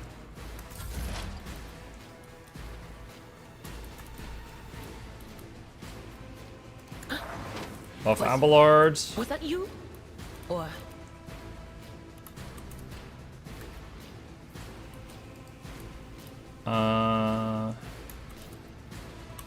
on it.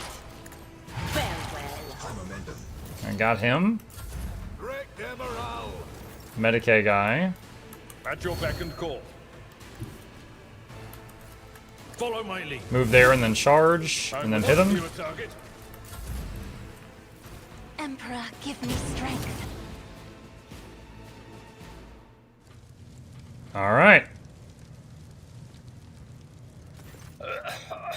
Theobald coughs up bluish blood, the armor plates on his chest perforated in a few places, and there's a tangle of metal and viscera. Survive. Return to the fold of your house as your destiny demands. How does this compare with Demon Hunters? I need a reminder. What was Demon Hunters? Oh, Demon Hunters was more like XCOM. Like it was different genre. Demon Hunters is like XCOM through and through, and the game we're playing now is a CRPG. There is story in both, but in the CRPG, there's a bigger focus on, you know, solving problems in various ways, and, you know, the story itself. This one is like, you know, you're just playing these big knights, and you solve every problem with violence. Yeah, it's a fantastic game, but it's a different genre. It's a totally different genre of game. That was the one where I learned what Exterminatus was. All right, continue. No, don't leave me alone in this violet-brown haze. Wake up. Your mistress is giving you an order. Do you hear me? Cassia looks at the navigator's body in bewilderment, and you're overwhelmed with an inexplicable sense of loneliness and grief. He was a fine seer of the war.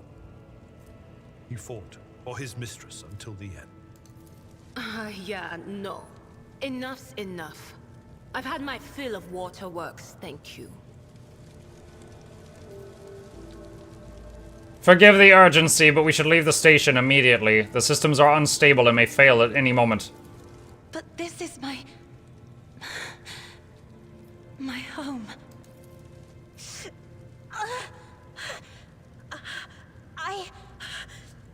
What have you done to me? What did you put in my neck? My powers feel like an emptied cup. The shadows around me have grown darker. What is going on? Help me! Relieve me of this burden! Alright, so... I'm 99% sure that she can't die here because she is the navigator and you have to have one to continue the story. So I'm kind of curious what happens if you just violently pull it out. Cut out the glowing stone. Enough. Enough. I beg you. You reach for the stone in Cassia's neck, but an unknown power prevents you from even touching it. Your fingers freeze a hair's breadth from the skin as if her throat were encased in unseen armor. The stone starts heating up fast, searing her tender skin. I did not know the stone would suppress your power. We will find a way to rid you of it, I promise.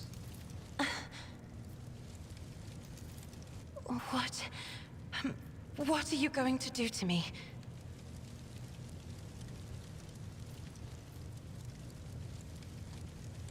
Lady Cassia, let us aid one another. Become my navigator, and I shall restore you to House Orselio at the earliest opportunity. I beg your pardon, but what about my servants? Your Act 5 is still full of people loyal to House Orselio. Well, I need manpower, so all who can be saved will be given succor on board my ship. Accompanying a rogue trader on their travels is an honor for any navigator. Let us go.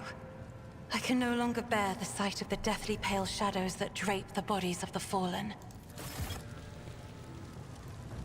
Alright, is there any looting in here?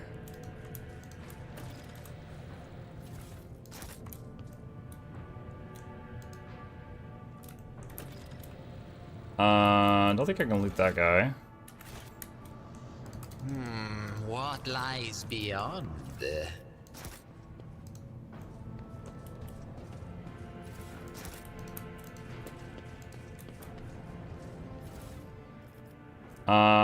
So he's got a special staff, armor, and bracer. Oh, now I can. And he's got a bunch of stuff we'll need to look through. Oh, over here. Okay. Okay, we have acquired the navigator. Between the stars. So she has joined the party. Alright, so I'll look through the loot next time. I am out of time right now. So we will save our progress here. Is it just F5 in this game? Yeah. So we'll save our progress here, and we will pick up our brand new playthrough from this moment in our next session.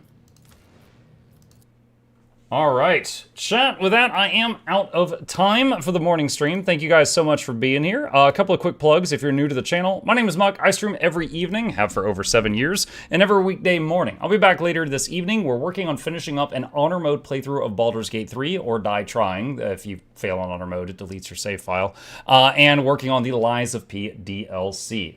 So if you want to join us again, I'll be back in about 5 hours. Hit that follow button if you are on Twitch. Subscribe if you're on YouTube. These are links to my 2 YouTube channels if you want to see all the videos I make, and a special thank you to our dear patrons. They keep my channel alive with their support. Couldn't do it without them. There's a link to that in the chat if you're interested. You guys have a great rest of your day, and I will be back tonight. If you're on the Twitch side of things and you want to keep watching, I'm going to raid another content creator in just a minute, just to support someone else that I know. So if you want to keep watching Twitch, it looks like Madigon is doing some kind of cooking stream in the Guild Wars 2 category right now. I'll send him a raid just to send him some support. He raids me a lot as well. So see you guys over there. Have a good rest of your day. I'll be back tonight.